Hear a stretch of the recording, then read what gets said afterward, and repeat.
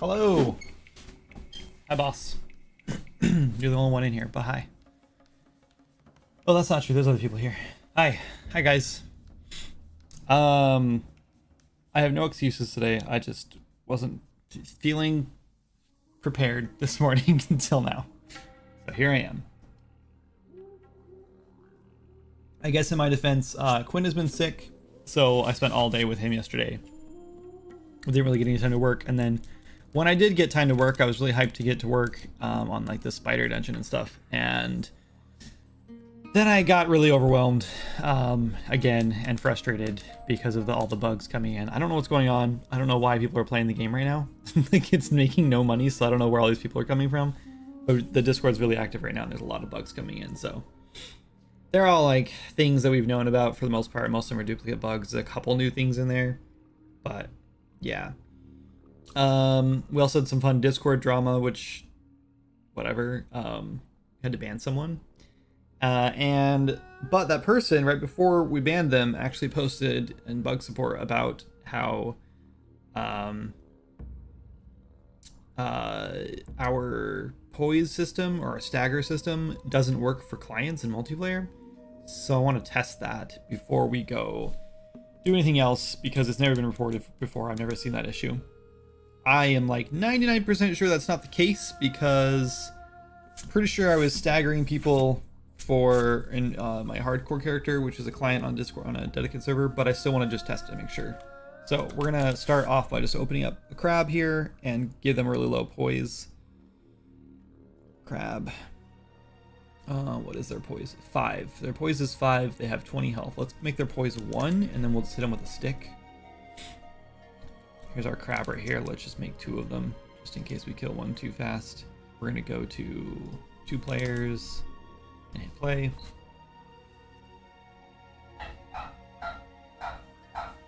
Strim, sorry about the dog barking. I don't know why he waits till I'm live to decide to just bark at everything.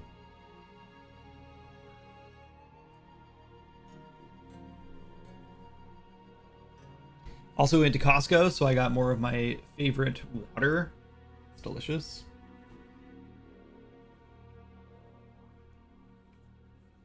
Yeah, it was way cheaper than I expected to be there, so I was like, I can't pass it up. There was like almost like $2 a bottle at Walmart. So I bought it. I bought a case of like 9 or something like that to try them. Or it was like, I think it was like 12. And unfortunately I loved them. But I was like, I can't spend like, $20 on a case of water. Like, it lasts me like, 2 weeks, if that. So I decided I wasn't gonna buy them anymore. And then we went to Costco and it was like 85 cents or something like that, or 75 cents a bottle, and I was like, I can maybe justify that. We're frozen because it's our first time booting out for the day. So I'm in this weird state right now where I'm actually very, very happy I've been playing World of Warcraft. For Swords Magic's sake, because I've discovered a bunch of cool things that I want to add to Swords Magic, and things that I was like, I don't know how to handle this thing. And I wouldn't have done the way I'm going to do them now if I hadn't been playing WoW and hadn't like saw how they were handling things. And I'm not saying World of Warcraft is perfect and all the things that like should be that are in WoW should be in Swords Magic. First of all, World of Warcraft is extremely bloated in features, I think, like way more so than what is like reasonable. But besides that,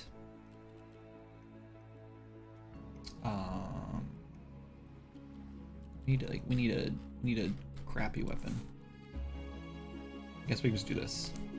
1 to 3 damage. So this guy should just get. Hold on.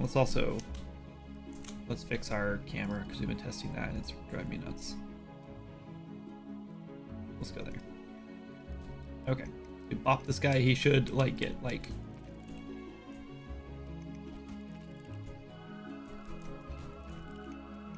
He's doing it just fine. See, I'm like stunning him, like he's like stopping his attack. That's working just fine. And this is a client, so like he can't attack me at all because I'm just keep stopping his attack by stunning him. So that person's dumb. And we should have known they were dumb because they got banned for being an asshole. No, I don't know. Maybe it's a certain NPC that's not like getting poised or not getting staggered, but it's working just fine. let's put this back. Actually, we need to change our poise anyway because it's kind of ridiculous. What poise really should be is instead of like a certain point, because like how this works is like once you've done this much damage to them, then they get stunned. So if you do like 13 damage in one hit, they get stunned. But how it works is if you also do 1 damage, 1 damage, 1 damage 10 times, then they also get stunned. They get the stagger. And I don't know how I feel about that. It feels weird that it's like a cumulative thing. I feel like it should be like if you do this much damage in one hit, it should be a stagger. Right? I don't know. Or like maybe it's like a chance to stagger. Maybe it's like if you do this much damage in one hit and you roll I don't know, 8 of 10 or something like that. I don't know, 80% chance or something like that.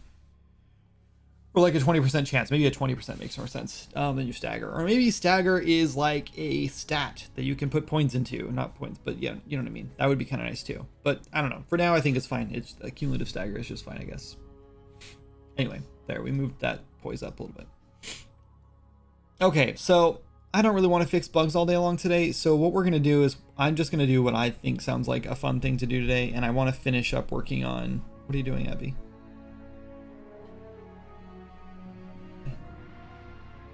Surprisingly, this is working. No one can see you. Abby crawled in here like a ninja.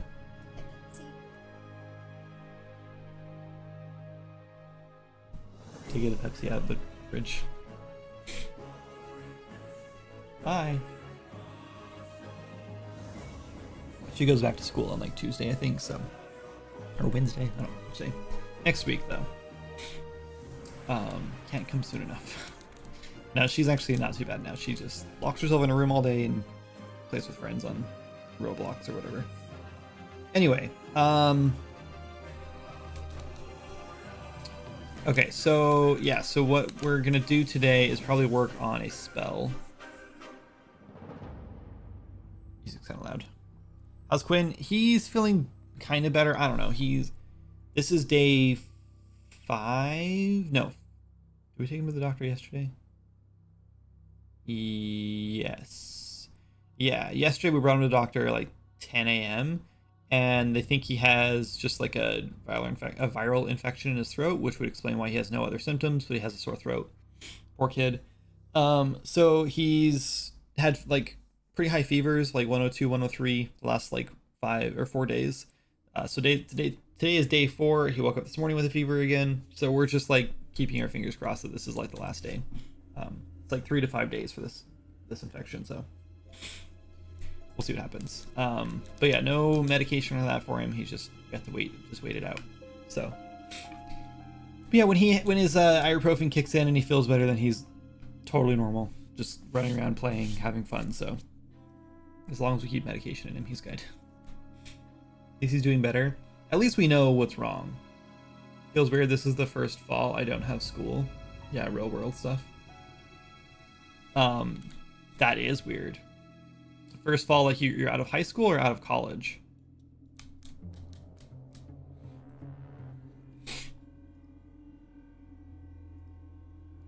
Okay, so what we've been working on is some targeting stuff. I wish I remembered what I had, what files I had open. Oh yeah. Oh, this is what we need to do today. I forgot. Okay, so I want to show you guys what I came up with for aiming. We did fix aiming issues. Well, I think. So what I'm kind of thinking is we have 3 settings. There's going to be auto aim off, light auto aim, and heavy auto aim. And 0 shame for all of them. I honestly would be playing with probably light auto aim because aiming, I think, in this game is really difficult. I don't know why. It just is, especially when enemies are moving around and you're wasting arrows and stuff. So it feels pretty bad when you aren't able to hit things. So how this is working currently is we have a pretty heavy auto aim on right now. If you're like this far away, it like automatically hits the closest target to you. Sometimes, most of the time. It's not perfect. And like if you shoot over that, then your arrows go like hella long and don't exactly hit like the target. Well, yeah, I guess they do within range. But yeah, it's much easier to aim bows now. Your arrows like go straight toward the target. even if you're completely missing. Oh, and then we froze the game. There we go. So like, that feels great. I do think there might be a bit of a problem with strafing enemies. Like if the enemy's like strafing around and you were trying to hit them, you might have a problem.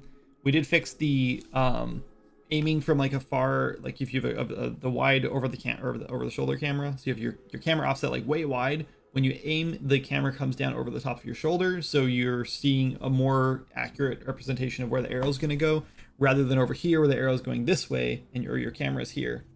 I don't know how to do a I don't know what camera symbol I want to do.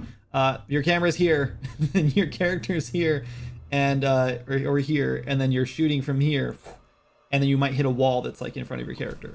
But when you do like when you move the camera like over the shoulder, then it's much better. College, okay. I thought so, boss. I just thought I'd ask because you never know. You know, I don't know. I realized this thing yesterday. Someone messaged me that I hadn't talked to in a while on Discord, and they were just like, "Hey, long time no talk. How are things? How's the family? How's this going? Whatever." And I know I met them through Swords Magic because I met everyone on Discord through Swords Magic pretty much. And so I couldn't remember who the hell they were. I'm not going to say names because that'd be rude. And I realized that I just kind of just treat everyone like I've known them forever. Like sometimes I'll scroll up through the Discord and be like, what did we talk about? Who is this person again? But sometimes like it'll be like conversations that we had for like I talked to this person for like a week, like on and off, right? And I honestly couldn't remember ever having those conversations. And it's just because I meet so many people online and I talk to so many people that I like forget everybody. Like I just cannot keep all of that memory or all that data in my head, I guess. So I just don't remember anybody, and so sometimes when I come across stuff like that, I'm just like, I don't have the time to go back and like catch up on the lore of that person, right? So I'm just like super nice about it. And so I do the same thing with people, like even our own mods. Sometimes I'm just like, I don't remember anything about this person, like not anything, but I don't remember like the majority of things that I've learned about this person, you know. I don't know. And then sometimes it's been like someone who used to be a mod or something like that for like, they were a mod for like a year and they're not anymore. And they'll come back in and say hi. And I'm like, I don't remember who this person is like at all, because like that has been like dumped from my brain and all this other stuff is in there now. So I don't know. I don't know if I'm just getting old or if I have, you know, dementia or what's going on, but I just watched grown people playing hide and seek in a kid's indoor playground. Sounds like fun to me. I'm in.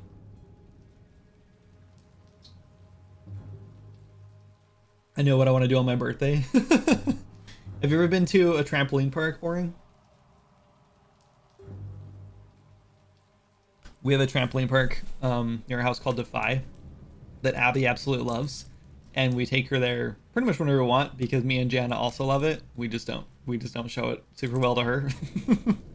It's super fun. Huge trampolines. They have like the trampoline like basketball courts.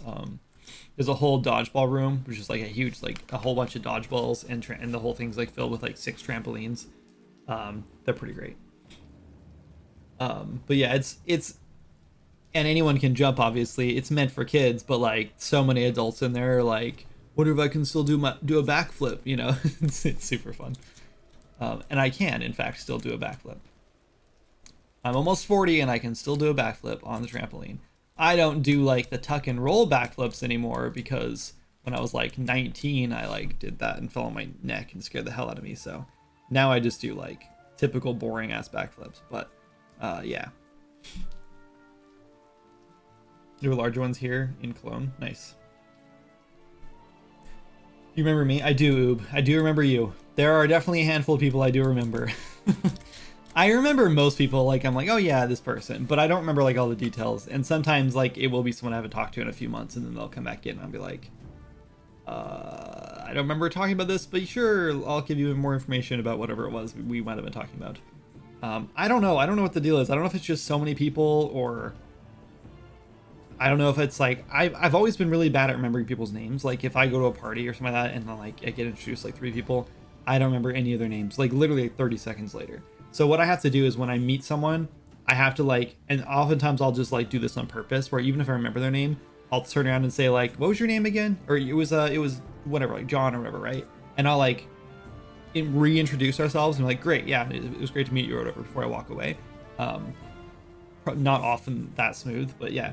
And And I do that because then it like seats it in my mind and then I remember it better. But if I don't do that and I just hear someone's name one time, or if I'm introduced like to 5 people, zero chance I'm remembering any of their names. So yeah. Anyway, yeah, okay, so there's our auto aim stuff going on, which does not work super well up close, as you can tell. But I figure the closer you are to a target, the less auto aim you should need, right? So I think it's fine. Like, you should be able to hit a target from this close. The one problem we're still running into is that if I'm shooting here, my arrow should be going right there, but it's not.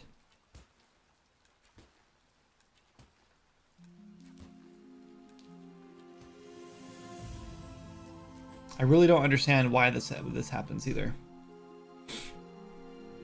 Let's look at that, shall we? Let's just go. So I do have I put all of our auto aim or all our aiming stuff into a function library, so I can grab it from everywhere, because it was in 3 different locations. So if I want to change it in one place, I had to change it in all of them. So now we have 4 different aiming techniques. We have like our regular stepped sphere trace that works for bows and staves and wands, and then we have like a single target trace, which we need to work on today. That's what I'm going to get working today. We do have a whole pit where you can punch each other with rubber sticks and toss each other into the sponge pit. Yep, same. Yeah, it's like the gladiator pit, right? So it's like we have a beam, and then they have like the big, it's like a double-sided like lightsaber. I don't know, it's not a lightsaber, but you know what I mean, like a double-sided like big foam like weapon thing, whatever, and you knock each other off into the pit. I won't do that. It's because, did you guys hear like all the TwitchCon drama from, I think it was either last year or the year before, where some girl, they did like something like that, like a gladiator thing, and this girl like won, and then she thought, this will be fun, I'm gonna jump off this thing and like land on my butt in the ball pit, right, or whatever it was, the foam pit. So she did that, and the pit ended up only being like 2 feet deep, and no one said anything about that. So she jumped off and landed like right on her butt, like on her tailbone, and literally is paralyzed now. And it like breaks my heart. That's so messed up. Yeah, it's so messed up. Like, I think she sued. I didn't hear anything else about what happened with that, but I really hope she made a lot of money off that, because if I'm gonna be paralyzed the rest of my life, I'm better be able to, like, you know, live it up, you know. It's like, Jesus. I don't know. Oh, ad time. Okay, let's find out where this thing is happening.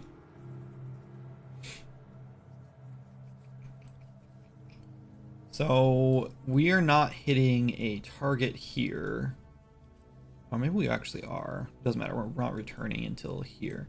I think we're hitting this. Let's go toggle breakpoint here. We might need a thing like within a certain range, we just need to like not arc, and we just go directly to the target if we're within like maybe like 600 units or something like that. Because if I'm right here, okay, our breakpoint is not hitting there, so it must be failing this. Oh, right, not found character. So we're hitting here. This is the door breaking. Whoops, I didn't mean to do that. Okay, hitting here, so step into. Okay, our new trace, great. Async projectile. This is, what is this doing? Hit location? Async load projectile, step into. Zoom. Okay, step over. Oh. Socket is less than 500.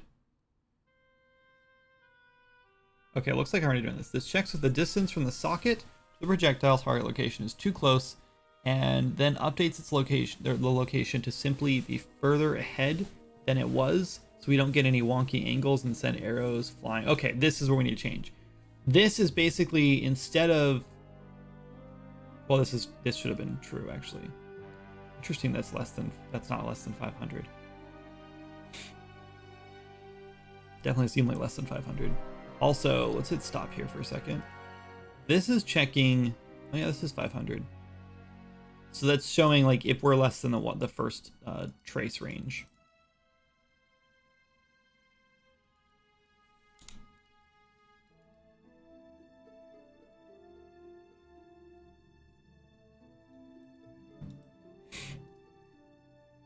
What if we did less than like 700?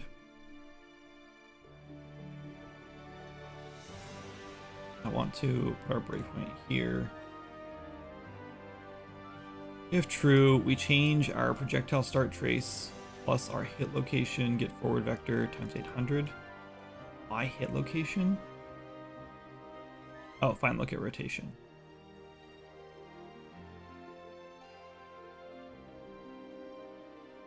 Start from the start trace, hit location.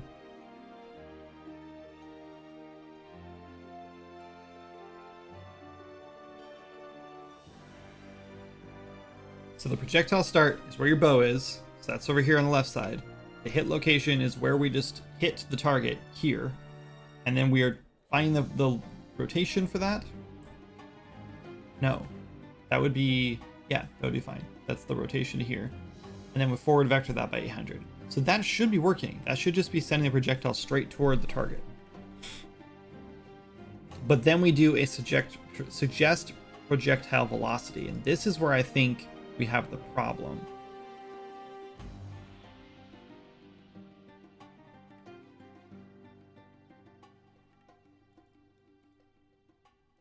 Let's hit play and let's try it again. Ad's over, welcome back. Everyone in chat now. Hi.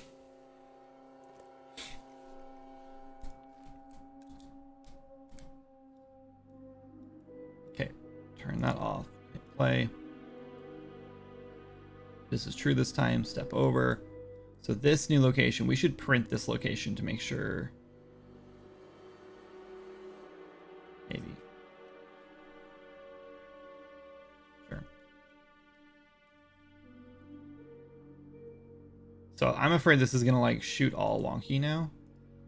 Like it's gonna like try to find the velocity to that, and then it's gonna like shoot it up in the air to like hit it back down on that or something. Which I hope isn't what's happening, but it might be.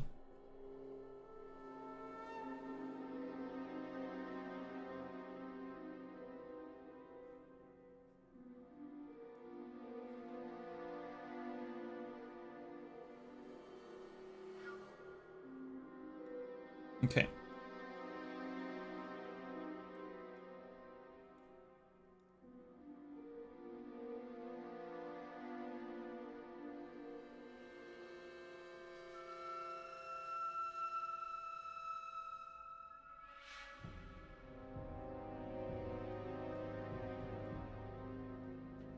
I really wish I understood what was happening here. Like we're spawning a projectile on the server,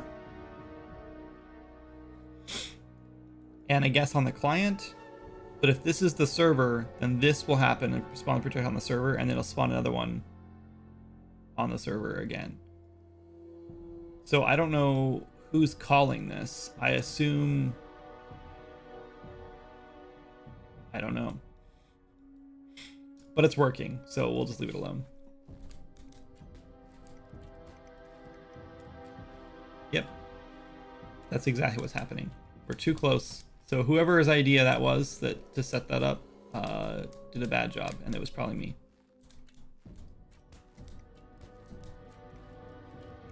So I think I need to not spawn. I need to not suggest projectile velocity.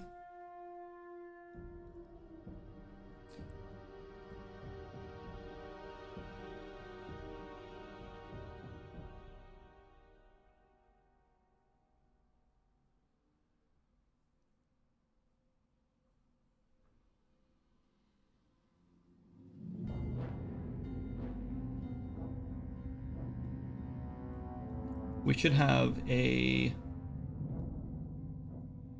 Sucks, this is in the weapon component, not a function.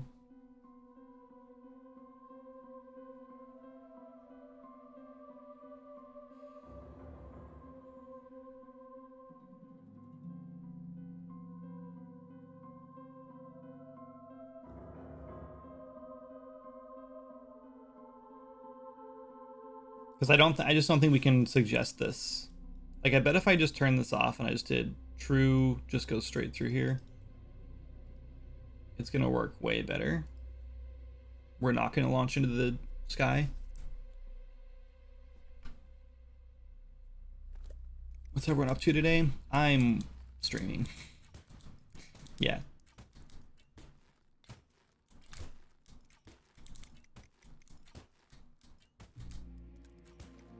The issue we're running into is point blank here. Like, if we're point blank, we are in some trouble. I think we just want to bypass this. So if this is true, we're gonna...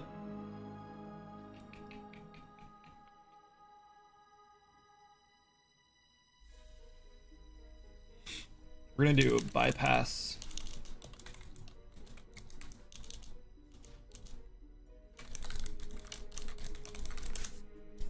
Suggest velocity here. Set that to true. Actually, we can just do this.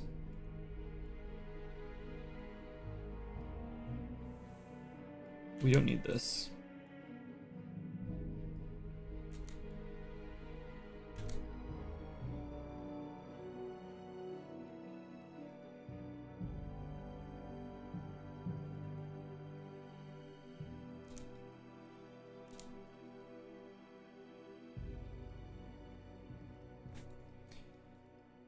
Okay, and then I guess we'll do, if we can still get this velocity, I guess. What we want to do instead, though, is, I think it's here. Select.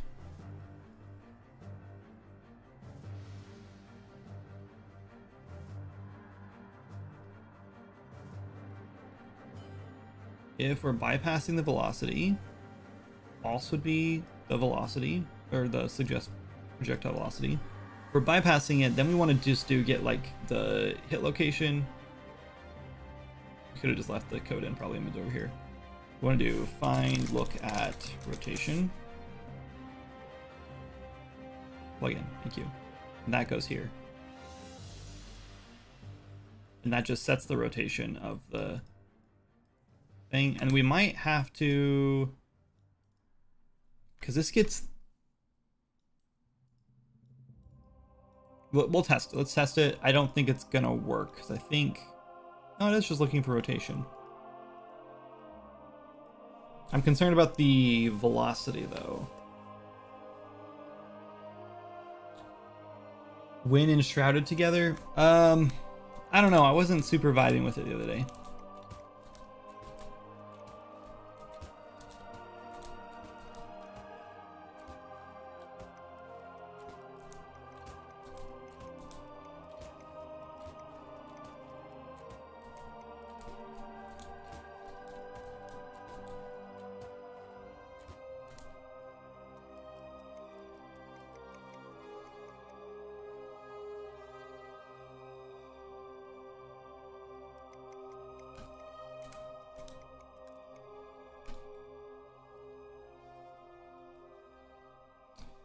So this would have been, it kind of sucks because we're actually still getting this velocity. I guess that's not a big deal. So we're getting random numbers. 11, 117, 0. And this is giving us 11, 117, 0.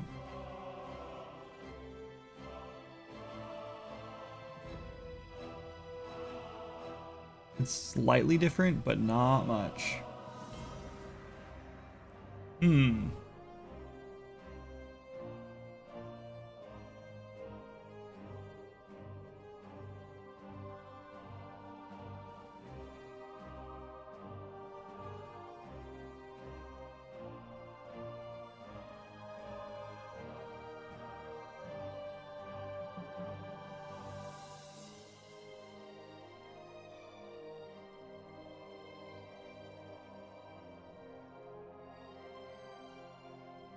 This is very, very similar to what we're doing here, I guess. The difference is that I think when we calculate that project or the projectile velocity and we're too close, I think because it's trying to build an arc, that it'll that's why it launches off into the distance. So I think we fixed that issue, but we're still not like rotating it fully to like hit that location.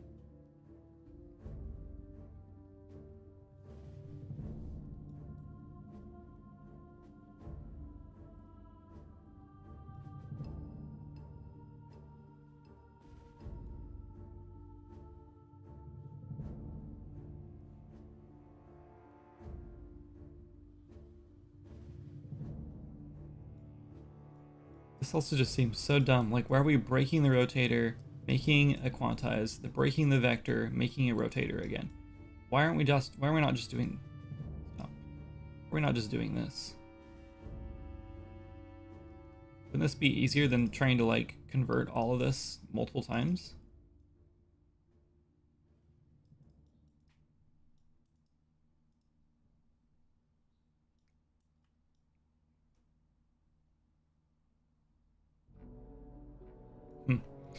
Let's try that.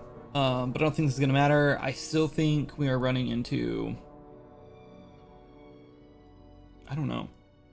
I don't know what's going on. I don't know why this isn't working. The only thing I can think is maybe, I don't know. Maybe it's because we're so close. We should try this with a further camera offset too.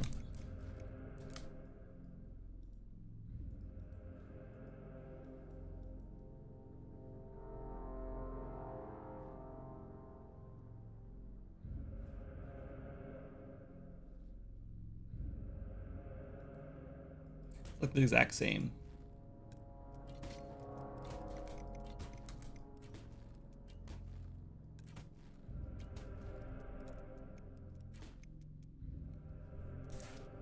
Let's do super slow-mo. That didn't work.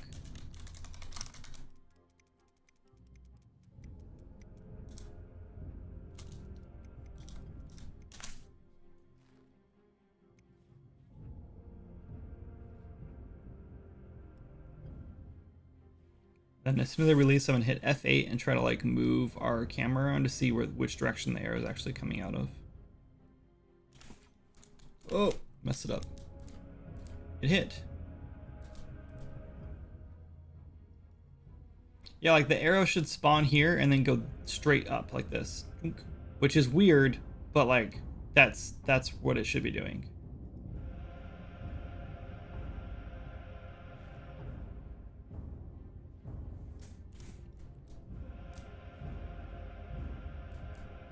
Uh-oh, I hit F8 too soon, I think. That time it did not do that. It still shot this direction. I don't understand why. Maybe I should do a line trace.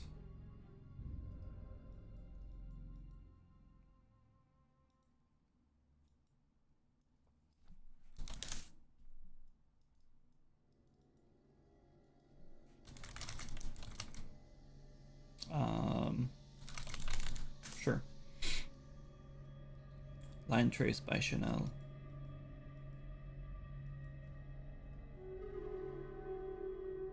We'll do for duration.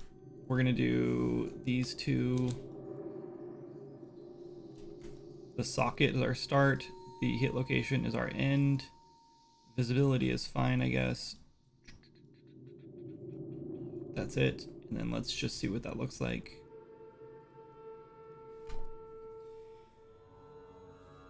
What's up, Soupy? Yo, yo, yo, what are we working on? Just kind of cleaning up some of our projectile issues that we were running into. Well, I think we fixed mostly. We're trying to fix this issue. Yeah, look at that. We're not even like tracing to the hit location. Why? Hello?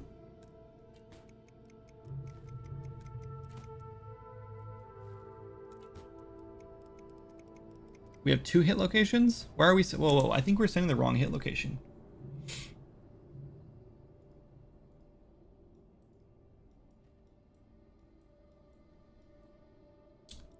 I think we're sending the second hit location.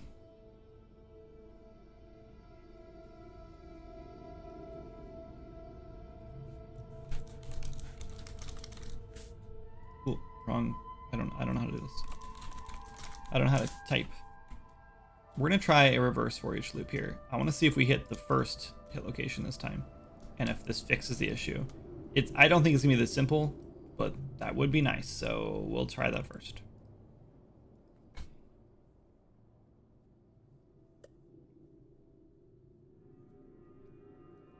Just had to pop in to say I bought Swords of Magic on launch, but never played more than a few hours since it was still in early access. Just finished KCD2. KCD2. Something D2. I have no idea what that is. And I'm planning on starting Swords of Magic again this weekend. Looking forward to see how much has changed. Cool. That's awesome to hear. I think you're going to be very surprised at how much content there actually is now. My dude, we did it. Okay, there is a certain distance where this no longer works. If you are on top of the enemy shooting them, it does not work. You have to be a certain distance away for the projectiles to just work, period. But I'm kind of okay with that. Like, I just feel like that's one of those things where you're a range, like you're an archer. What happened? What did we do? Oh no.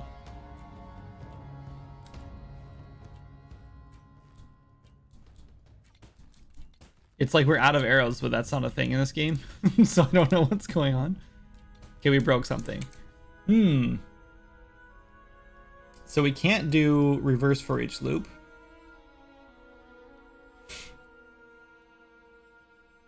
We're checking the distance here between... We're only checking the distance if we hit a character. Maybe we should just be checking the distance for all of this.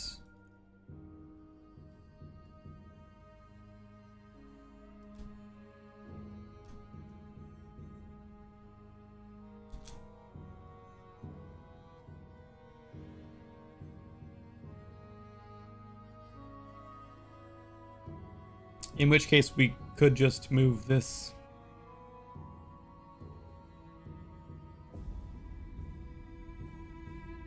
Well.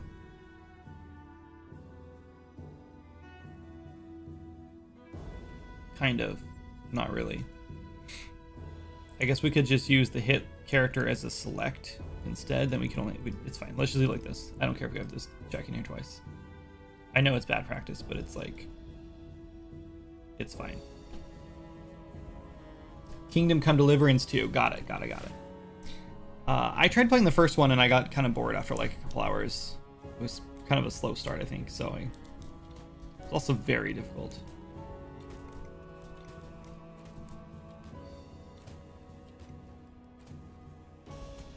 Okay, that broke our issue more, I guess. I don't know how. Maybe this is actually just, this is not like the point distance. We actually want to just get distance.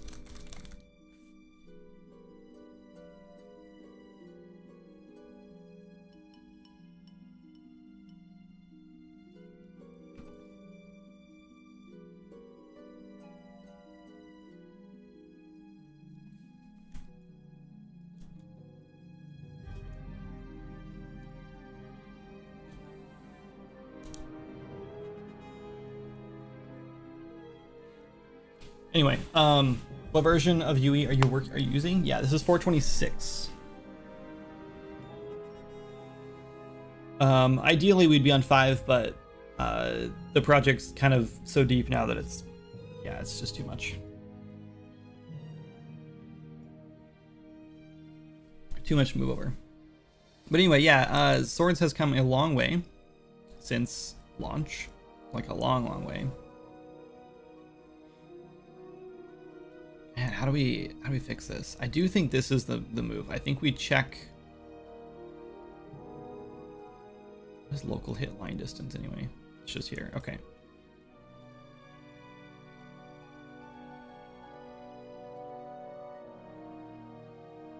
Wait, we're checking if it's greater than? Oh, great, yeah.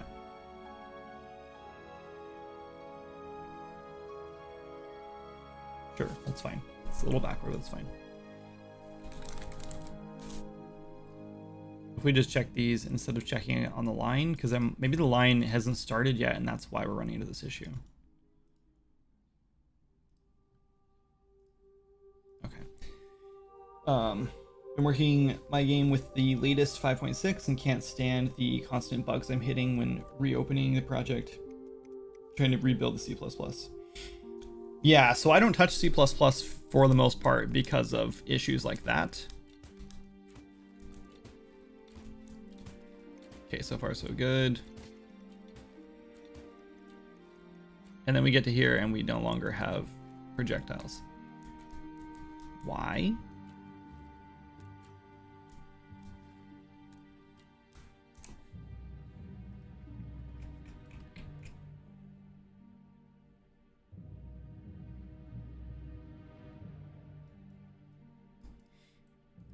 But yeah, I do feel like Unreal 5 is way buggier and way less performant than UE4 was.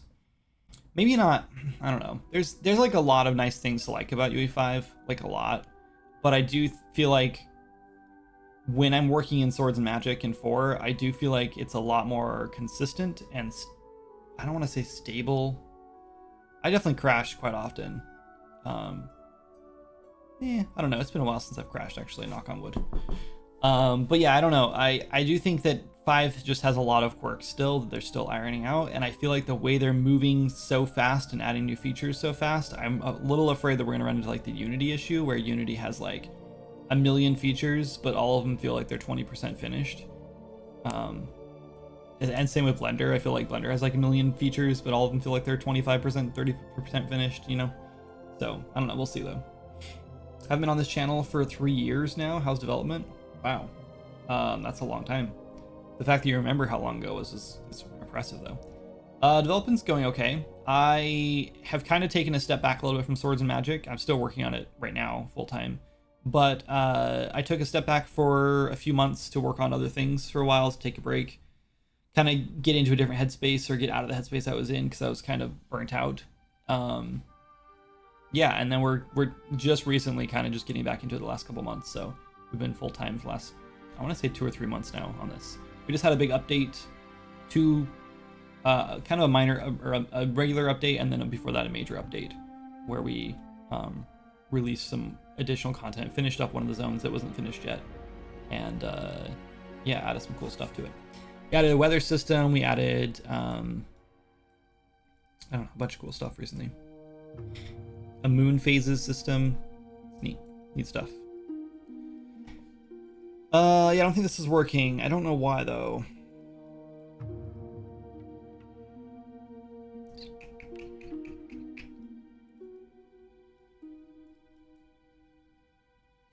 Let's bypass this again. Where did the issue run in? Where did we run into the issue? It was when we flipped this and we got did a reverse for each loop to find the closest one, because we're getting 2 points, one closer and one further, and I don't know why that's happening. I sort of feel like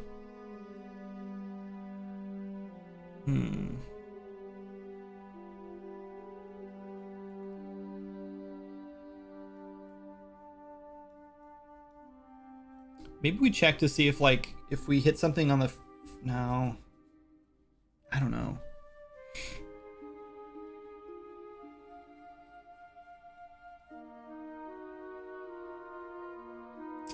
This is why I wanted to do like the first trace instead of having it looped into this loop, which is a mess. Having like all of the bigger traces, the big steps traces first, and then after those are done, we collect whatever the closest target is from there. And if we don't hit anything, then we do like our first. Well, even so, we always just do our first trace again, which is just one line trace, like an actual line trace, or like a 5 unit sphere trace. I guess would have been fine. And like whatever that hits, if that hits something, then we just throw out the other trace. I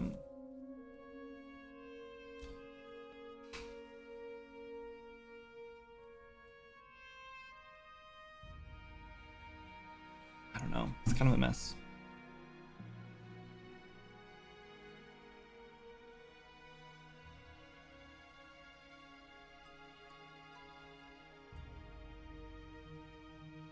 If the first trace hit a character, we return this. If it didn't hit a character, we don't return anything.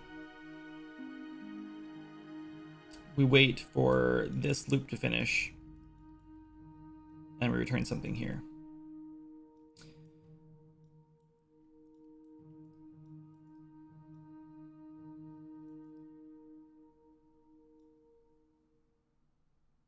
This is local forward. I'm an idiot. This is not what I want. I want last hit location. No, I want the hit location here. Do I want hit location or I want impact point? Impact point. We want to check the local start versus the impact point distance to find the closest one. That's where we're going wrong. The line distance made sense for local forward because we're getting a line. Did you offer it your soul? I'm trying that now. Well enough, I've contemplated rebuilding my project in Unity because of the UE5 issues, both dev-wise and the public feedback with game performance. I think game performance is only an issue for major big studios or indie devs who like don't know what they're doing. Okay, there's now just a distance where we're not hitting. Oh, even so, even if we hit the target, we're still getting the wrong one. Is it possible? There's no way. This is definitely closer.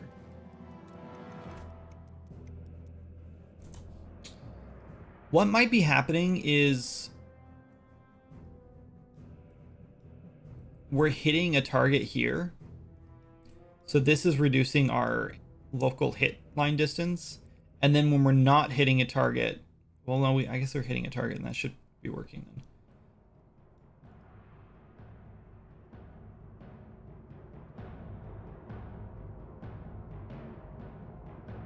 Can you guys hear my dog barking? He's outside barking, but it's like coming around the house back into my window.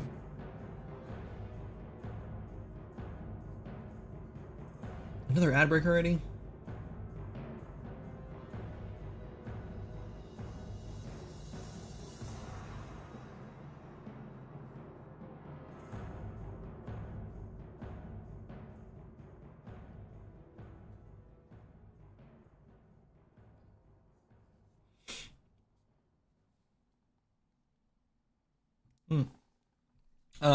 JTC, you are on YouTube, so you're not getting an ad break, I presume. So, I guess I can respond to your stuff.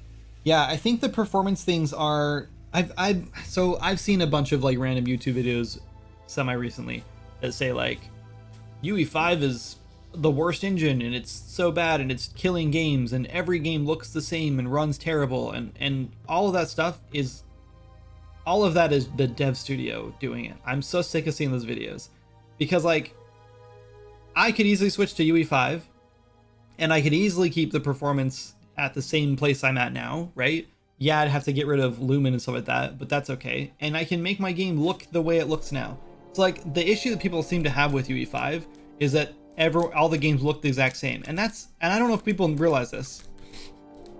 I don't know why people are not realizing this, but like, let's say every game studio in the world hired the same concept artist, okay? The same concept artist makes all the concept art for every game in the world. Guess what? Every single game is going to look the exact same, right? Because we'll just to say that concept artist only has one style, right? So every single game is going to look the exact same. And then people would be surprised.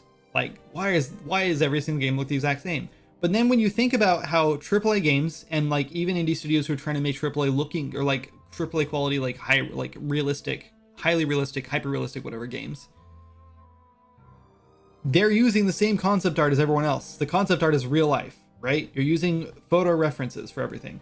So yes, all of your games are going to look the exact same because you can't, if you're trying to match real life, there's only one real life, right? So people get so upset because, oh, this game looks exactly like this game. Well, yes, because those games are both taking inspiration from real life.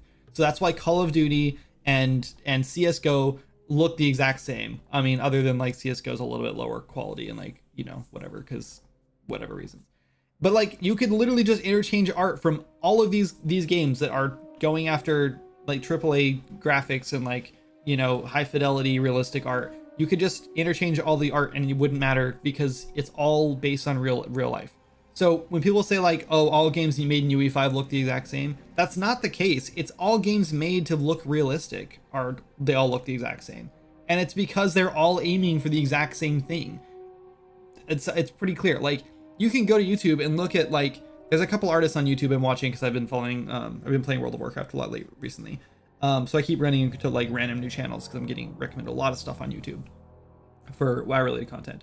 Well, there's this guy I found who takes old like WoW art, like weapons, mounts, monsters, stuff like that, and he like redoes it in like current like Blizzard art style. I don't know why the dude has not been hired yet because he's actually like amazing. He's seriously good. He's seriously talented. But yeah, it's awesome. But like the thing is that all of his art looks exactly like Blizzard's art because he's trying to aim for that. So if everyone aimed for the exact same art style, everyone's art is going to look the exact same. So it's like, it's so frustrating when people say like every game made in UE5 looks the exact same. And yes, it does, because everyone using UE5 is pretty much trying to make the exact same looking game. And that's a development team issue, because if I made a game in UE5 right now, which I am, it looks nothing like those games. Even if I'm using Lumen and I'm using all the cool features that UE5 has, whatever, my games will look nothing like those because I'm not trying to make hyper realistic art. So I don't know, it's so frustrating. And then as far as performance goes, that's entirely dev related too. Yes, UE5 is a little more heavy under the hood to work with, and also like for game performance in the end. But like that's all easily remedied by the studios, right? Any dev team that knows what they're doing is going to go through and optimize their game to run better.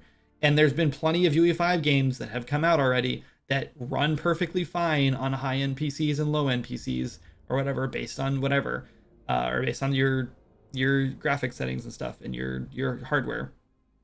And it's just, I don't know, it's like all it takes is one dev team to release a good-looking game that runs well to throw all of that into the wood chipper, right? You can't say, oh, all UE5 games run terrible because these 3 games run terrible. As long as one game runs good, then all that gets thrown out, because then it's just, that comes down to like, nope, it's just the dev team. I don't know, sorry, I'm done ranting about it. It's just so frustrating hearing all those videos. So yeah, personally, if you want to switch to Unity because you like C# better, then do it. Go for it, right? I don't think there's any problem with that. But if you're switching to Unity because you've heard a bunch of stuff about how all games in UE5 look the same and they all run terrible, don't. Like that's a dumb reason to switch. I think most of the look the exact same is lazy devs who think Lumen and Nanai are just going to do everything for them. No, I don't think so, because if I turned Lumen on my game, guess what? It's still not going to look the exact same as like Marvel Rivals, as a good example. Yeah, so Marvel Rivals and Expedition 33 are both in UE5 and look great. Yes. Yeah, and they probably, I don't know if Lumen is on Marvel Rivals, but it's probably on in Expedition 33, and I bet people are not complaining that game looks exactly like, I don't know, every other game in UE5. Maybe it is, I don't know. I haven't played Expedition 33, but the point is, like, yeah, like if you have a unique art style and an art direction and artists on your team, then your game's gonna stand out and look different. And if you don't, and you just want your game to look like every other, realistic game out there, then it's gonna look exactly the same. And if you use Lumen and stuff like that, yeah, dither and motion blur for UE games are easily noticeable. True, if you don't change them, if you just use default like dither and motion blur, then yes. There are I will say that there's some issues with Lumen. Like Lumen, I don't know. I don't know what I'm doing. Obviously, I'm not a very high skilled like dev when it comes to that kind of stuff. But when I did make a semi-realistic looking game. I mean, it was definitely still very much stylized. For a game jam, which we won second place and won $5,000 for, by the way. So I think that even though it looked kind of like UE5, I don't think people really cared. But for the whole jam, up until like the last day, I was using Lumen, and I could not figure out how to like fix like the weird like blurry issues and like the weird like ghosting issues I was having. Like I could not figure it out, and I'm sure there's settings in there to toggle and switch and stuff like that would fix it, but I couldn't figure it out. All of my anti-aliasing looked terrible. Like I just could not figure out how to make it look good. So I finally just went in and turned off Lumen, and everything looked 10 times better immediately. So I don't like Lumen personally. I think it takes a lot of work to get Lumen to look good, and that might be part of the issue, is that people are just leaving Lumen on, and so it looks the same on every game. But I think when people say like all these games look the exact same, I don't think they mean they'll look the exact same. I think they mean they'll have the same lighting and like post-processing artifacts, right? That doesn't necessarily mean the game looks the exact same.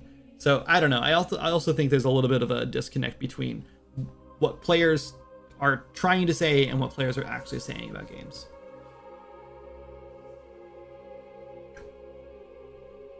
Yeah, it's been highly recommended to me by several people before. My problem is that I don't have time to play long-winded RPGs, and I don't love JRPGs, like turn-based RPGs, in the first place. I'm sure it's amazing. I'm sure the story is great, but I just don't have time to do that kind of stuff recently. And I play World of Warcraft now, so I don't have time for anything. So I don't know. But I might have to check it out eventually. Anyway, I have no idea what the hell our problem is here. Clearly there's an issue, but I don't know what it is.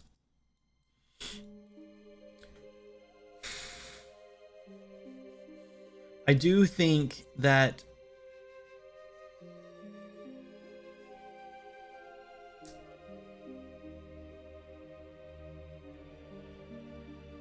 this being set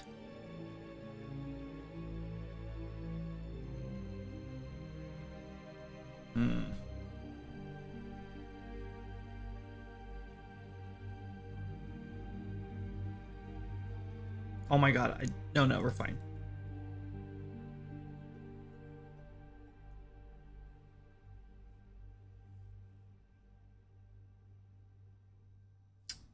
Local start. We're measuring the distance between local start, that's the socket, and the location we're hitting. We want to find the closest one. This should be working. I don't really know what's the issue is here. Am I crazy? I think it has something to do with this being set for these guys first. So it's already setting the distance really low. And then we're not able to compare our hits here. And this probably comes down to like refactoring this one more time and doing this separately, like a sequence, and doing the trace for our last hit. I don't know.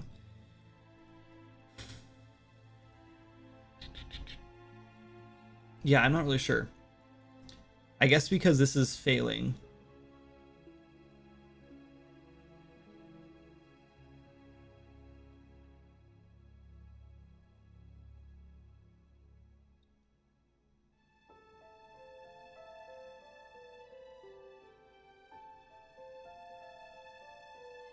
Oh, right. Because we're setting this point to this. Okay, so I see what's going on here. Oh, we're doing this fun thing where we can't duplicate randomly. Sometimes it works, sometimes it doesn't.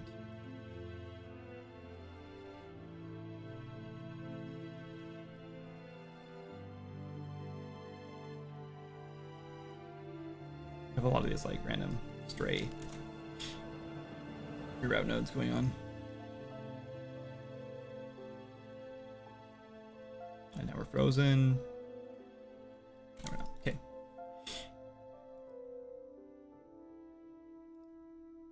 Okay, let's try this now.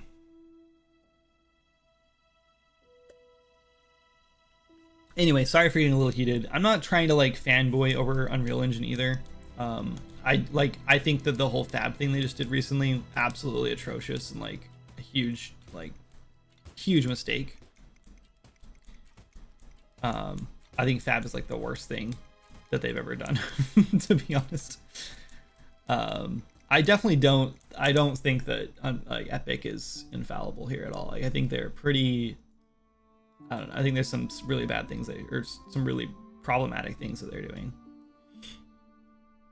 Today I streamed 9 hours, almost done with my my jam game. Just gotta make a sequence intro and it's done. Congrats, that's huge, Tankley. That's awesome. That's a lot of streaming too. I don't think I've streamed 9 hours in a long time. I think last time I did a 9 hour stream was probably when we did like one stream where we did the whole what's it called? The game dev challenge thing that I made a long time ago. We don't really like promote it anymore, but there was like a whole game dev like challenge thing.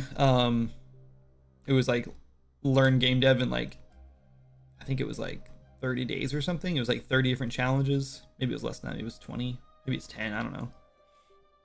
Let's go see what it was.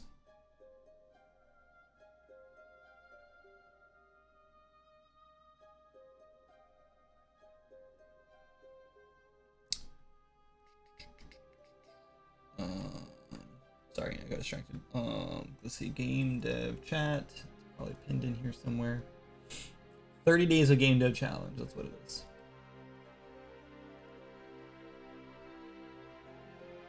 This guy.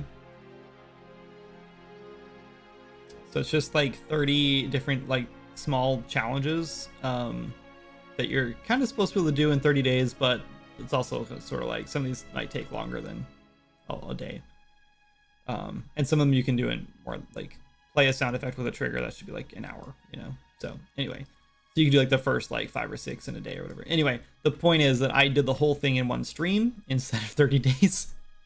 We did do it. It was a nightmare. But we did do it. And it was like a 12 or 13 hour stream, I think, by the end of it. It was a mess, but. Where's the Game Dev TV challenge, by the way? What do you mean? Next time when game is done, we'll send you a link.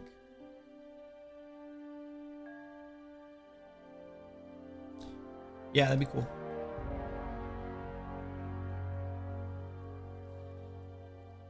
Okay, so this isn't working. I still don't know why. If local hit is greater than...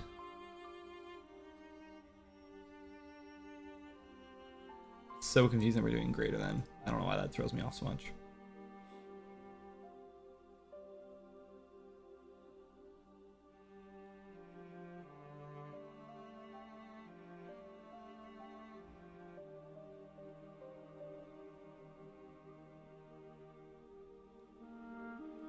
Maybe we should use location here. I don't think it matters though.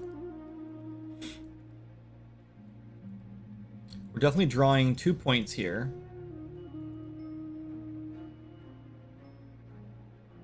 I think I'm going to draw this point again at the end for the one where we actually return. Let's do a green.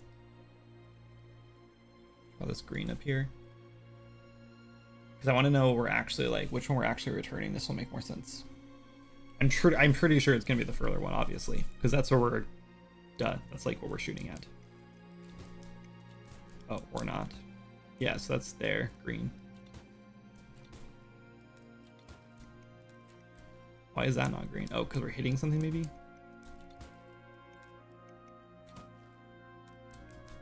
How come it's like turning green afterward? You know, I really want to know what is going on here.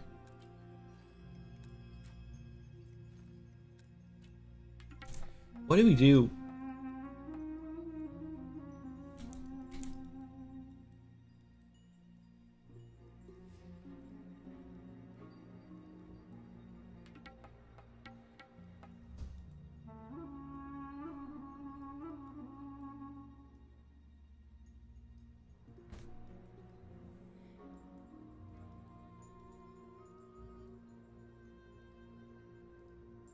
Are we still broken? We don't unhook that. A few streams back, you said you did a battle on Gamedev TV. Been looking forward to it. Oh, right. I don't know when that's coming out. I feel like they had it finished. I thought they were gonna drop it soon.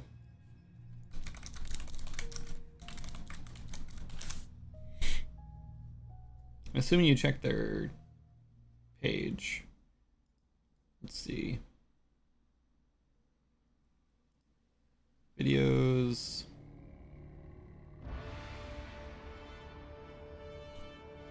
Yeah, the last one was 3 weeks ago. And before that, my last video was 2 months ago.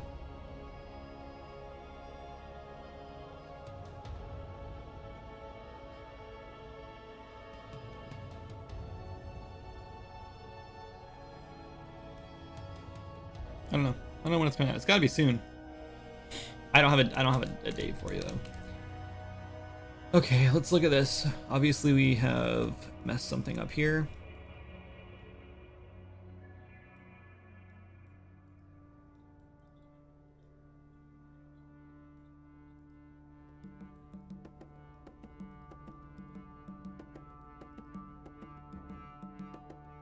Oh. Well, that might be the problem. My God. This probably worked just fine then. So this number needs to be even smaller. This still should be like 400 probably, maybe like 250, something really small. And then we can go back here and this reverse for each loop here. Oops, my things got moved around. Should have worked just fine. So we can just get rid of this. Actually, this might be working just fine. Let's just see if this is working just fine. No, this wasn't working.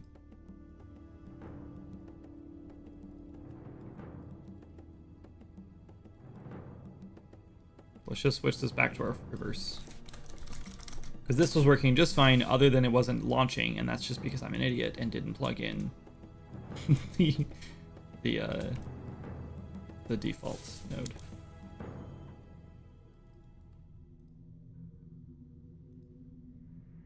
In which case, yeah, none of this matters. We'll leave it plugged in, I guess, for now, but...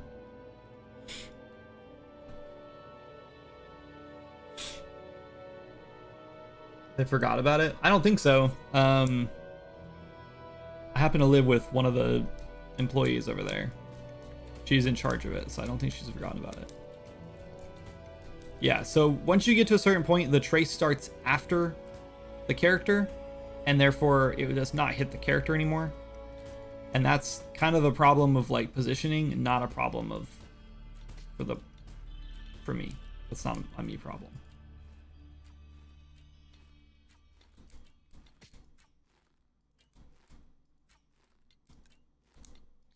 So yeah, okay, so next up is we need to, oh, look at that. We're hitting the goblin instead of the,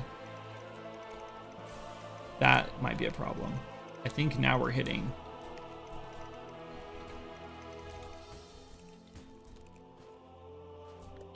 let's see if we can figure this out. So I think we're gonna hit the goblin instead of the, we're trying to, yeah.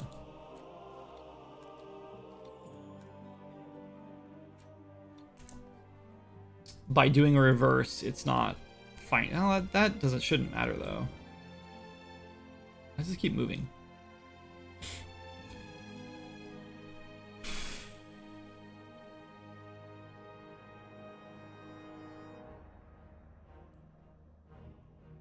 I sort of feel like this needs to be impact point as well.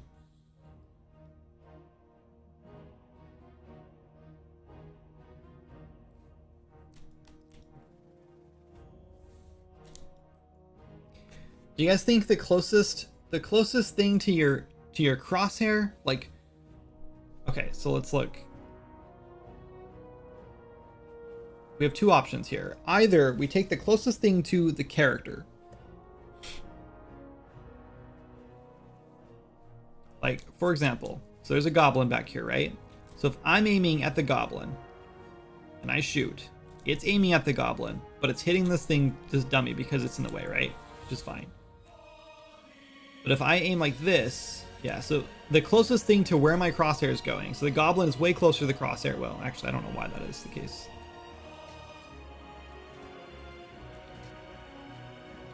I don't really know what it's determined, what it's deciding is closer. I think it's checking to see the closest thing to the crosshair. Look, that missed the crab because he was strafing. Auto aim's going to be a problem for strafing.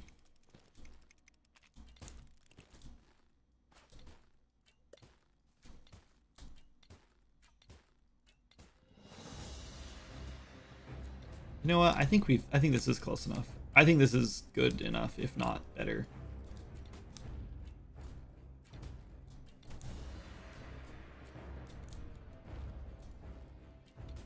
Interesting that these things don't, why are they not getting the center point?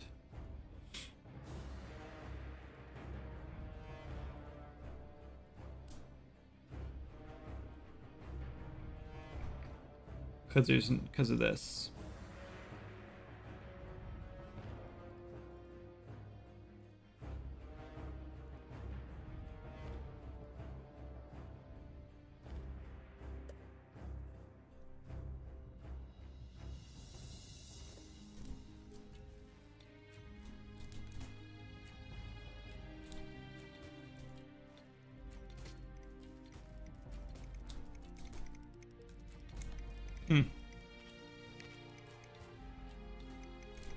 I don't know what these are like even hitting. Like, I guess they're not seeing character. They're not being they're not a child of character. That makes sense though.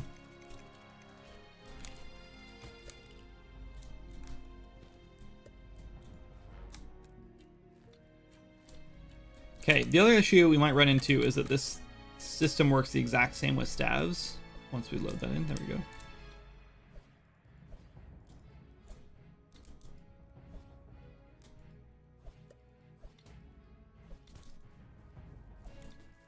I think it feels great though. Feels fine.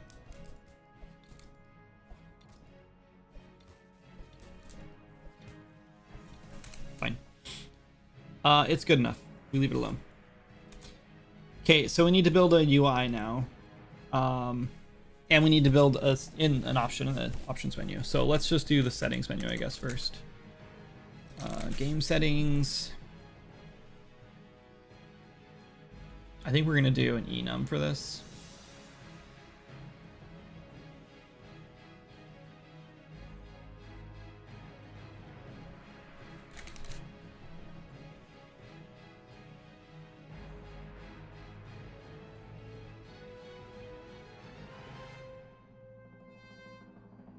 Sure.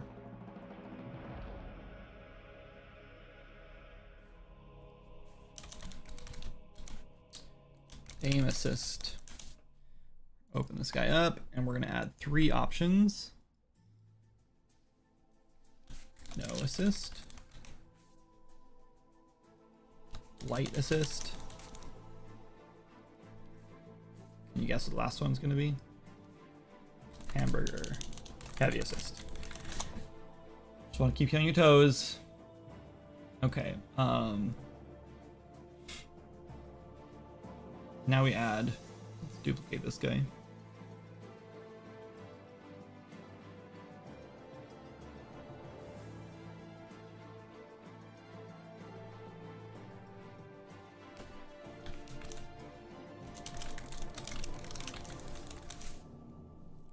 Ranged aim assist. This needs to be a drop down.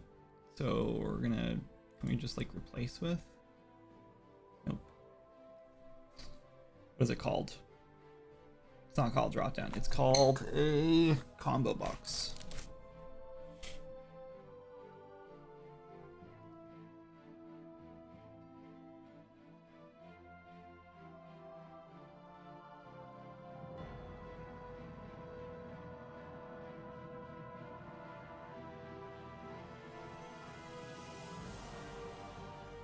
Combo box master as well. Okay. Delete that.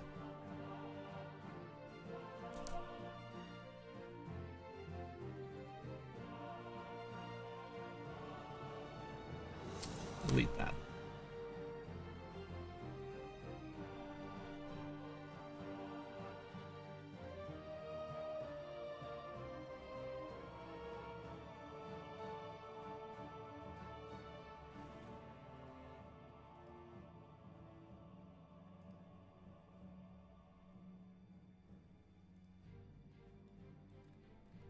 I guess that's fine. Who cares?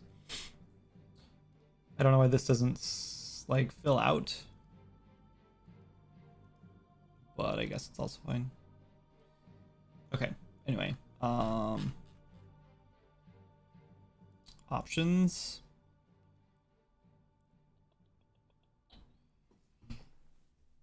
Oh, we can do.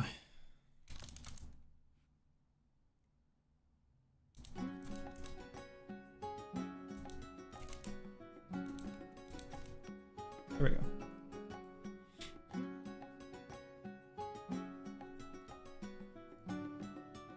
We can fill out the 3 options, I guess. Yeah, that's fine. We'll put them in manual, I guess.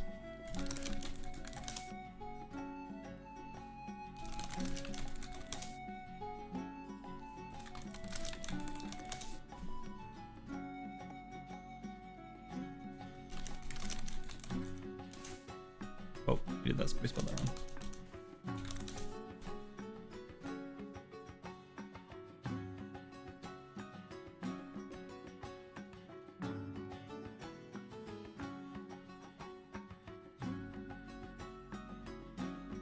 Okay. Now we just need to go in and figure out how we're gonna set this up. How do I change it? Player character.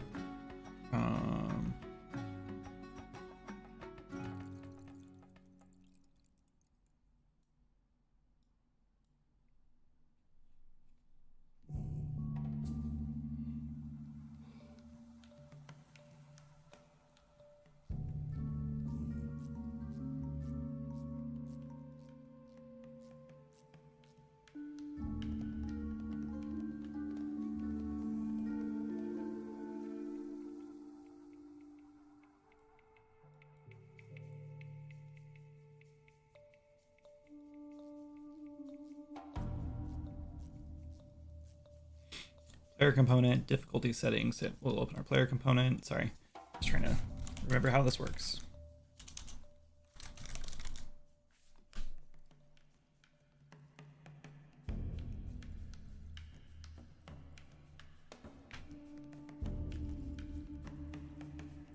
Nope, not a function.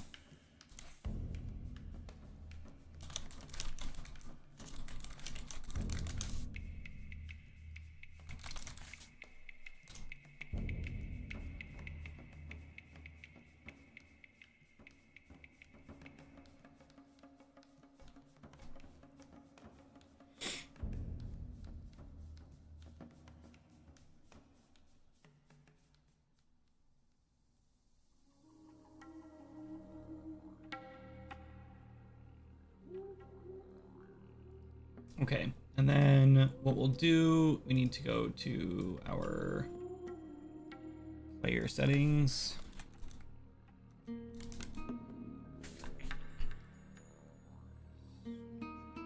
What is it? Gameplay settings page? No, that's not what I'm looking for.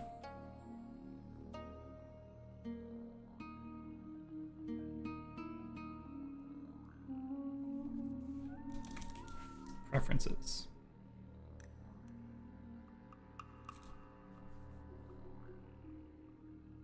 This one. We add on our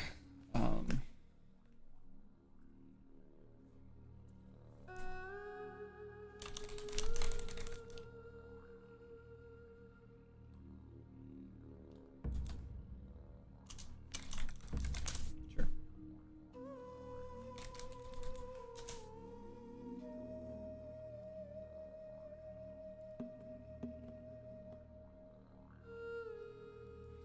Let's make a function in here, I guess.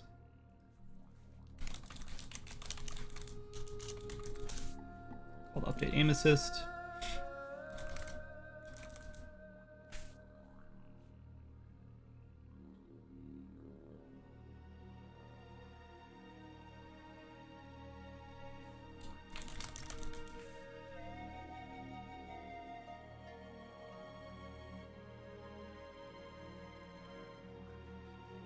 With save it screen shake preferences. How are we doing this? This is on our BPFL save system.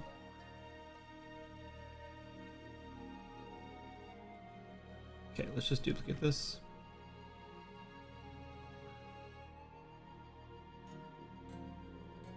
Just duplicate this one, I guess.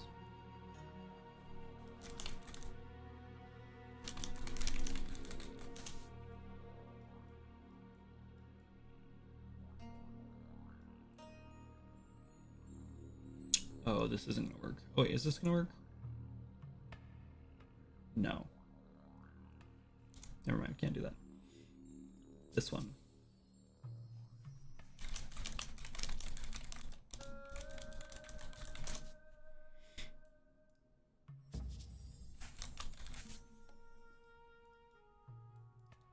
Okay, get rid of that. Get our player preferences.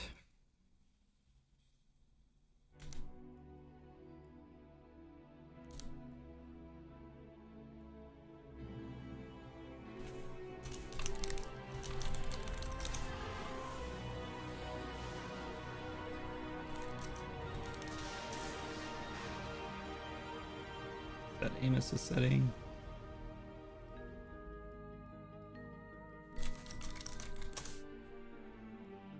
Oop. Oh.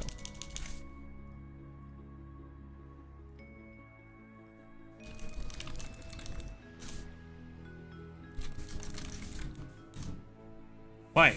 Oh, because I have to compile. Duh. That's what I want. There we go. Okay, and then we save to preferences. Done.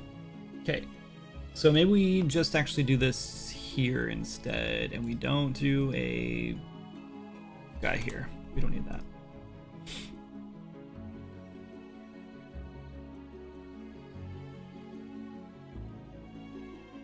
And then we will just update that, I guess. We need it in here to get access to it, I guess. So we'll do this on load. Do we have screen shake setting on here though? No. So we just, where do we get the screen shake setting?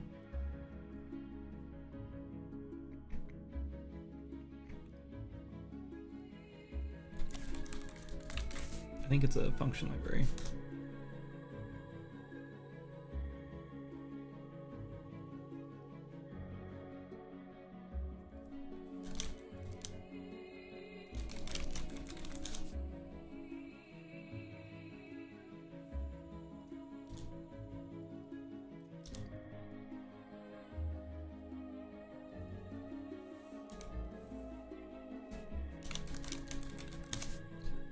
Making games is so much faster when you have already done something and you just need to like duplicate it and change a couple things on it. You don't have to build something for the first time. It's so nice. Unless it's not working super well, then you have to rebuild it. You have to learn how it works and then remember how it works, and then you have to go through and figure out why it's not working the way it's supposed to work, and then you have to rebuild it or fix it. Then it's even longer. Then it's worse.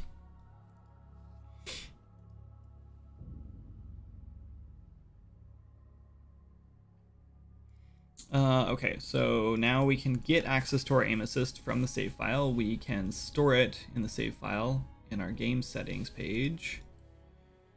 Combo box master. We need to rename this thing. Call this aim assist combo box. On selection changed. Now we get save component. How do we find this? Where's the save component at? Oh, controller.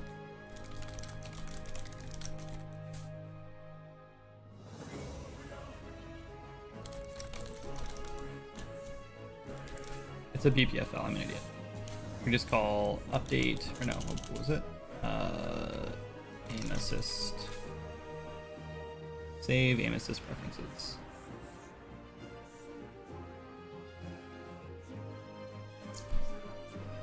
I really hate that you can't just have the stupid thing on here. To enum, I guess, maybe? Can you do that? No. What is the easiest way to go from a string to an enum? We have this for difficulty. Where's our difficulty at? Just do a switch. Yep. That's what I was afraid of.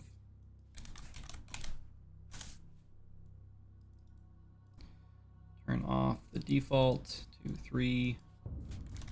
We just need to copy that from our enum.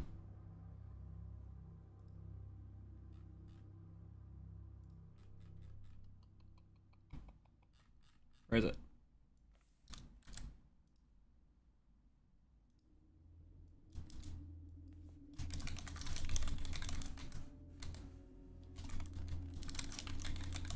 I'm pretty confident those are right.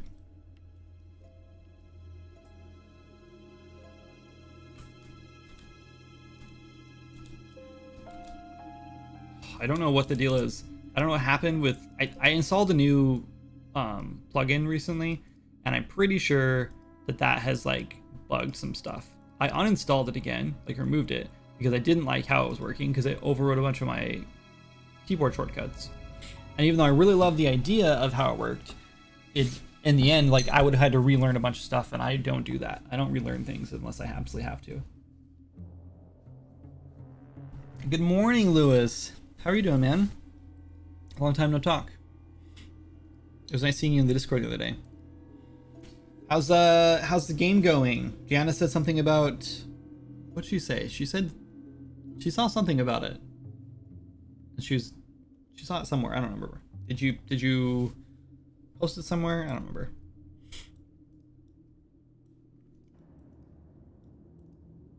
Cool. We need one more thing though. We need when this thing loads in.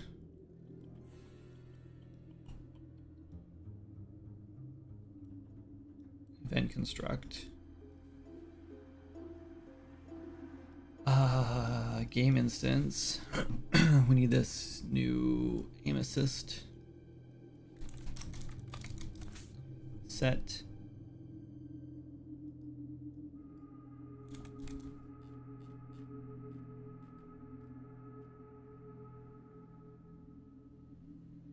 Set action?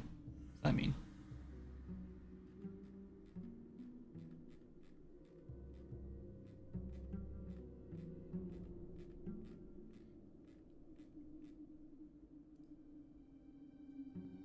What the heck?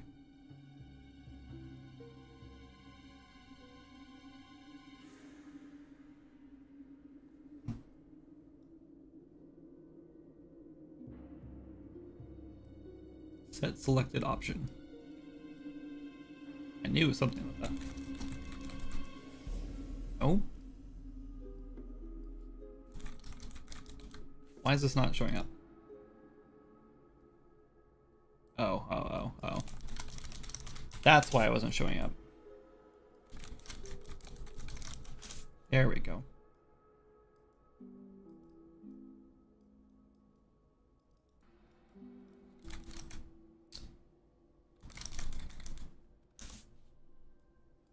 We can make this pure.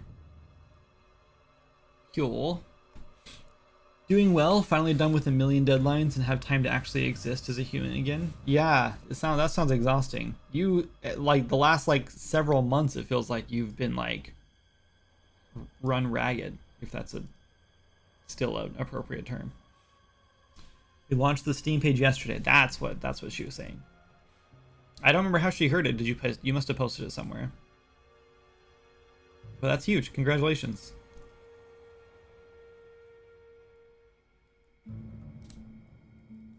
that how this works here? Yep. Okay, good.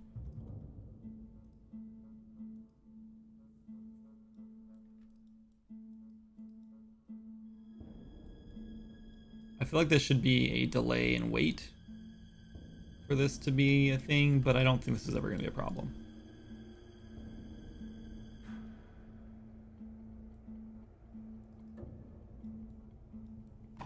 Okay, and now we go back into our mechanics.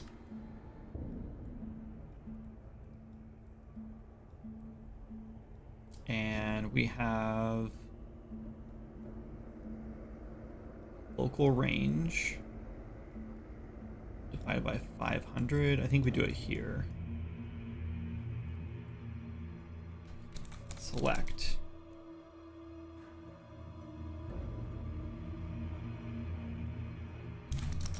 No, this is not what I want to do. We want to do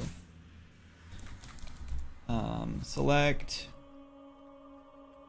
No, get aim assist. Sorry, my brain's not thinking.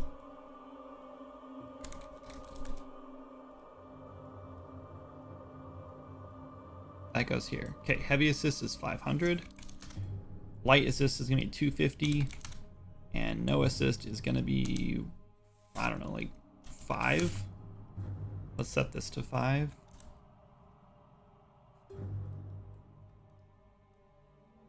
Let's try this and see if it works. I think it will. Pretty much, I did. You got a wish list, you know? It's the rules. Oh, right. Can you post the link, please? It is the rules. It's also the rules that you have to show it off. Okay, we have no aim assist at all, which is pretty much what we have going on in the game right now. There's a little bit of, it wasn't really aim assist, it was a little bit of like the projectile thing is a little too big now, I think. With aim assist, we don't need it that big. Everyone has to click that link. Here, I'll prove it. It's an actual link. It's not sketchy. Click this link and then click this button. You must do this. Otherwise, the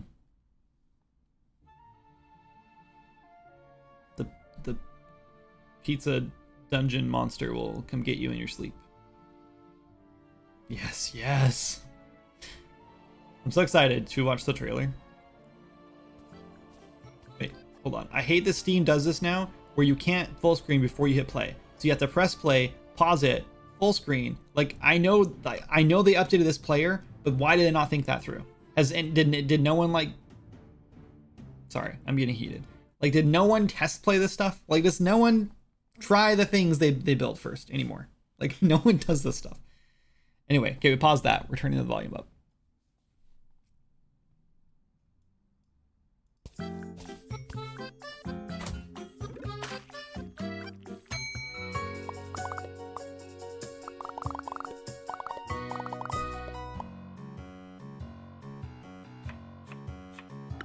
I love that. Are you really gonna put this on pizza?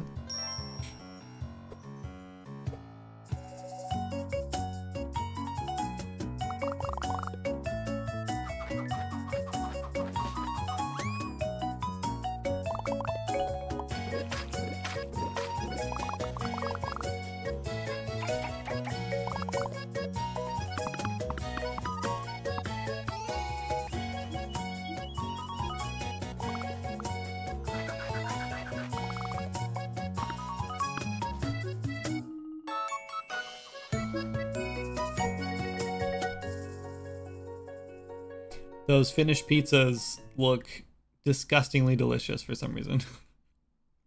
I'm horrified. It looks great.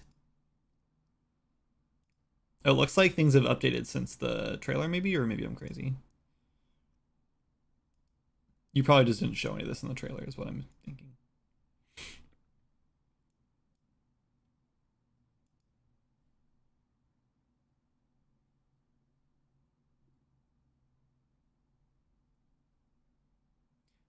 People with dyslexia are going to absolutely hate this font, just so you know. Unless you've like already looked into this, but this U, like, I don't know, this took me like entirely too long to read this.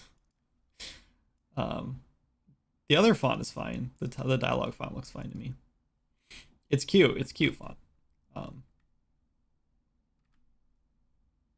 I love this feature. This is so cool. You know, like push the sauce around.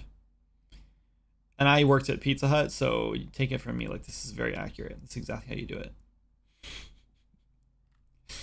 I'm an expert at this. I have professional experience. This looks so good. This is so much more than most Steam pages do. This is huge. This looks fantastic. Nice job. Sorry about the baby crying. He's not very happy, I guess. And he's fine now. Noted. Yeah, I would ask Jana. She actually has dyslexia. So she's a pretty good indicator. She reads a lot too, so like she would know if things are off. Okay, this is feeling good. Let's go to our options. And let's turn on some light assist.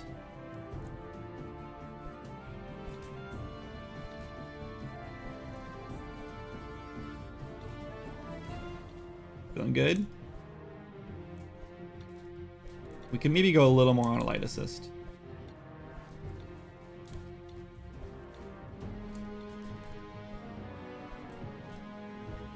You got to be pretty close. Let's use a bow. I feel like a bow's a better indicator. That feels pretty good. Nah, I think we'll leave it how it is. I don't want to go any more than that. Especially from like further away. Feels pretty good. And now let's turn on heavy assist and just make sure that worked. And then we need to restart the game and make sure it's saved our preference.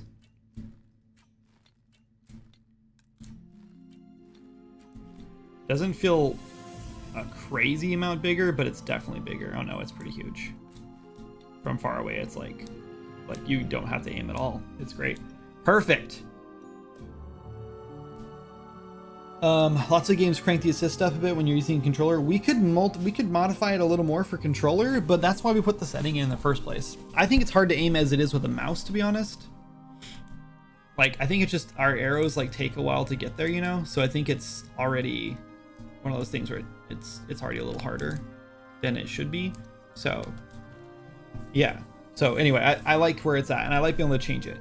We could modify it by like 20% or 50% or something like that if you have a controller, if you're using gamepad, but I think even with gamepad, like, you should be able to just turn up the, I think it'll be fine. Okay, one last thing we need to do. Oh yeah, well, first we need to hit play again and make sure we still have assist turned on. Don't hear any baby, and even if we heard it, it's fine. Okay, good to know. Oh, it didn't save our... Oh, yes it did. No, it didn't. It didn't save our settings.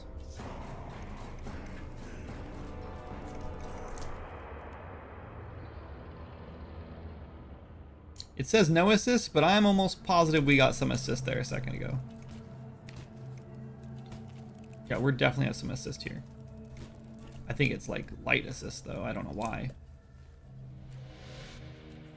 Never mind. Why does this happen sometimes?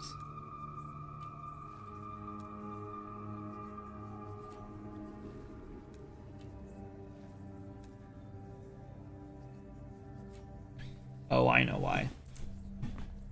I know why. We have this thing. We are getting the end of our... right here. If we don't hit anything, then we're getting the... our range. And just launching to the end of our range. I think that's fine.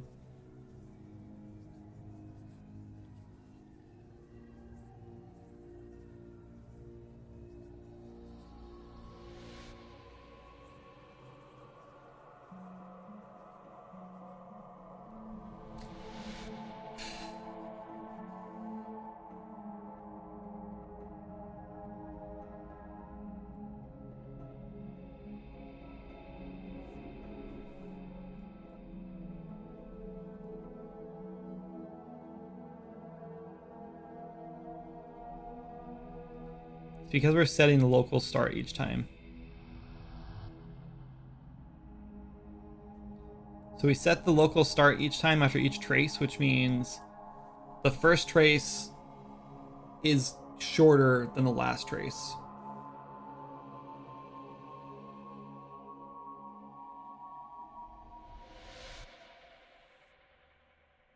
So when you're aiming at something that's slightly like within that range... No, I don't think that's the problem. I don't know what the issue is. There's just like a weird discrepancy. Once you aim to a certain point, it's like it stops aiming at the ground and starts aiming at something way further than the ground. And maybe we should do is just like do another trace here. So if we don't hit anything, we just do another trace straight and just see what we do hit, and then just trace to that. And if we don't hit anything, then we do this thing. We could do, but yeah, we could just have like one more trace here. Just like a line trace. I don't know. I don't know if I like that. I think we just leave it alone. It's fine.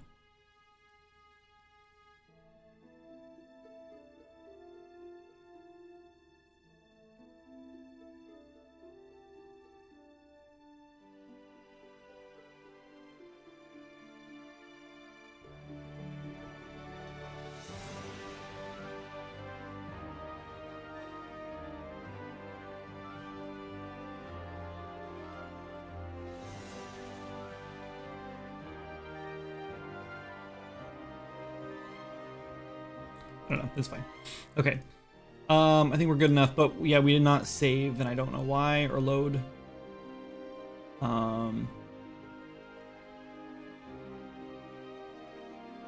Let's go to our settings page. Just put a breakpoint on here and see if it actually is loading. I'll play with this a little bit. Heading to bed now. Have a good stream. See you later, boring. Congrats on your game again. Okay, so yeah, it takes a second, but now here we are, and we have no assist. Okay. Options. Oops. Options, gameplay. Heavy assist. It says saved. That's working. And that should have saved right then, like the second we changed it. Escape. Play. Wait this time.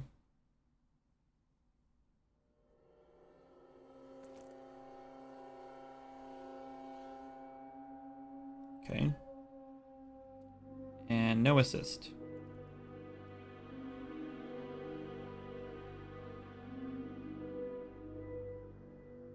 Why?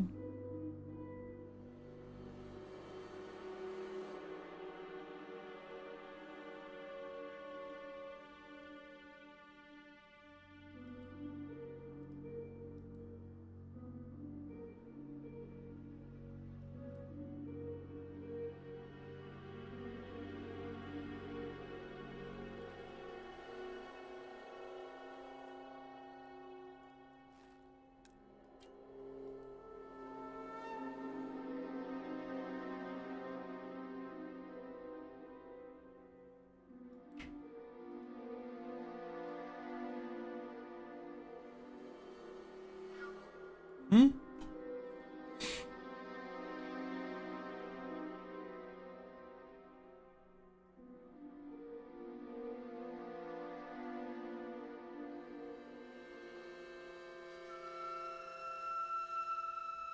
Okay, let's go to our preferences, I guess. And let's see why we're not saving.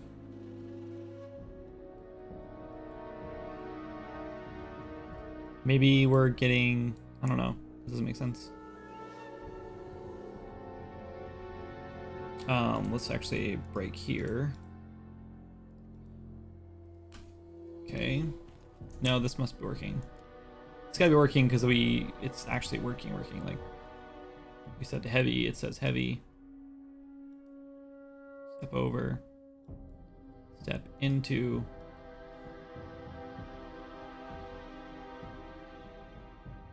Setting our aim assist to heavy. Save game to slot. Save preferences.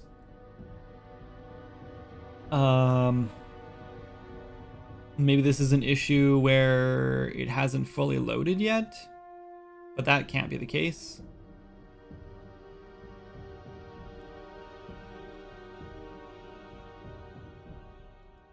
Okay.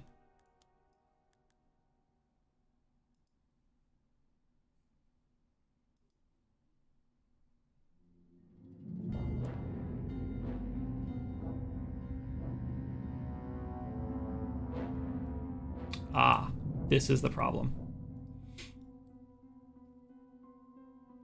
This is being set up for some reason. How are we fixing this?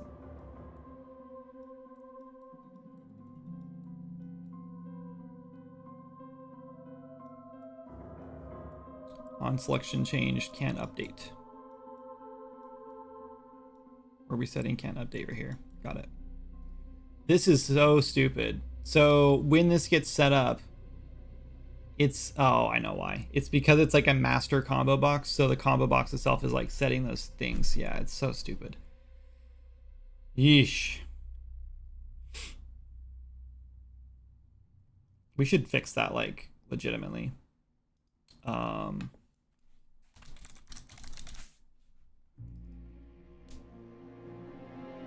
To fix that, I think we can go in here. We do the update options.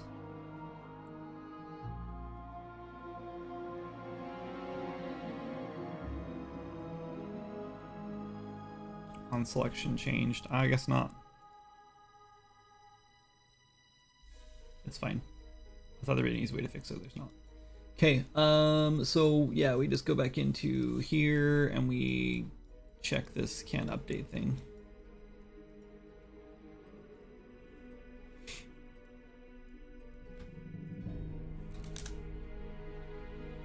I remember struggling with this for like hours last time this happened.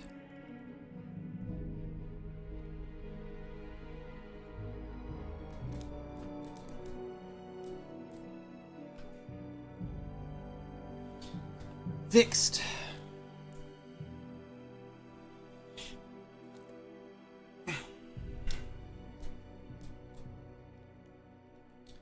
Okay, step over. We are at what?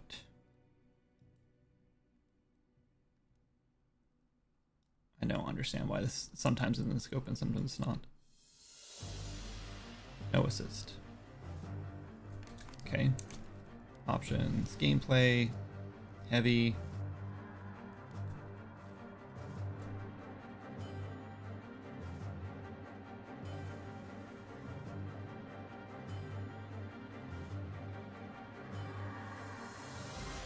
Heavy.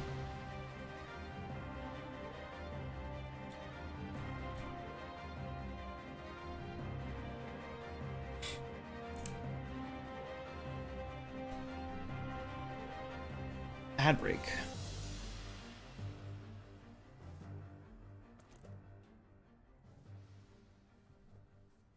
So Lewis, if you're still in here, and you probably are, but there's an ad break going on, so I probably shouldn't have asked you this yet.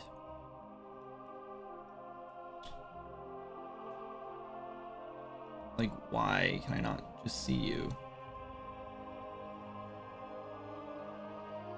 There we go.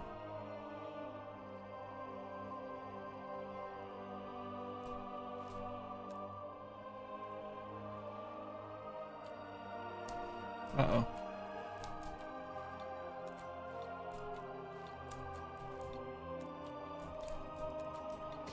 Man, this is probably gonna be an issue.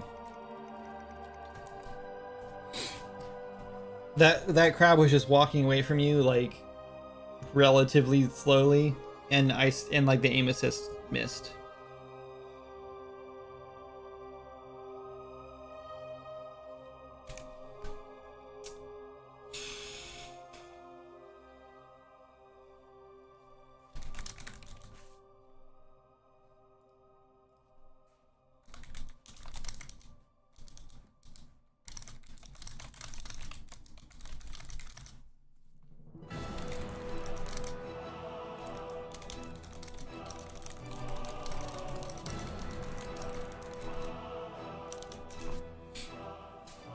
Oh, this is gonna suck. If we're gonna use aim assist, we kind of have to actually aim at the target like where it's gonna be.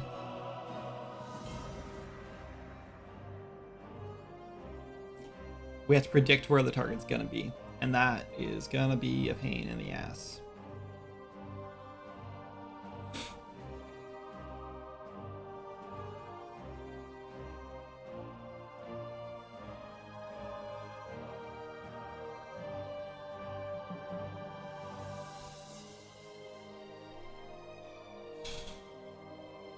There's a lot of blueprint math I don't want to do. I don't want to do all this.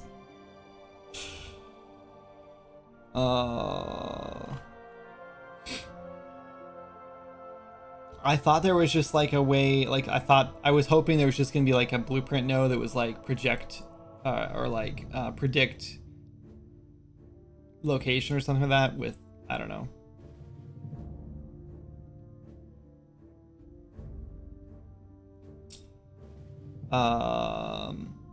I would say homing would be kind of cool, but the problem is that all we're doing is getting the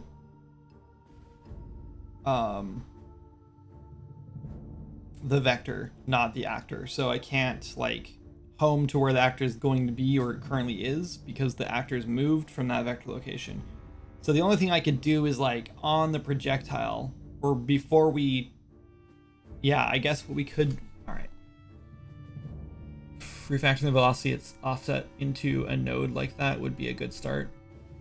The velocity offset is already refactored into a function. I just did that the other day. It is its own function now. It's a mess. It's a big sloppy mess right now, but it is what it is. I could probably clean it up a lot, but it is fine for now. Isn't that what you want to yoink? No, I want to keep this. The problem is, I don't know. Yeah, I don't know. I don't want to yoink it. I want it to work, but I also want it to predict where the enemy is going to be. Because if you're using aim assist, there's probably some level of expectation that you're going to actually, it's going to hit the target no matter what. But I don't know. I mean, it's just an assist. Here's the problem, right?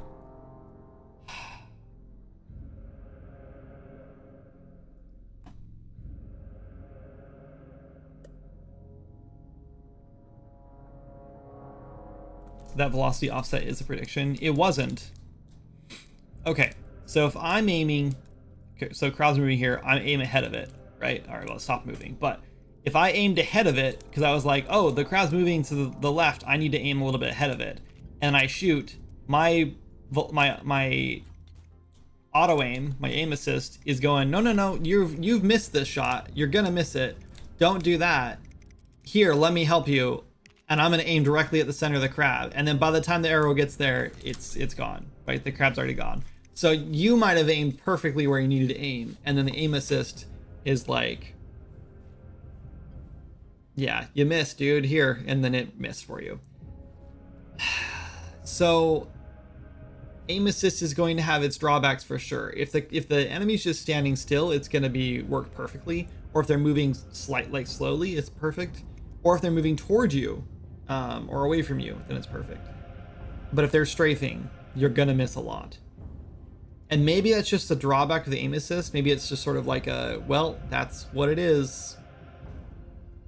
But I feel like in a casual game, that shouldn't be just what it is. I feel like the aim assist should actually like know where the target's gonna be and aim appropriately.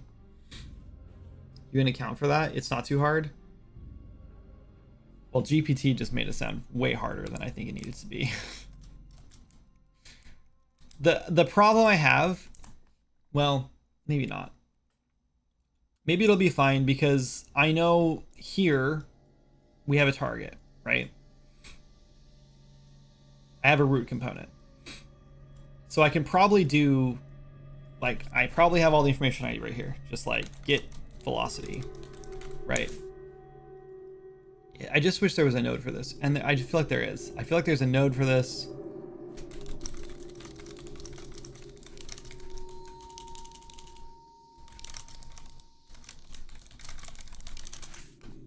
I feel like there is, because I think I've done this before, or I've seen something like this before. There's a built-in blueprint node specifically designed for this. Suggest projectile velocity, moving target. No, there's not. GPT lied. I literally told it to look online. Maybe, hold on, maybe.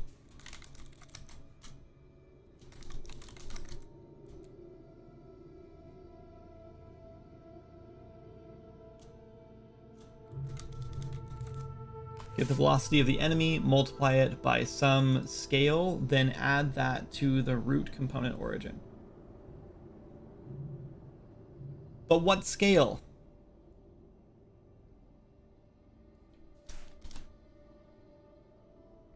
And I thank you for helping me, Lewis. That sounded a little snotty, like, but what scale? You have to give me the whole I wasn't trying to be snotty. I appreciate your help. Okay. This I like this idea. This is gonna work. Guess and check. You got to make it up. So I assume the scale is going to be based on your distance, right?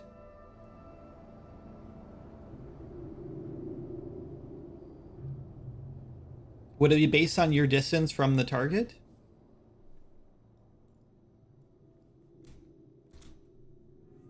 Oh my god, I really need to fix that issue, whatever that is.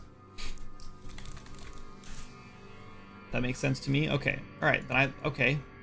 This is this is working. Let's do, should we do actor distance? I don't think I have any information here. I have the weapon actor, okay.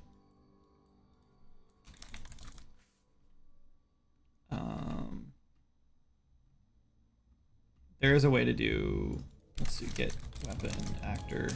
I think there's a way to do this. Distance to other actor, here we go. And we're gonna do this guy. What if I just plug this in? That's probably not gonna work. Every time I hear you talking about Chat GPT, it's about how it's wrong and wasted your time. You're probably right. And it does waste a lot of my time. But there are times where it does help. But no, I think I've gotten to the point where I'm like used to just automatically checking it. I'm like, I used to just go, you know, Google Unreal Engine, blah, blah, blah, blank, whatever I need to do. And that was just like what I was used to doing. And now I've got to the point where I'm just so used to using GPT that I just instinctually like ask it. And there are a lot of times when it's like right, you know, but there's also a whole lot of times when it's wrong. And I think the issue is with Unreal Engine is that I have enough experience now that if it's something that I know exists in the engine, then I just know how to do it, so I don't have to ask GPT. And those are the things that like GPT would probably also know the answer to. And the things that I don't know about are too convoluted or too like minutes. What am I trying to say? Too like granular, I guess, that GPT wouldn't know about anyway. So it's like I need to stop asking for those kinds of things. I think if you were new at Unreal Engine and you were asking GPT things, I think it's more about like asking GPT, like, how would I go about this thing rather than like doing that thing. Okay, this is going to be a pain in the ass to check. How do I even test this now? Well, now I'm not.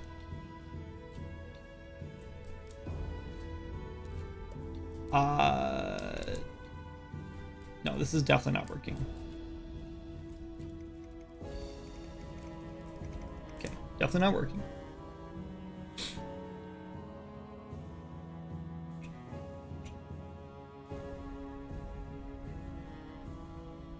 Oops, hard mode. Yeah.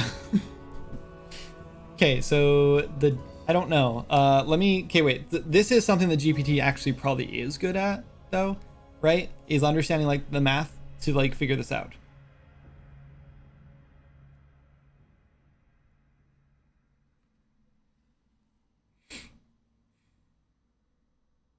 Future location is target location plus target velocity times t.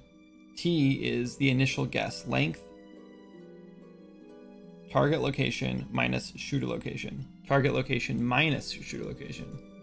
I'm getting distance? Well, that is the same thing, right?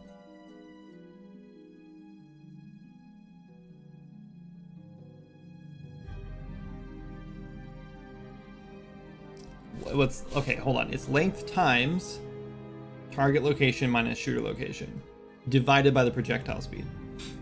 Okay, hold on. So target location is where the enemy is currently, and shooter location, so we have that, right? We have shooter location versus target location. Get distance, which would be the same as subtracting their locations, right? The difference is this is going to be an absolute value, and we might not want an absolute value, right?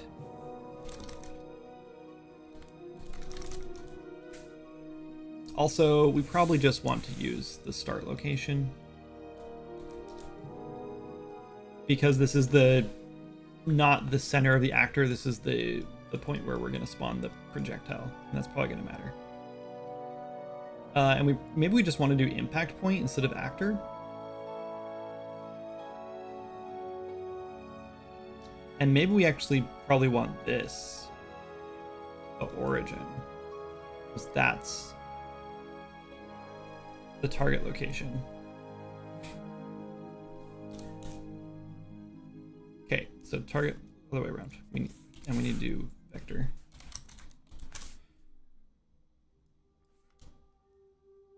Yeah. No, you. I don't know how that happened. Okay, and we multiply that by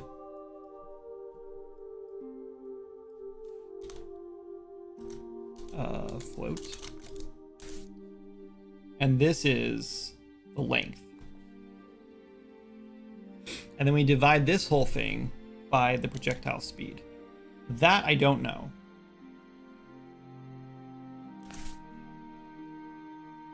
Let's promote this to a local variable called projectile speed, so we know to plug that in later. And then do we add that?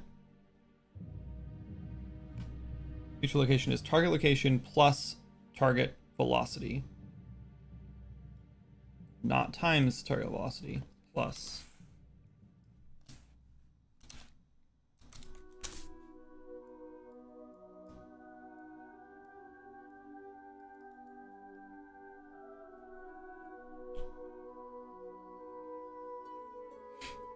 Target location plus target velocity times t, and this is t. Wait, what? Oh no, wait.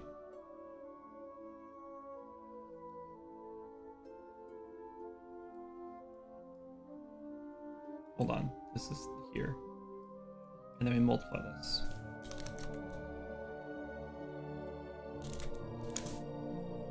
By this. This goes in here.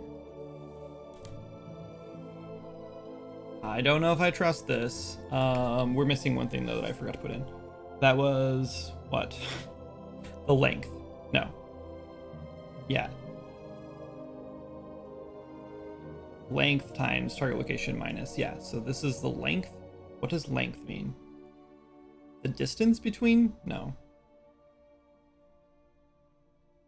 Oh, it also says loop 2 to 3 times. Why? Future location equals... Why do I loop this 3 times? How do I... It says if success, but how do I know if it's a success?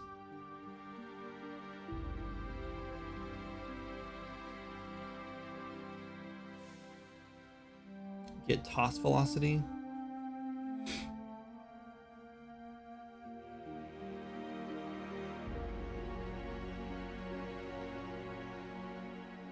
Oh, is it trying to... I need to put this in a function, probably. What soundtrack we're listening to? Yeah, Lewis, I started playing WoW. About 2 weeks ago, me and Matt started playing together. I now have 2 level 70s. Meat just bought me the War Within expansion. He's a very nice friend. And then ran us through some raids, some like old school raids. That was fun. Yeah, so I'm now going from 70 to 80 on my 2 characters. I'm still having a blast. And the cool thing is that I'm actually like taking a lot of like inspiration and pointers because we're working on dungeons and skill trees right now. So there's a lot of like, this is a much better idea for like a skill or whatever than this other dumb thing I had. And like, this is a much better way to handle like this dungeon thing that I was struggling with. So yeah, there's a lot of, in fact, there's a new thing called Delves now, which works almost exactly how I want dungeons to work in Swords and Magic. You walk into like an airlock room kind of thing. When you get to like the end of the room, it pops up and says like, you're going to start this delve, choose a difficulty. Here's the cool rewards you can get. Here's the things that you might find in this dungeon or whatever. Are you ready to start? And then you like start it or whatever. And so I was like, well, this is much better than the way I was going to do this. So I'm actually pretty excited about it. I want to do, it's going to be very similar to that, but not quite. We're also going to teleport all of our players into the dungeon every time rather than worry about an airlock, like opening and closing doors and stuff, because I don't want to have to worry about players getting locked out when they're trying to be in the dungeon. And I want to have to worry about players like, oh, I left, so it took me out of the group and now I have to come back. And like, it's just, yeah. And I don't want like an issue where there's like, we already have 4 players and then a 5th player comes in and then they end up like getting in anyway. And I don't want to like teleport them out. So we're just going to teleport them into the dungeon and teleport them back to where they were when they got teleported in.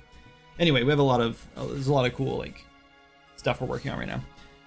I'm running into major replication issues with the dungeon menu, which seems silly. It's on paper, it's all like, well, yeah, this should be really easy to set up, but I'm using an on-rep function for when like the party members change to like replicate that to everyone, and that is causing major issues. And I'm like, I have to like rethink how I'm gonna do this. I spent like 3 hours on it the other day, and I was like so frustrated that I just had to take a break and I haven't got back to it yet. Anyway, but yeah, I'm on a huge WoW kick right now. Okay, I still don't know what the hell length is. And I think this is saying to loop 2 or 3 times. And I think what that's doing is we're checking if the velocity, so we have a suggest velocity that's happening here. They just want to make sure this is true. GPT's wants to check this.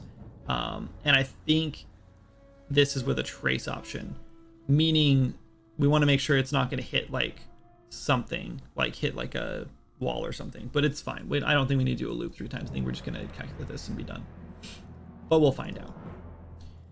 Okay.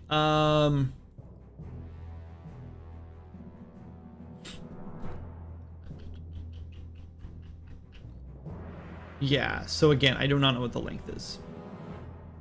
I think it's just the distance.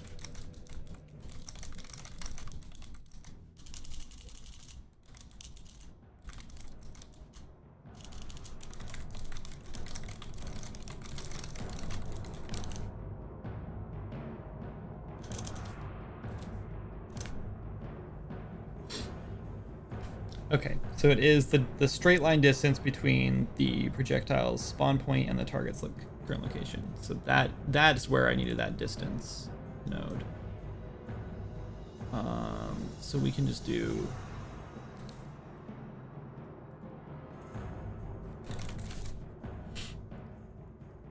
no.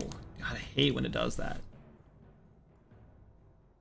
That goes here. Okay, so now we should label all these. That's fine. Let's just see if it works. I have my doubts.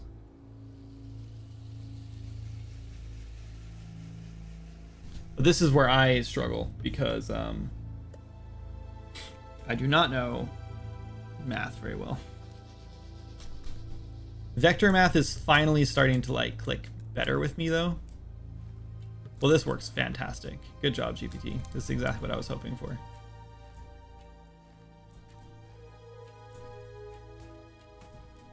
It's crazy that the first couple shots like shot completely behind me.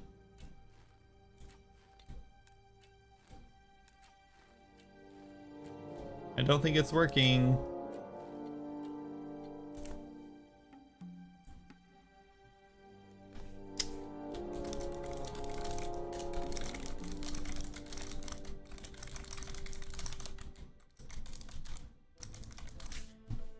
All right.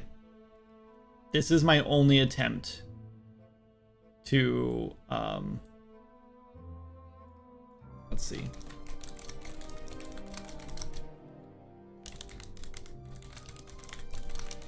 Debug this, and then I'm done with it.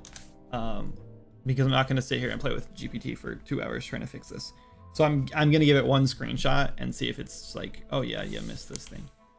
And then that's it.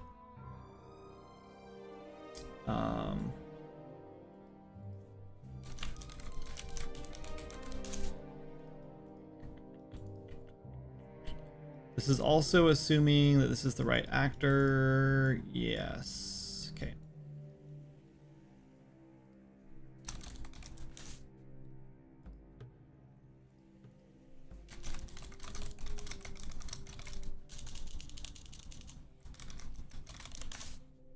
I'm just labeling things so it's easier for it to understand what... Oh, I didn't put a projectile speed in.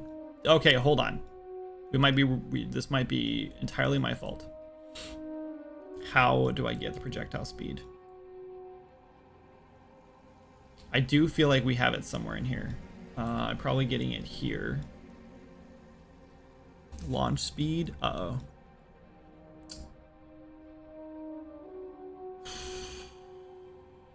Double uh-oh.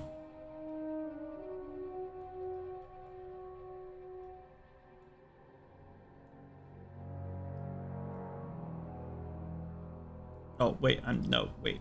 I just need a projectile class and projectile speed. I have to safe load that. I can't get the projectile class from here.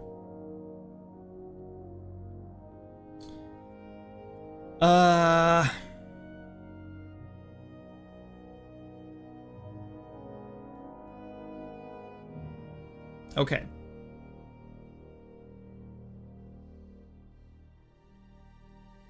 What if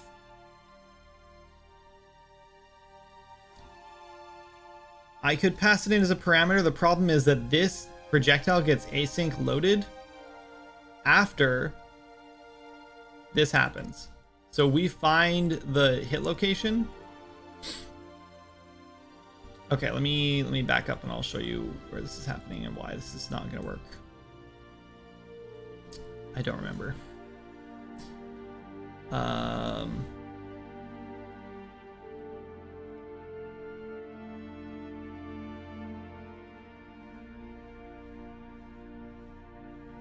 You guys hear those birds outside? No.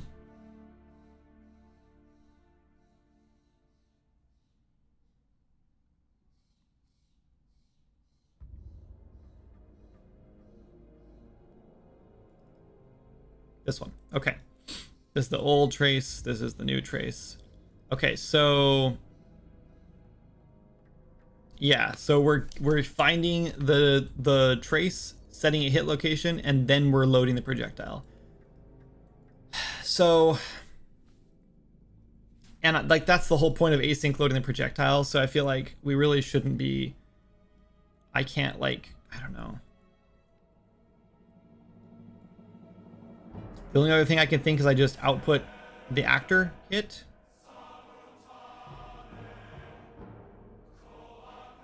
And then input that here, and then we have the actor, and we could run a function here. We put in the actor in the projectile and the hit location. And then I can get the hit location out of it.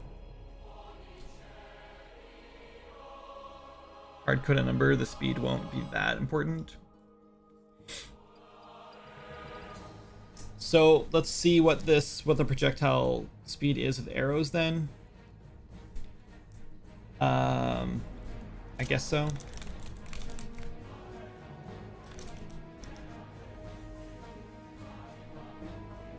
All the arrows are the exact same projectile speed, so it shouldn't matter. So that's fine. Let's look at this one. But the problem is, I think maybe we just change maybe we don't put the projectile speed on the projectile anymore. Maybe we just get rid of that. It's 6,000.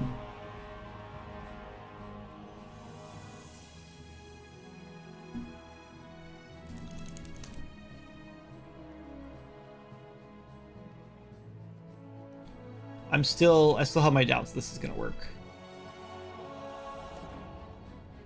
Let's test it one more time, and then I'll send a screenshot to GPT and see if it has anything wrong with it.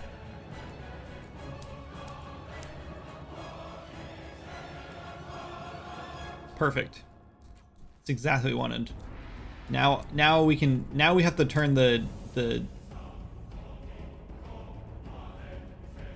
Not gonna land somewhere.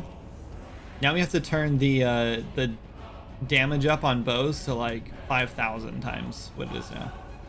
What is the deal with this? How come like now suddenly it's working semi-normally? What changed? Oh, now it's not working again.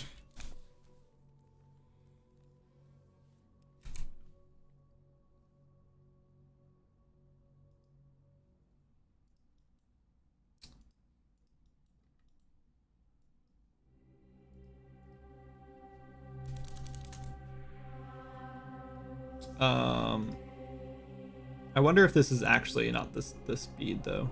Where did I just see this? It says projectile speed 6,000. I just wonder if we're... I don't know. I don't think that matters. I don't think that's the issue. Okay, GPT has one chance to get this right, to fix the issue for me, and if that doesn't work, then I'm done. Like actually done with this idea. The next option I have is like, what if we're using aim assist and we hit a target, then maybe we just turn on homing and we just move the projectile toward the target. I don't know if that's a good idea. That might be even more of a mess. 6,000 seems like a lot for that function. It does, huh? Let's sanity check this.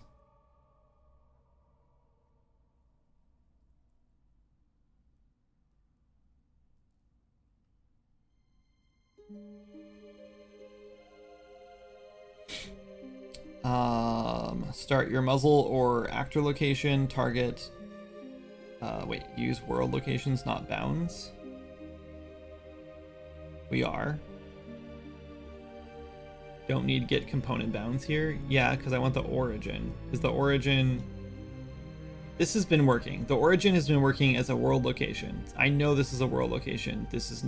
If this was local location, wouldn't this just be 0 all the time? So there's no reason to even have an origin on here. This has to be world location.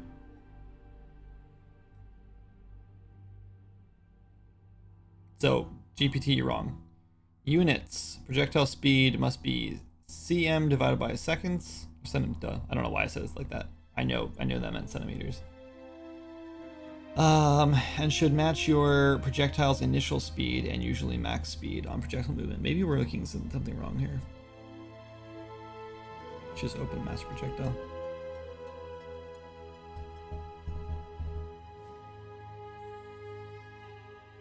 Initial speed 3500, max speed 3500. Let's go open up our master though and see if we're actually overriding this somewhere. Because there is a speed on here.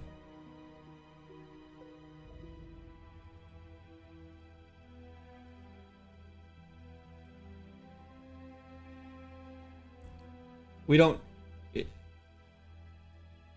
Oh no, we are setting it. Begin player, we are setting the max speed. So that's gotta be correct. Well, I don't know. We're shooting the... Do you think different projectiles have different speeds because our default one is 3,500? Hold on. What is our default? 5,000? Hold on. Does this mean that without an arrow equipped, the projectiles are going 5,000? So like quite a bit slower than all the other projectiles? Let's just set this to 6,000 so it's the correct number.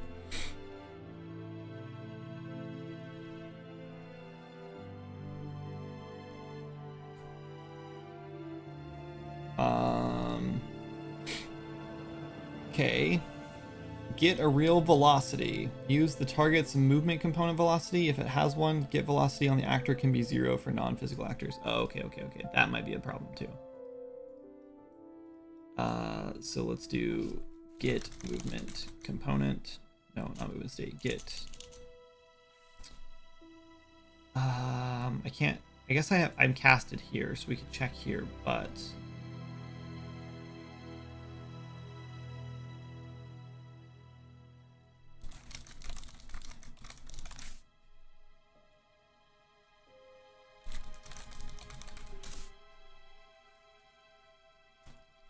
I know that we're hitting the AI component here, not the character in this case.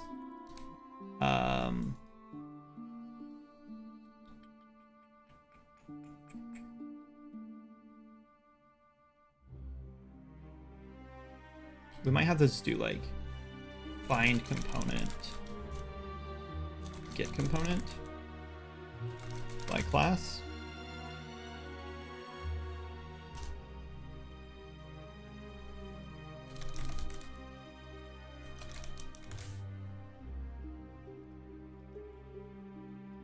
Is it a character movement component? Hold on. Let's just go look at our PP character. I don't remember what it's called.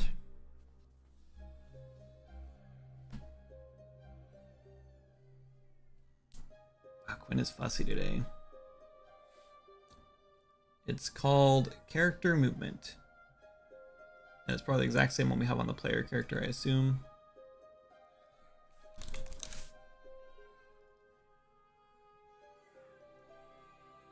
Yeah, character movement.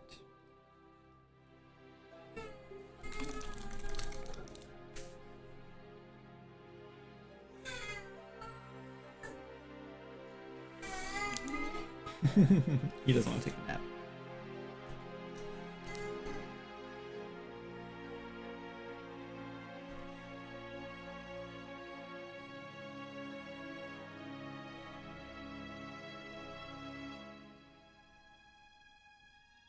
I need to change that, I guess, that ad that popped up, because the Unreal Marketplace isn't a thing anymore. Okay, so that might be the problem. Let's see. Use target's movement component, character movement, get last update velocity, or get velocity. Should we try that? Let's just put that there so we can try it after this, just in case we don't forget.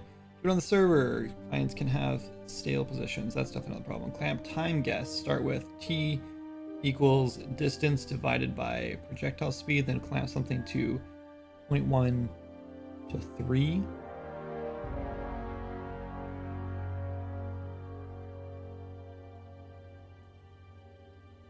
Distance divided by projectile speed.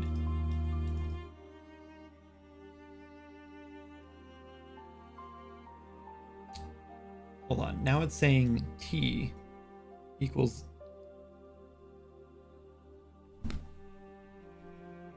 distance divided by projectile speed. We're not doing distance divided by projectile speed. We're doing a bunch of random stuff. I mean, I guess at the end of this we're doing it, that's fine, I guess. And then clamp here.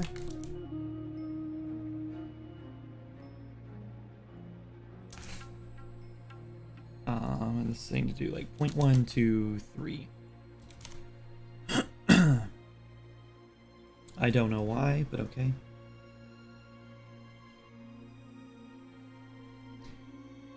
Okay.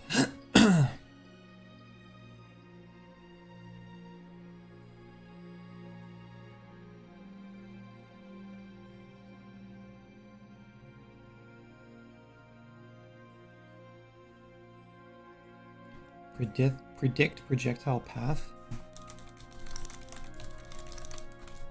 We do have that. Predict the arc of a virtual projectile affected by gravity with collision checks along the arc. Returns a list of positions of the simulated arc and destination reached.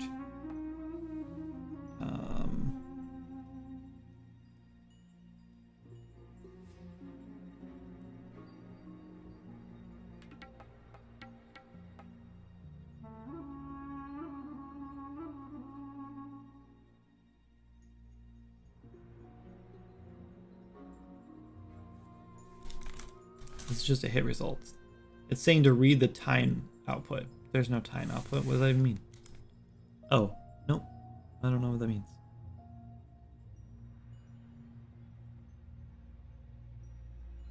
There's nothing to do with time on that.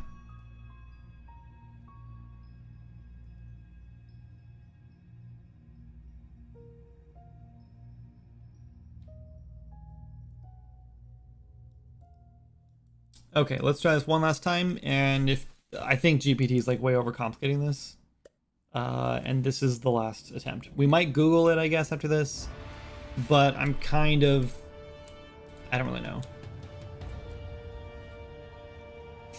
I mean, it's better. Do you think that projectile's ever gonna come down? I don't think so. Yeah, there's no way. That's not gonna happen.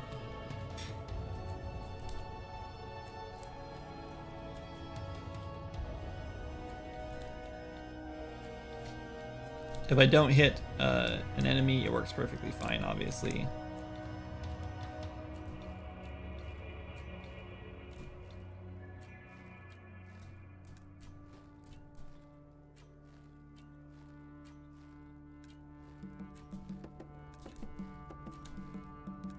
And then when I hit an enemy, it's like... It's trying way too hard. Okay. That's it for GPT. No more chances.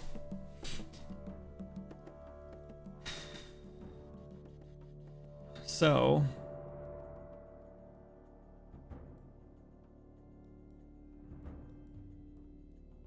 I guess this is gonna stay like this for now.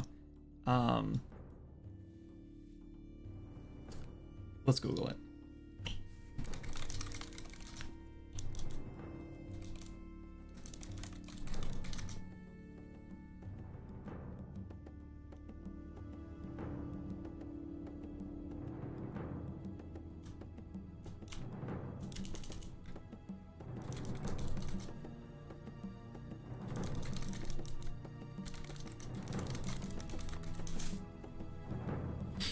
AI predicting player movement. There's a WTF is video on predict projectile path. Predictive aiming while on the move. It works if the enemy is moving or both are still or slow speeds, as it only checks the velocity of the target. That's fine.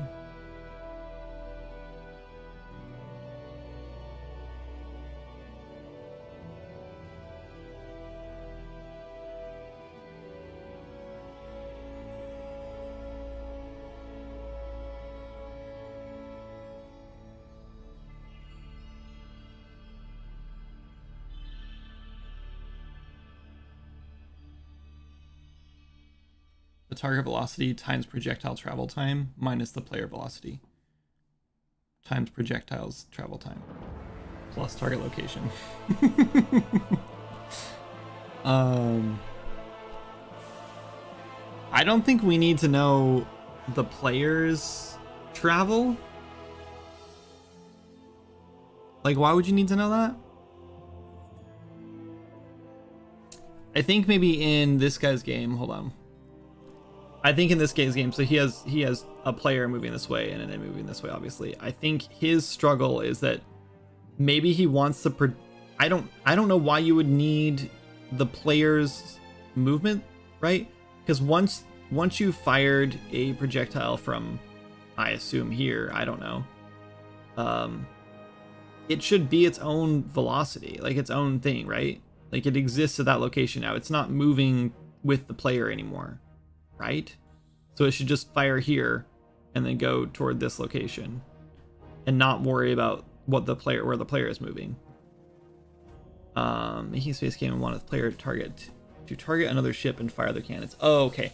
I think I know what's happening. I think he wants his turret to be aiming at a head, like aiming here, in which case this velocity does matter because the turret is moving at all times. I guess that checks out. That won't really help me a lot because maybe will it? I guess it does because I need to find this rotation, but it doesn't really matter how the player is moving.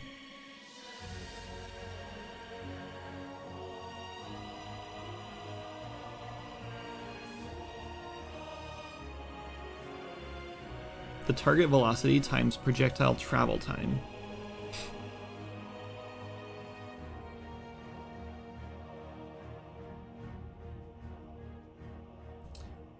Target velocity times projectile travel time. What if we just do that? So wait, how do we find the projectile's travel time?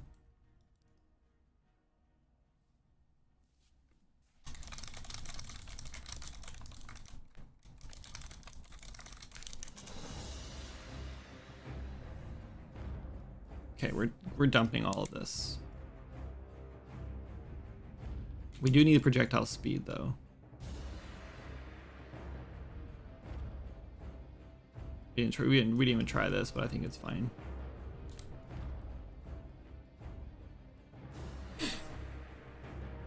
Okay, time equals distance over projectile speed. So distance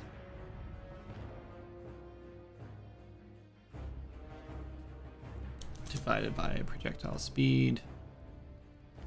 What'd that guy say it was again? You think I'd remember after 4 seconds? Target velocity times projectile travel time.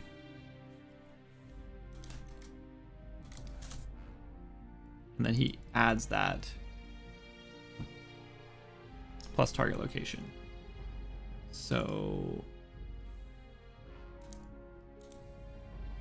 oh my God. Sorry, I didn't mean to delete it. I'm sorry. Please unfreeze. Got a vamoose, but it was awesome to have time to come and hang out a bit. I'll say, yeah. Let me know if you ever want to play WoW or or a game or anything, Lewis. Now that you have some free time again, and enjoy it. Have fun. Talk to you later. Thanks for stopping in.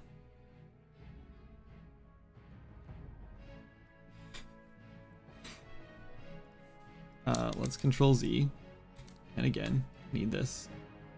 What I need is was multiplied by, wait, oh my God, I lost it again. Target location plus target location. This plus vector.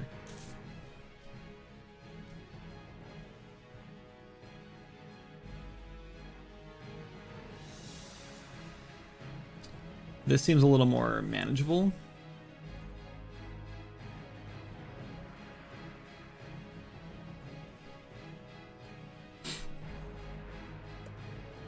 Bye. Been playing Peak. Oh yeah. I don't own it yet. My little brother bought it, but I have not played it with him yet. Whoa, whoa, whoa, whoa. Hold on. Is this working? Did this just work? Okay. Oh wait, the goblin would have been perfect to test that on, actually. Let's try. Let's see if we can test it on the goblin. I don't know if we'll be able to. We can try though.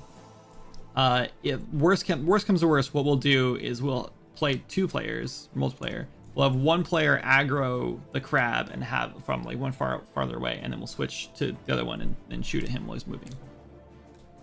And also just like wait and see if he moves to the left. Oh, it looked like it was gonna miss. It was close. Maybe that could just be like, that could have just been like it being not perfect, you know?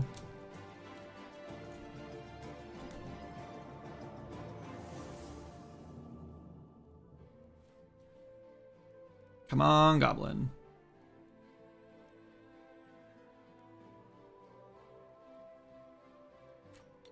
Move. Takes way too long to move.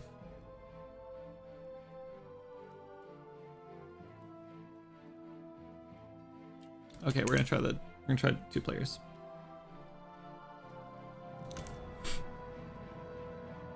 I don't really have another solution for this.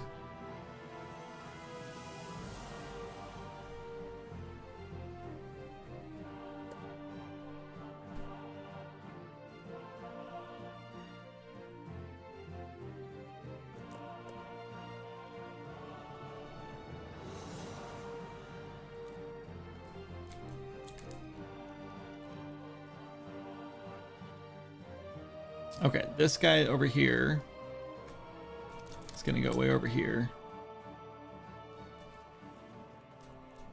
Okay, and then this guy, we're gonna like set him up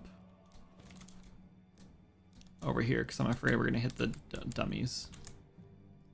Okay, now this guy is going to, hold on, I'm gonna full screen this so I can aim better. Not that I should need to.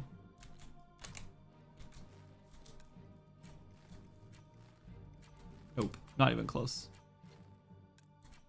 Not until he like stopped moving. Right?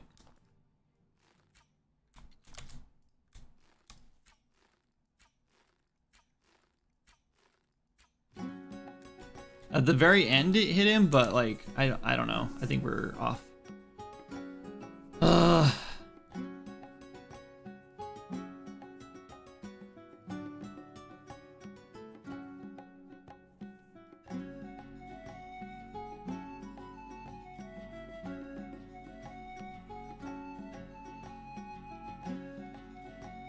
This does seem to make sense though.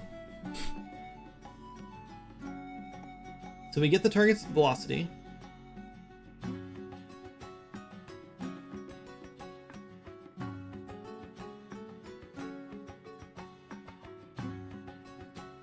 We multiply that by the projectile travel time.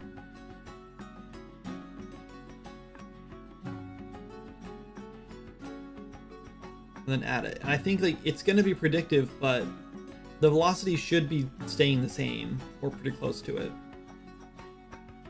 None of the characters none of the enemies like ramp up in speed, so this does make sense that it would just work. Like this should just be a smooth velocity. I think we're closer. I'm not going back to GPT though I'm tempted to send this to GPT and be like, hey, I found something that's closer. Might work. I don't know.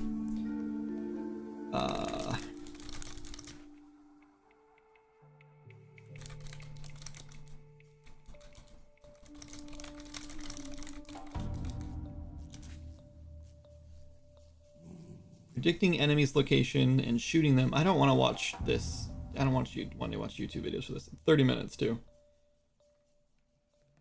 Okay, this might be, I'm just going to open this up so we have it, and it'll be something I'm going to watch after stream, I guess. So for now, I think we leave this alone. I think I'm going to just plug this guy in here because I know this works most of the time.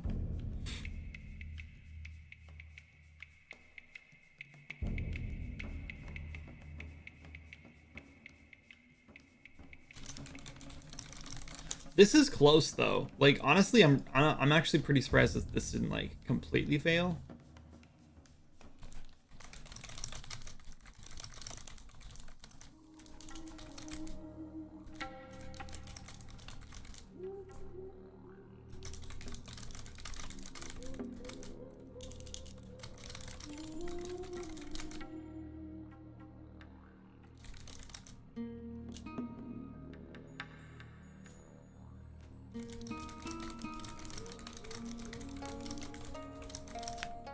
I wonder if we could have if we just like turned up the speed of the projectile or turned down the speed of the projectile, if it would actually just work. Like what if we just did 3,500? Because I actually don't know if that projectile is actually changing speed. Oh yeah, I kind of need to actually change this though too.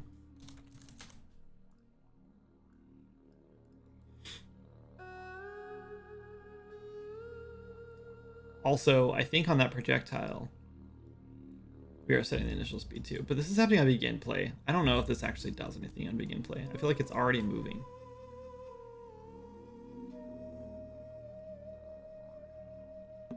Maybe not. Like, does the speed even matter if we're just setting the velocity here? I don't know. Whatever. We're gonna. Okay, I want to test it one more time. We're gonna try one more time, and then we're moving on, and then I'll go watch a tutorial on it. That is the nice thing, is like when I'm doing stuff like this, like someone has done this before, there's gonna be a tutorial, I can just watch the tutorial. And I haven't watched a tutorial on something in Unreal Engine in like probably over a year, maybe, which is weird.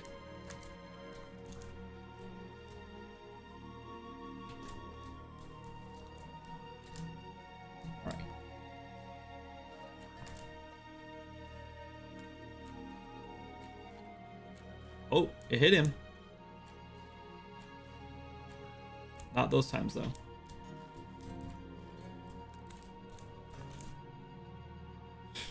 Weird that it hit that one. I wonder if it's just... I don't know. I don't know why it would have hit that one time. I almost think maybe the aim assist wasn't working very well. Whatever. Doesn't matter.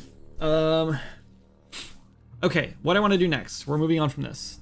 I will fix this later. Let's just go do this alone. Oh my god, I'm an idiot, dude.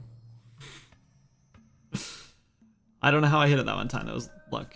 We didn't plug it back in. Okay, last try. This is actually the last attempt. And we're definitely moving on. What I want to do is I want to get a single target spell working so we can use that for now, or start doing those. Which means using the similar tool we've been doing, or a similar function, but I want to set it up so it's only targeting one enemy. And then figuring out how we're going to like send that across, but... Oh, you missed. That's not a good sign.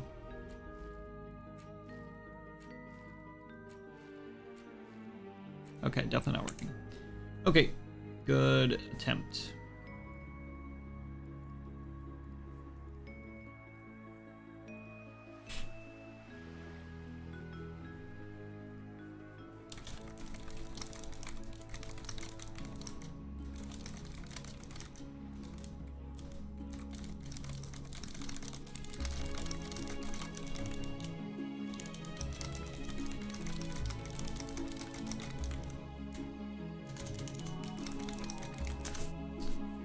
I also just realized when we spawn the projectile in here, we're spawning the projectile speed from the class defaults.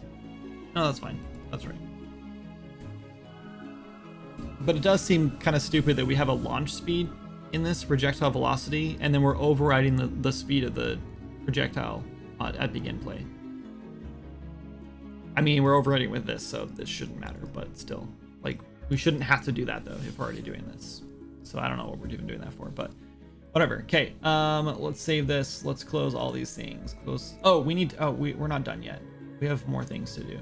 This is all like 90% working, and we're gonna get it working. But we need to make a widget for this. We need a pop-up widget.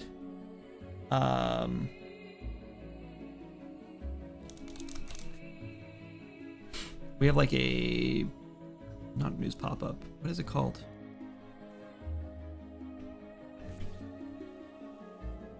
Oh.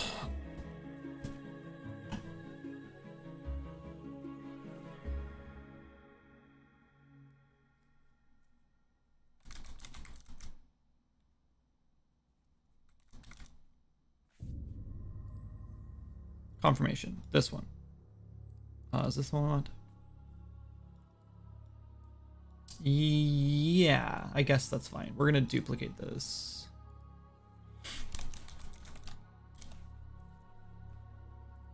We're gonna call this aim assist pop-up.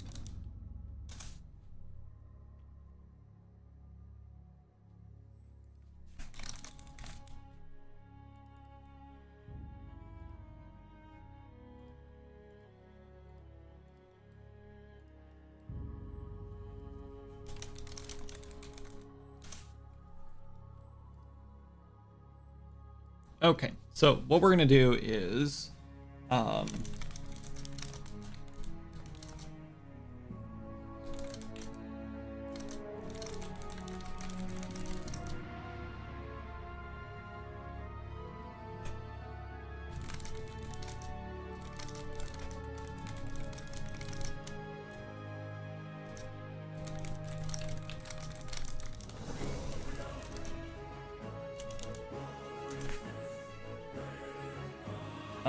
maybe when we need to define this, we just delete this. We'll leave it for now, I guess. I think we'll do a confirm button. We won't have a cancel button. Hold on, there might be an option where we don't have a cancel button. I'd cancel option in case. That's fine. We'll leave that alone, I guess. This is just gonna let players set it. It'll just be like 1, 2, 3. Like we're gonna have three options here, so we'll leave that alone. Okay, so we're gonna add this. That's fine, I guess. Yeah, I want to do a horizontal box.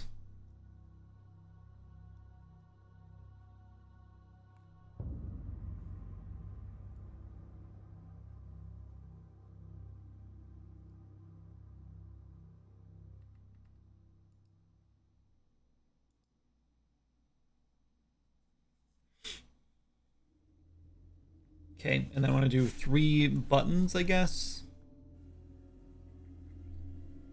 These are going to be like selectable buttons. You'll like choose one and then confirm which one you want.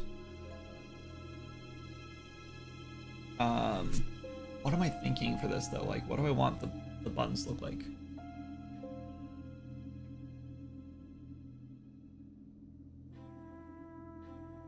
Maybe we just do like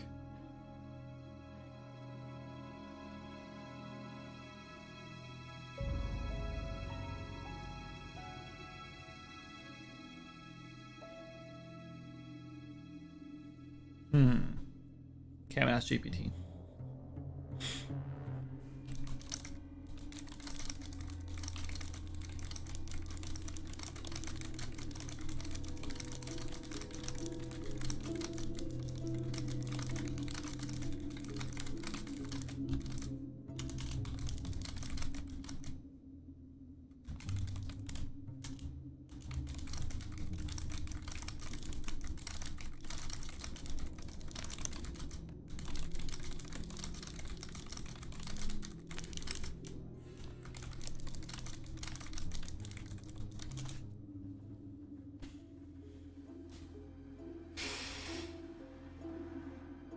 bow and arrow.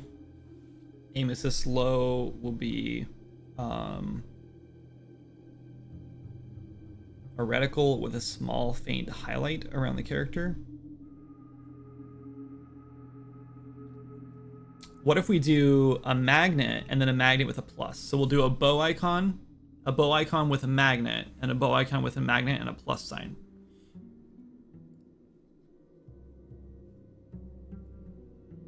Maybe that will work.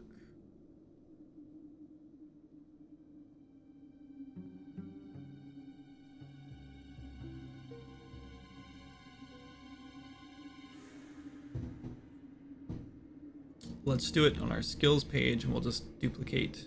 Oh. No. I don't know what I recovered, but it probably wasn't important. Yeah, we're just going to duplicate these guys. Let's grab all this and go dupe. We'll label this so it's nice and neat. And we'll say aim assist icons.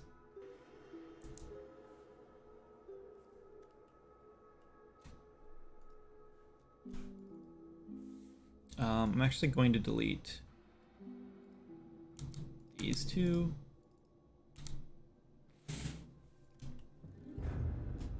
So open recent icons.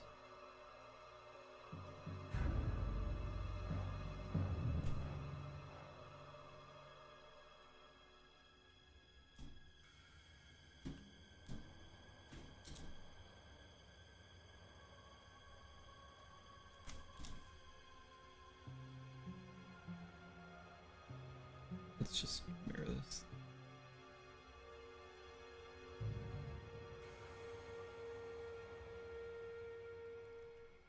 I guess we'll just center it. Let's clean this up though. This is an ugly old icon.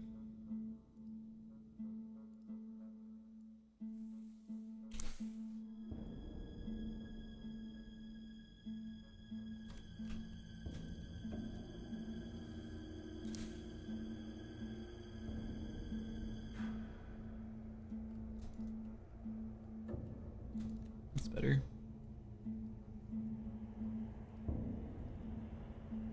Oh, this.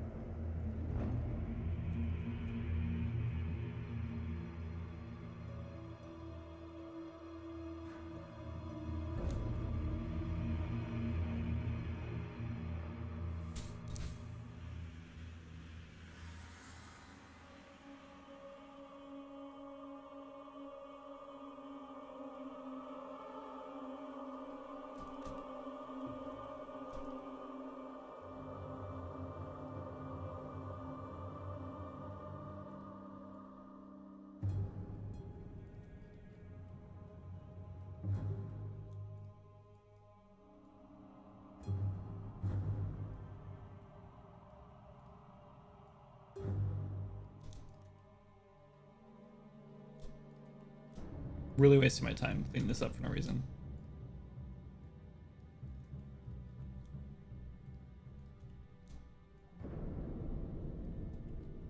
Okay, let's add an outer glow, I guess.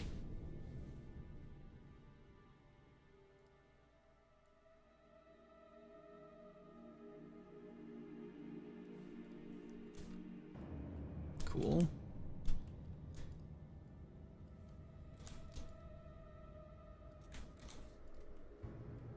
This one, we'll move it down a little bit. And now let's do a magnet.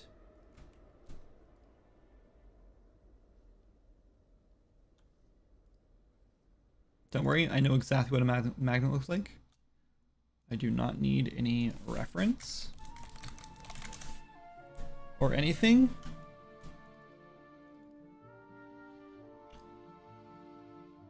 Do not at me or anything, because I know what I'm doing. Okay, leave me alone. Let's see, stroke, want to do this one? Oh, this one. we'll do this one just because I want a little longer. Okay, then we're gonna do layer, expand stroke. There we go. And we want to do a box here like this.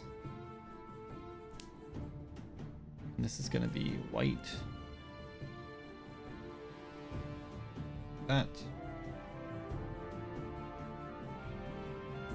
Where did my box go? Excuse me.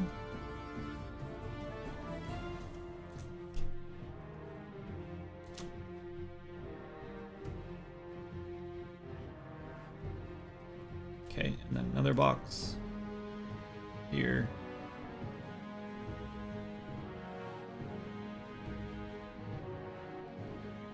Okay, this one's gonna be red.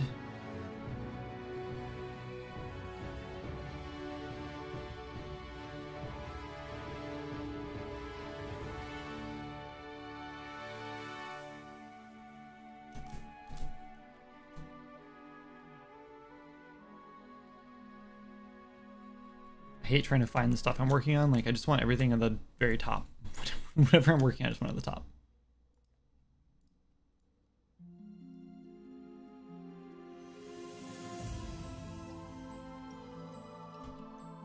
And then this guy is going to be blue.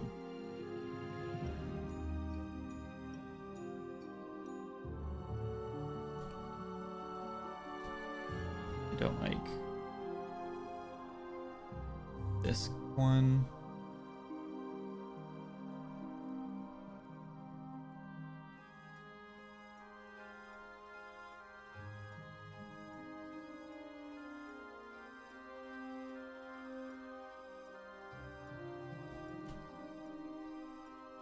Oh, this is dumb. Does this look bad? Maybe it should have been an arrow instead of a bow.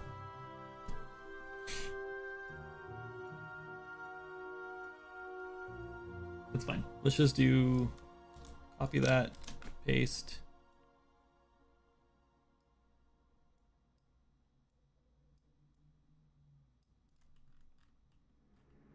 Sure. And then let's just delete this one, I guess.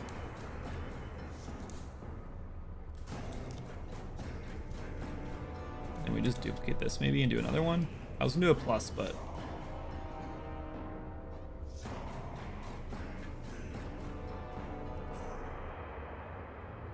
maybe?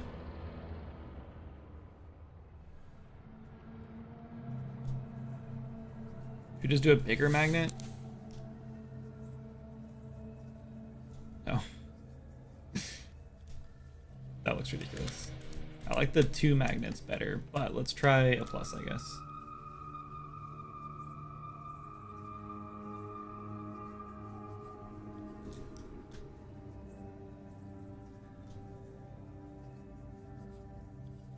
Go like a that. Let's merge it, and then just kidding.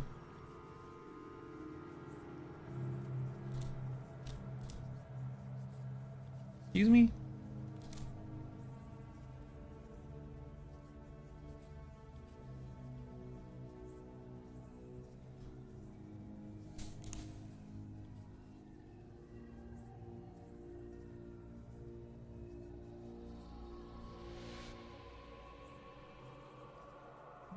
Yeah?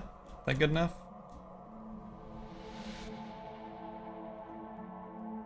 Go a little bigger on this, maybe.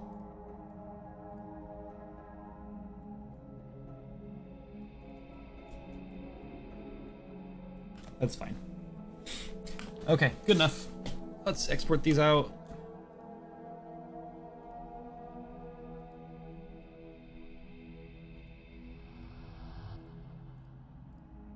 Area. Let's do 256.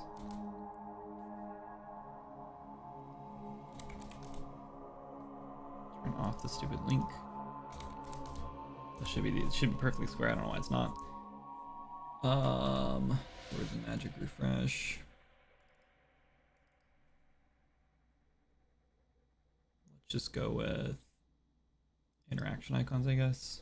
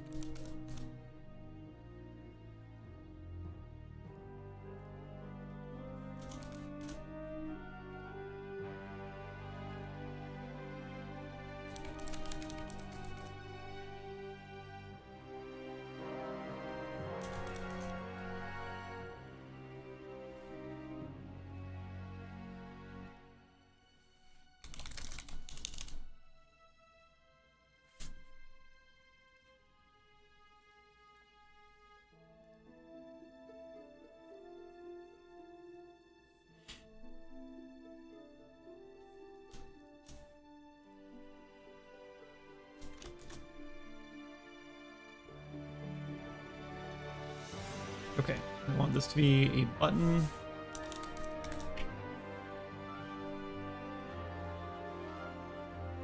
I'm gonna add a button for this. And then we want these buttons to each have an overlay, I think. So wrap with overlay.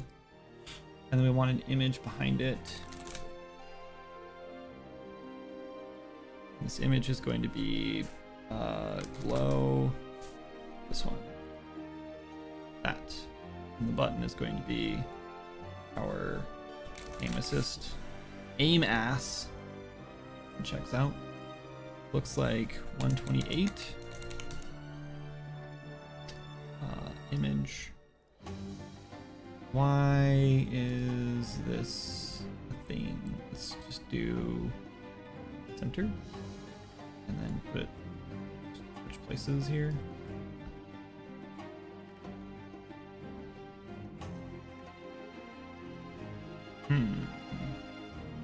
Wrap with a size. Oh, I see what happened.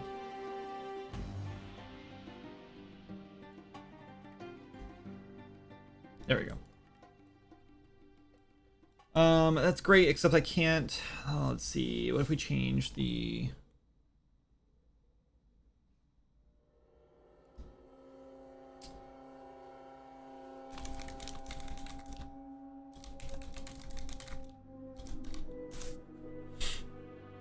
What if we change the tint on this to like green?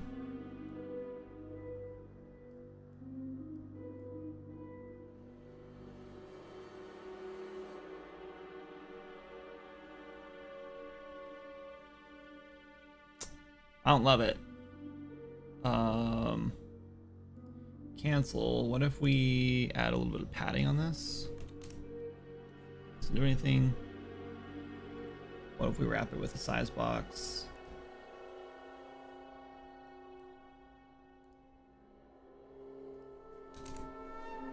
What if we just add padding to the thing now? Nothing.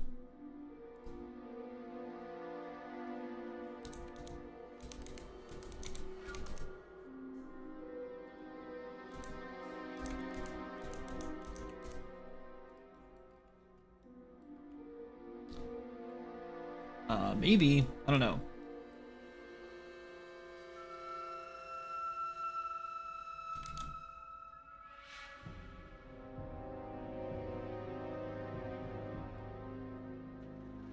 Why is this happening? Go size to content.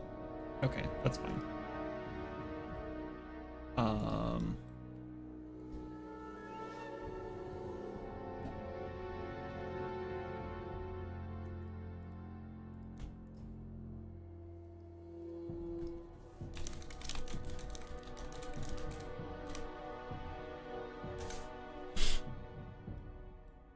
I guess it's not too bad. We should just change the color back here to a darker color and that'll be fine. Not that one. This one.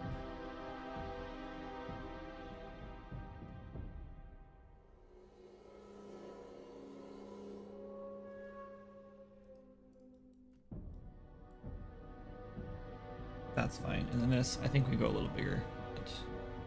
Size box.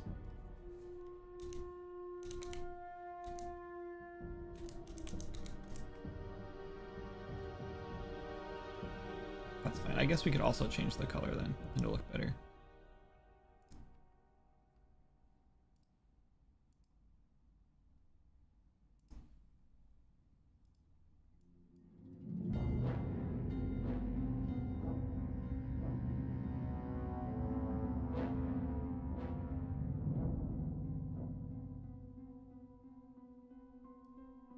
Let's do like that, I guess. Sure, that's fine. And then we should also probably do one more thing where we like do like negative padding on this maybe. Like negative 20, 30 maybe.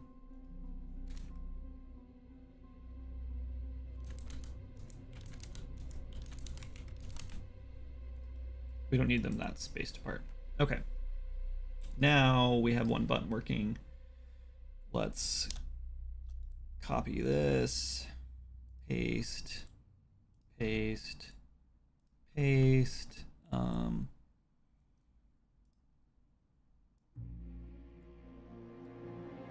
it down a little bit. Okay. Now we copy this and paste it twice.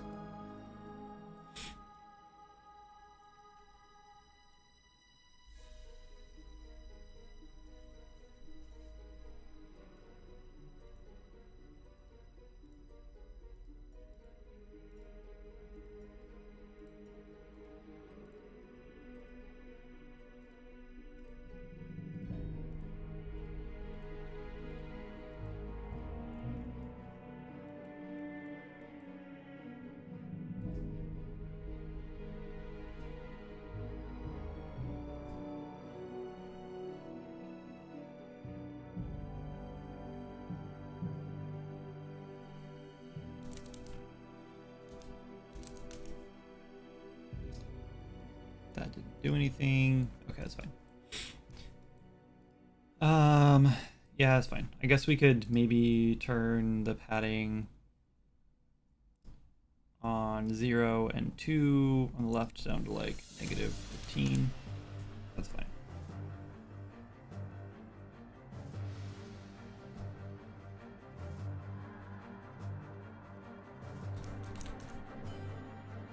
That's better.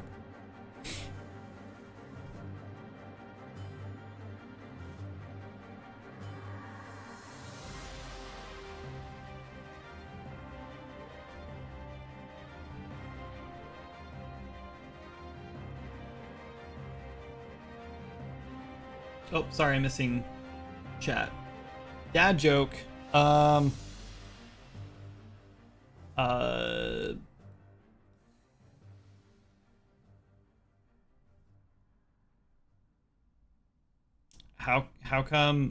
come you don't see elephants hiding in trees? I think that's the joke. How come you don't see elephants hiding in trees? What's up, Zach? Really loving your game. Picked it up recently, and it's been an absolute blast. Thank you for your hard work. Hey, that's awesome. Took video game design in college, and these streams are great. Oh, that's awesome. Cool to hear, man. Thank you. I appreciate the support and the kind words. Oh, I should have done the hover sound effects on these first. That's fine. Yeah, the reason you don't see elephants hiding in trees is because they're good at it. I don't remember. I heard that joke. It was probably, I probably butchered it, but I heard a joke similar to that a while back, and I thought it was like the funniest thing. So there you go. Now you got it. Because they're so good at it, I think that's what it is. Became a member. Oh, that's awesome. Thank you. I don't think we have any members yet on YouTube. I think you're number 1. That's really cool. There might be like one other one, I think. I don't know. I need to, I guess now that we have channel members, maybe I'll start posting videos like a few days early for channel members. Not that I post many videos, just a heads up. Let's start this train. Awesome. I'm down. Anyway, okay, I think this is good. I think we just need to set up our buttons now. Should we do like when you hover over these, it says at the bottom like what it is, or should we add that into the overlay? Should we just add text to it? Let's just grab this text that I can barely grab. And let's put it. I should have done this first. That's not what I meant to do. Did I not copy the text?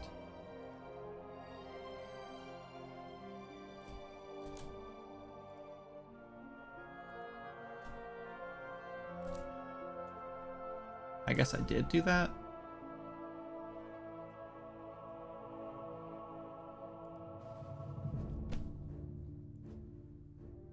Oh, it's just because we're that long, I guess.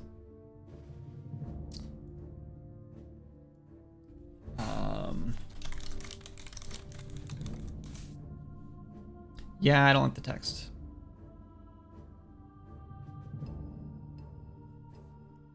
I mean, Yeah, let's just do an overlay or a tooltip instead. It'll be fine. Okay, let's go here and add a tooltip, create binding.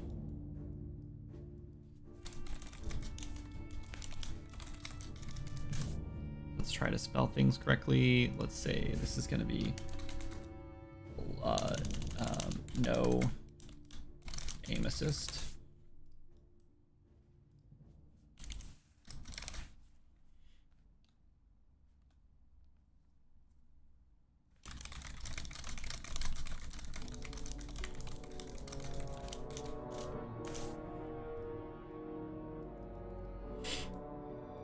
Sure, that'll work. And then we'll just copy this, I guess.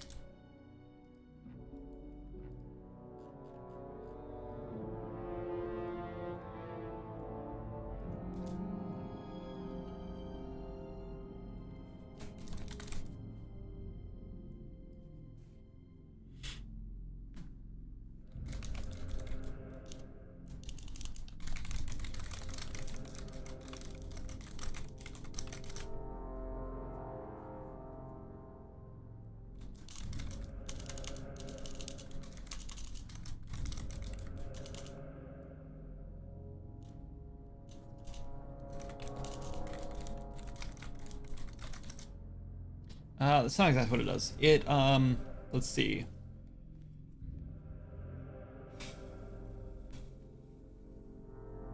Nudges your arrow toward the nearest target at greater distances, I guess.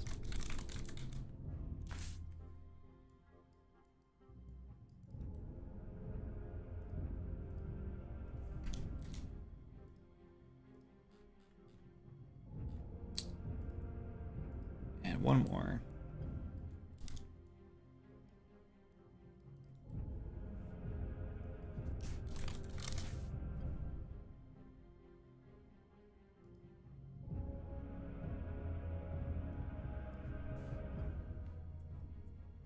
I don't know. I don't know if this is a good way to put it, because technically it doesn't nudge, it snaps your...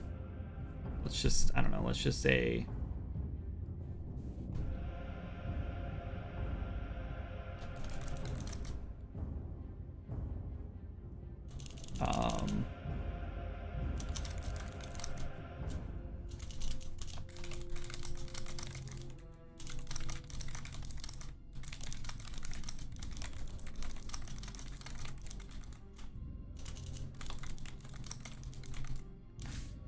let's say that. And then we'll go back to this one and say missing by a small area.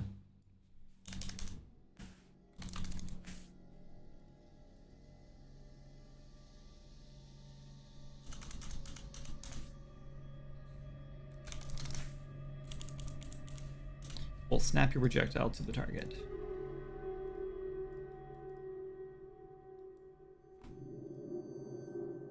Okay, that's fine. That's better. Okay, and then we'll turn all of these highlights off. Let's just leave the middle one on. We're gonna set that to the default.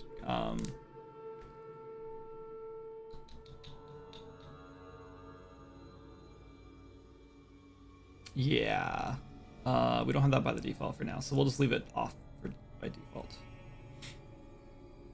Should we say that we suggest some, or should we just leave it? No, let's just not say anything. Let's just leave it. Let players figure it out.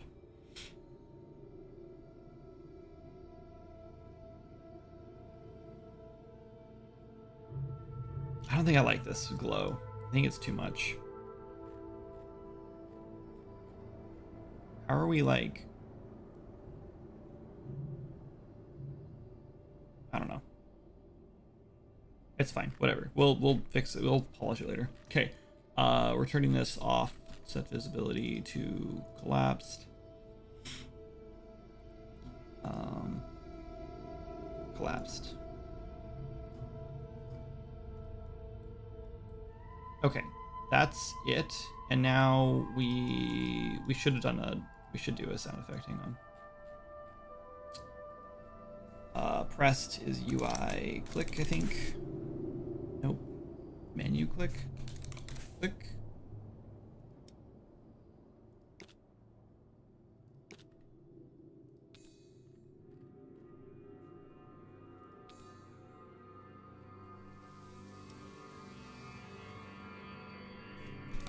and then hover.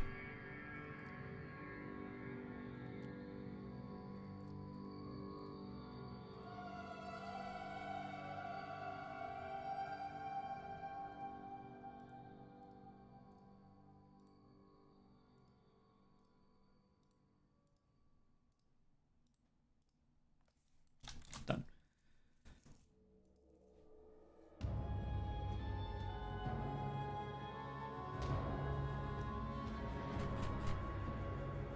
Okay, on click.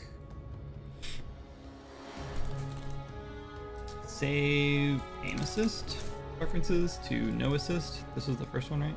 Yeah. And then we need to do a function. Let's call custom. Actually, let's not. Let's just do set visibility. Let's grab our button. Actually, we need to rename our buttons.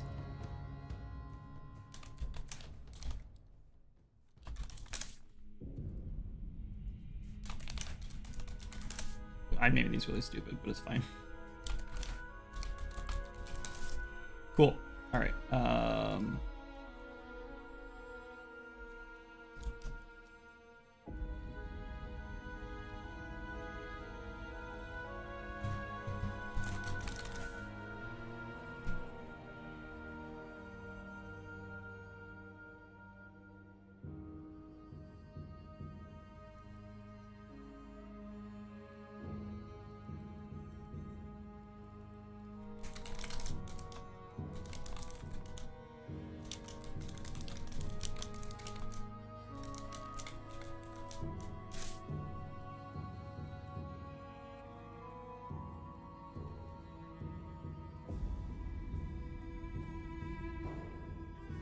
Okay, this collapses all of them.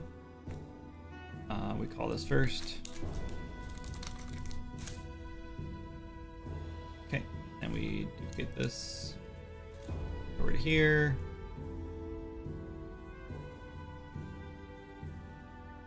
Make this visible. We want to turn on light. Damn it.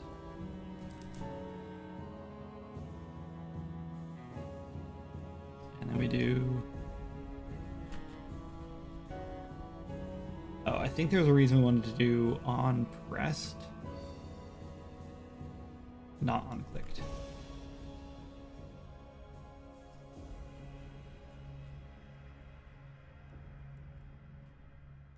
No, it's fine. We'll do on clicked, I think. I just did this the other day and I remember thinking like, having to go back and change these to on pressed, and I don't remember why. But it's fine.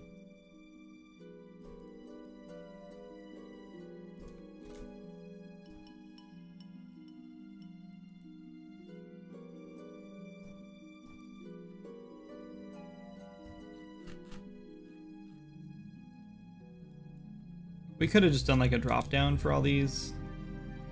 Gosh. And it would have worked the exact same, but...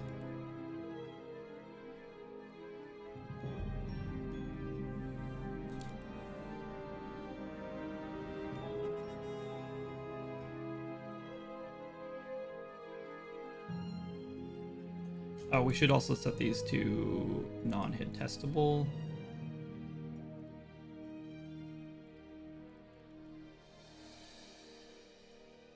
Just so they don't, yeah. And also we should probably just make these hidden, not collapsed, because I don't want to break our spacing, which we will. Okay, so that should work, and then that just automatically saves, and then we're done, and that's it. So now we have to. Oh, this is gonna be annoying. Now we have to figure out where to put it, where to set it up. I think this is gonna be. I think in the player component we're gonna make a function for this, because there's a place where we are doing achievements, or not achievements, like tutorial tips.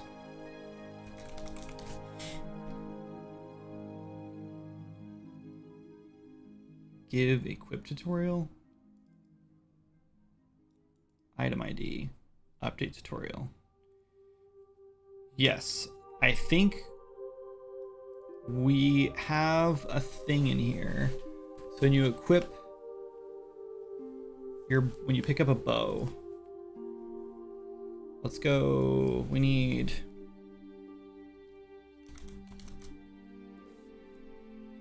Let's turn on level. Let's see. Castaway work prison.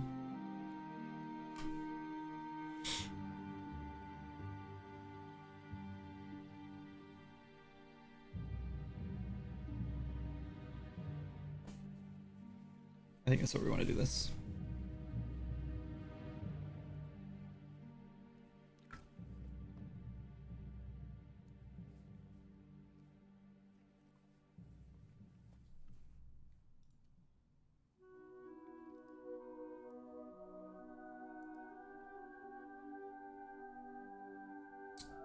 Let's go only select a level. Okay. In this room, pick up this bow. This bow is called Weapon and Bow Sapling.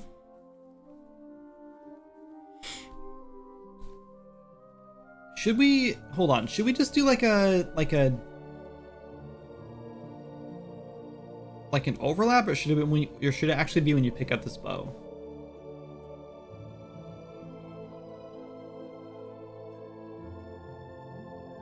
I'm kind of thinking it'll just be when you pick up the bow. That makes the most sense. You press F, then you get this pop up. Okay, so let's do, maybe let's add a function. Let's make a new function called like item pickup pop-up widget. And we're gonna put an input in here, and we're gonna do item ID. I hate that we have to do this, but it is what it is. It would be nice to have a widget. Let's just make an array. Promote this to a local variable, delete it, switch to an array. Let's call this item ID pop-up triggers, I guess. Sure. Drag this out and then do contains.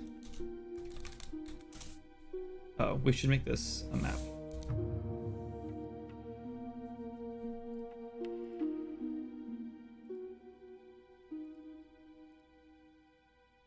And this, I guess, is going to be a widget.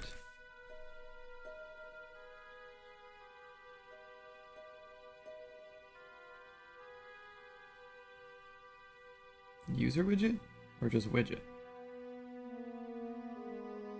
Let's just try widget now. And let's add one. Oh, hold on. Things are going weird. Okay. Paste that name in there. Nope, can't be widget. Okay, so user widget.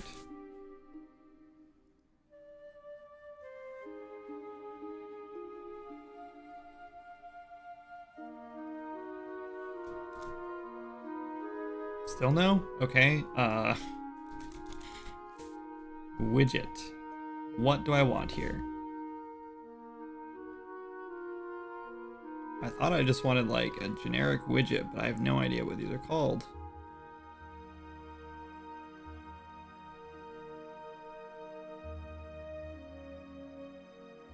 I don't want to make it the specific widget because then I can't do like things with it. Oh, maybe we just do class reference. Maybe that's why. That's why. Because we want this to be class reference. Duh.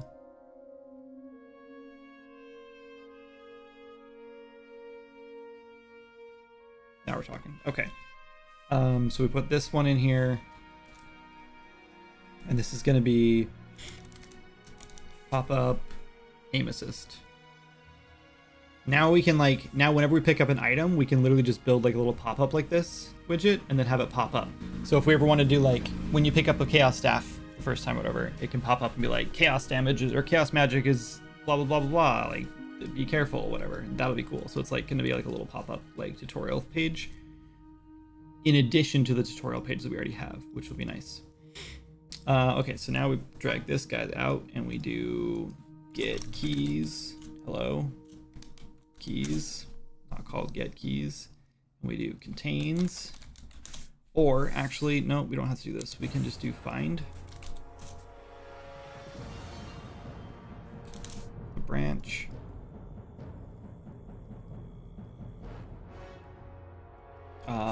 Pop up widget. Nope. Get HUD. Show pop-up. Show generic pop-up.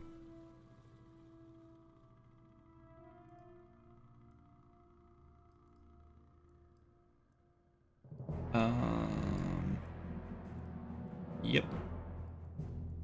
And then we do. Uh-oh, this isn't gonna work though. Create.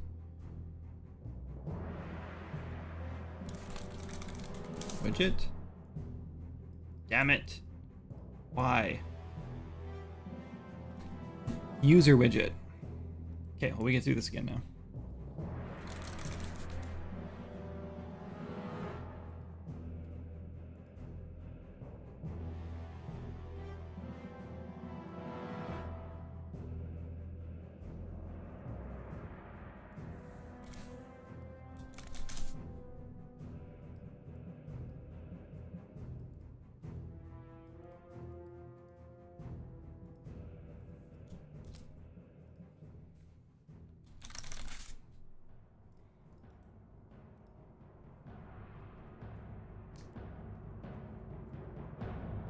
Okay, so this is going to be a little annoying because I can't tell it to hide that cancel buttons, which means I have to do it manually in here, but that's okay. We can also just collapse it, I guess.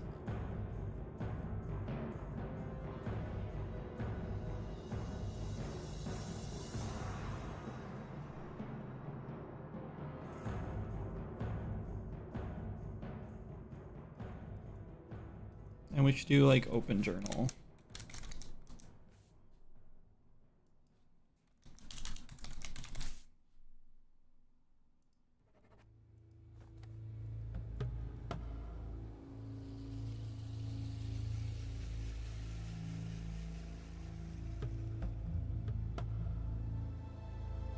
Cool. And that's it. We don't need it's not a confirmation, anything like that, so we don't need to we don't need anything else that just shows up and then goes away on its own. That's literally it. We can make another function that does like a confirmation or whatever, but I don't think we need to. Okay, so now we go back here. We do our update tutorial. We don't want to do this. We only want to do this first time, which means we want to put it after this branch. So we're just going to call this item pickup pop-up widget.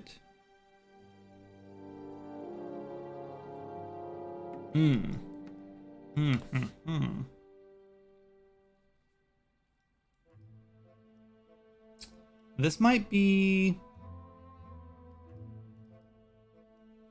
not work actually if our items aren't already in the tutorial thing, which might be kind of annoying, and we might want to put this on like picking up items instead, but then we need to like give it a world event or something so we know that we picked that up. I'm just saving over and over again. I don't know why. Okay, I guess let's try this. Let's toggle a breakpoint here. Actually, let's not. It'll break our widget. Let's just test it. One player, play.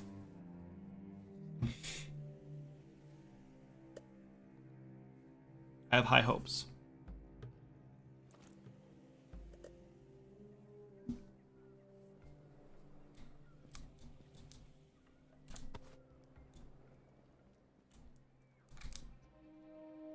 That's not a tutorial pop-up, so we need to change where this happens then. So let's go back to here. Let's get rid of this guy. Yoink. We need to do this on like pick up item or something. We have a whole inventory section, so it's got to be in here like.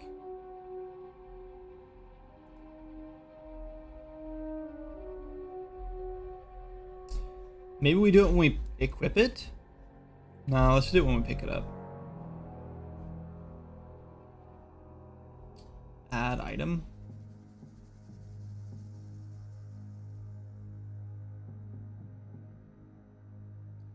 Give item ID tutorial. Gives tutorial based on the item ID if one exists. Let's just put it right here.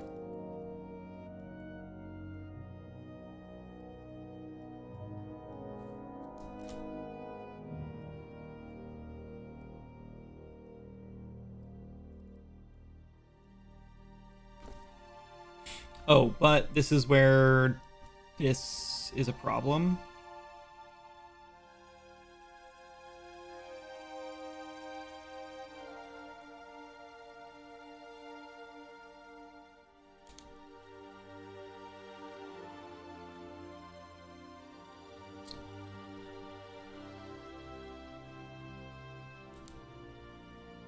Okay, yeah, we're checking the data till row, and then we're checking to see if you already have this thing, so we need a condition in here too. That's okay, let's do this. Let's build it into our function. Let's go back here. Let's do,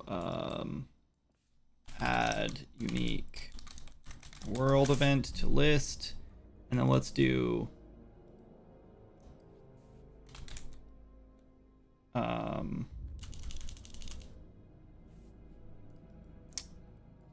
do string, I guess. This is stupid. That's not the one I want to use though. Just this one. There's no reason to use anything. Okay, anyway. Append. We're gonna say pop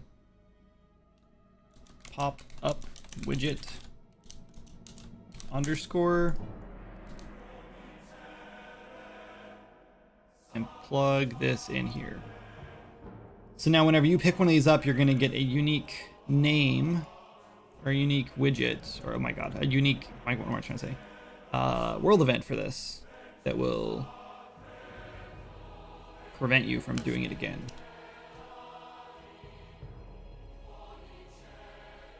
So I guess first we'll check this, and then we'll do as world event.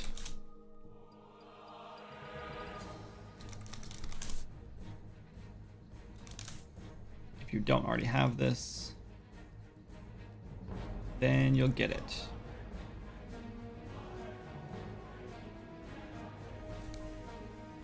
Okay.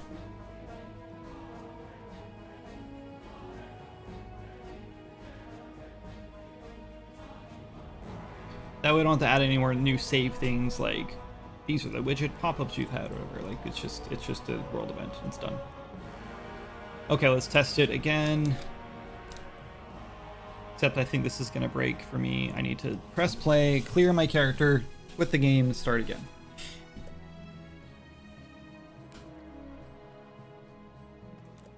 Oh, never mind, it's there. Interesting, I thought this had a world event on it. Or maybe we didn't save?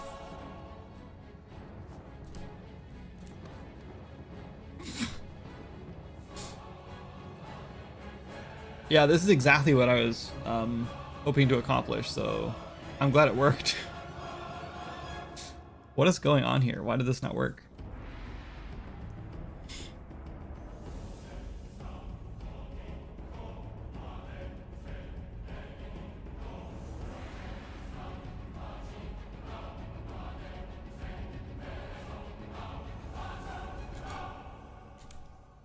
That's why.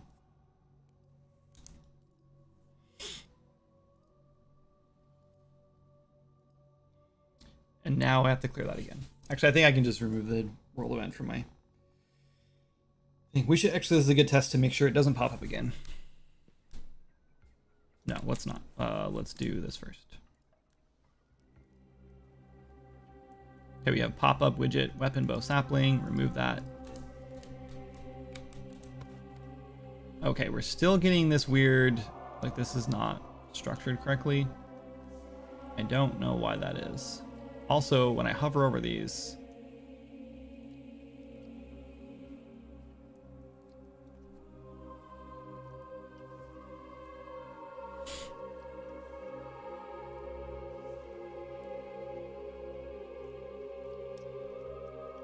it's working. It just breaks everything. Oh, that's not working. I don't know what happened there. Okay, so stop. Let's go look at our widget.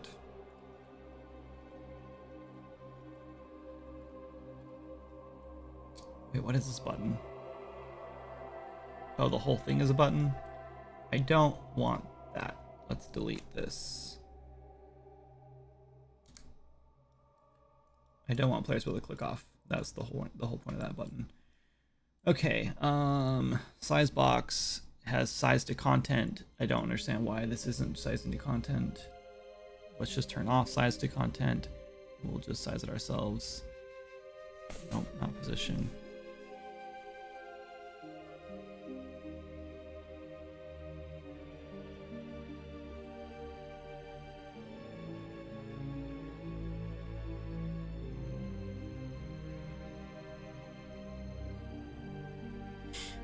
Okay, and then when we hover over these, we're breaking everything because these are set to not image.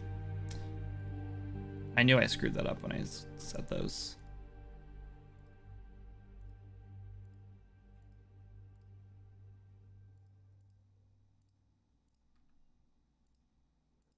We don't set the bottom one. And then there's something wrong when we click them too. Cancel button is gone. Unconfirm. Close pop-up. Open from inventory is going to be false here.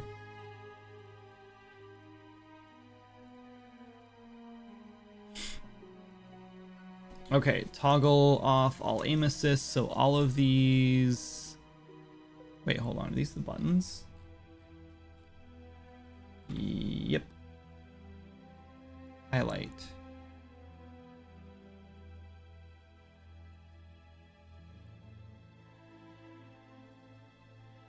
And then toggle visibility for highlight.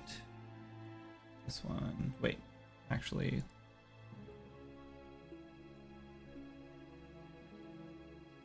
Zero. Nothing. One. Okay, let's just make this 2. And let's make this one 1.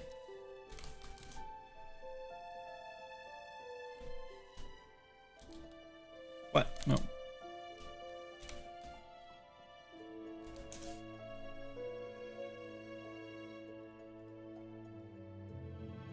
Okay, so this one's supposed to be 0, 1, and 2.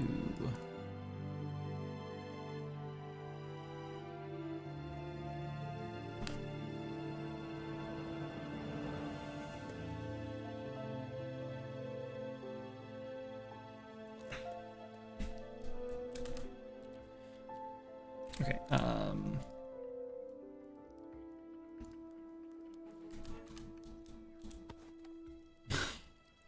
what is the deal with this?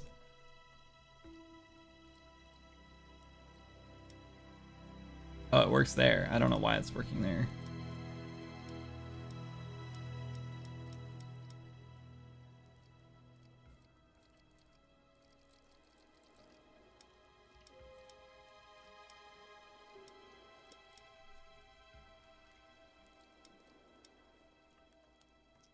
Cool. Oh, and we need one more text thing that says it can be turned off in the... I don't know why that's starting weird, though. Oh, I know why. I know. Because we set these to collapsed instead of hidden. I caught that later, but then I forgot to change the defaults. Perfect. Okay, we've done it. Now, the last thing is...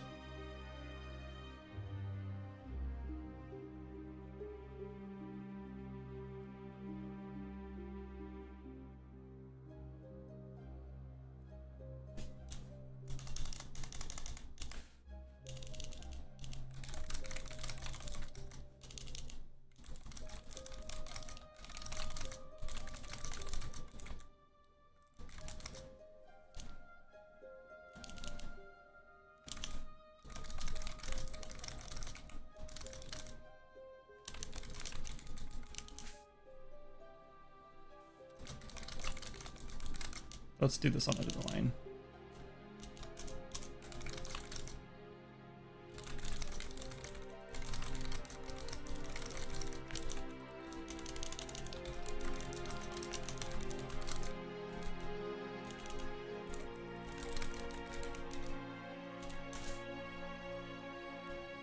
That looks really bad. This should be the bottom. Let's copy this. And then we need to add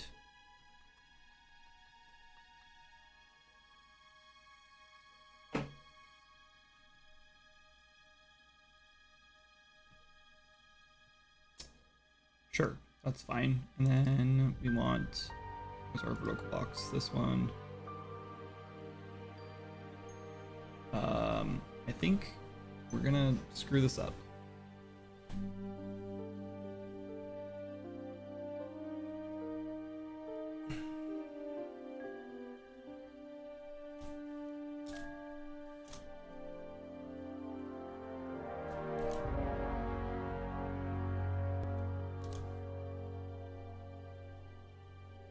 Should I put this here?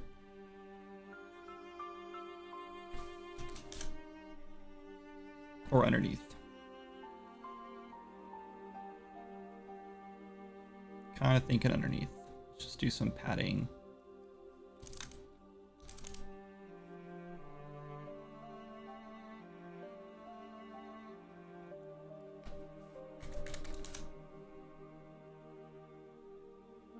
Let's just say from the options menu.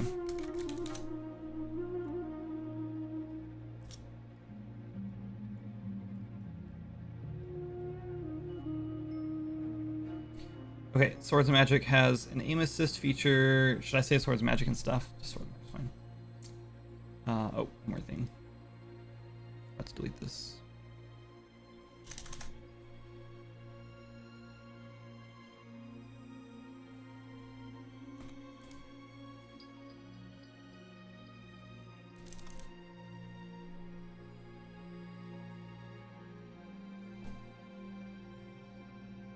Aim assist feature that can help you hit targets from further away when using ranged weapons. Would you like to turn on aim assist? The options and then confirm. Oh, did this actually... I think this was in the right place. Let's find out.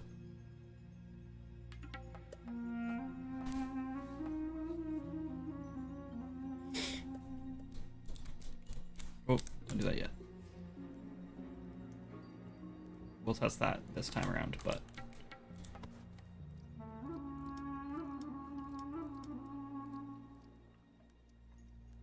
confirm is not centered because there's a space on it. If I drop this now... Okay, now if I drop it and I turn this back off... Oh, what?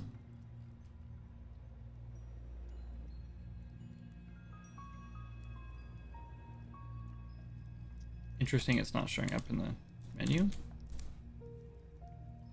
This should be.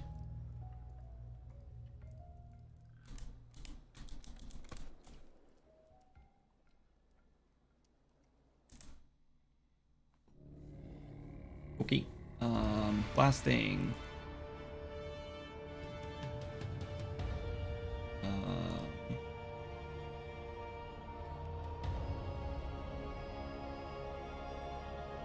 Just delete this. Like, this is more annoying than it's worth. There we go.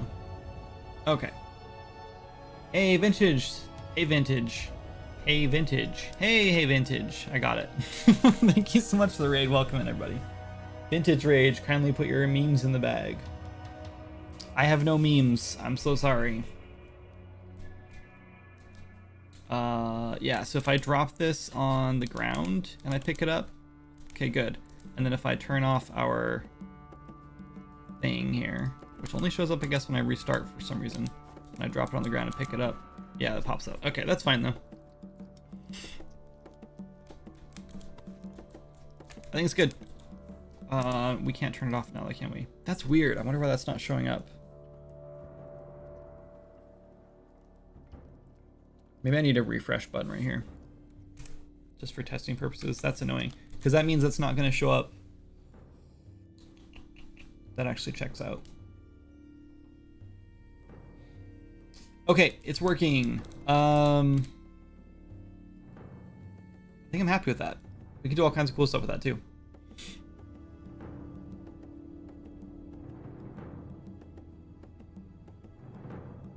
I have it on medium authority that you're a cool fellow. Oh no.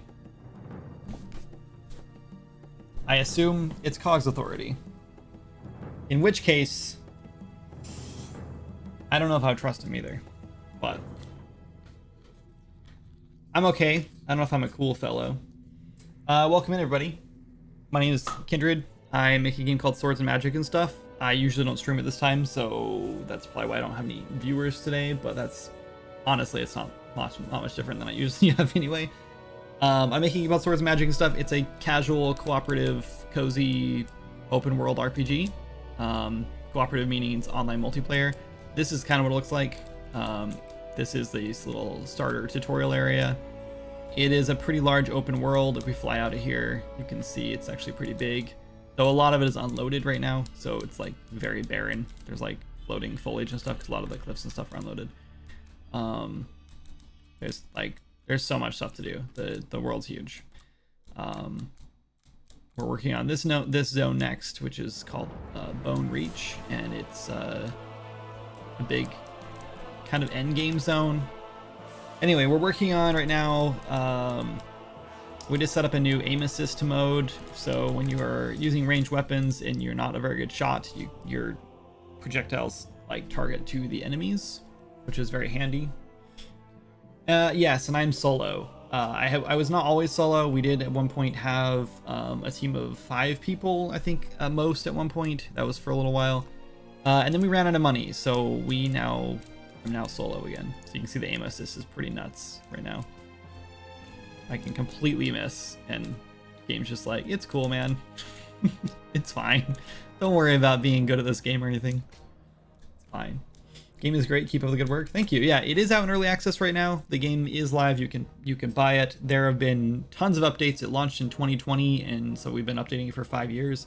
So as you can imagine, 5 years of development time is a lot of stuff to cram into this game. There's player housing. There's you can buy plots in the world and then build houses on them, either from pieces or from like blueprint structures. So you can like just buy like the plans for a house, then it just comes out of the ground.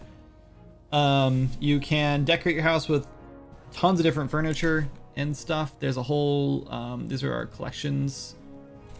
So you can see these are all the hats in the game. That's just the hats. Then there's masks. Not as many masks. This is all the food in the game you can cook and collect. Food gives you temporary buffs. I haven't even seen all the food in my tester character yet. There's fishing. These are all the fish you can catch right now. We'll be adding more to this in the next zone. And then there's furniture. This is all the stuff you can put in your house. I did all the modeling in this game and all the icons. Except for there's a couple icons I haven't done. Some of the weapon ones. This is all the clothing in the game. And then all the weapons, which everyone is most excited about. I think there's a lot of weapons in the game. And a lot of these are like secret weapons or craftable weapons or hard to find things. Lots of stuff. Also, that WoW background music just hit me right in this nostalgia. Yeah, I love WoW. This game's very inspired by WoW. So this game is, a lot of people say it feels like a tiny MMO for you and your friends. The questing system is, well, I guess maybe not. The quests are actually quite a bit different, but like how the game world like set up and structure and everything feels a lot like just exploring through WoW. But yeah, I've been playing WoW again recently. I stopped for a long time. I haven't played since like Wrath of the Lich King came out, I think. And then I tried Mists of Pandaria for like a week or something when that launched, and I haven't touched WoW since then. So I just started playing again recently. I'm kind of loving it. Play with a friend who's never played before. Anyway, yeah, the game has a lot of stuff. You can buy it in early access right now on Steam. It's at 92% positive review scores, so it's not bad. I'm very slow right now because I have I'm a little encumbered. All these bows. And also I don't have a backpack on. I need a backpack.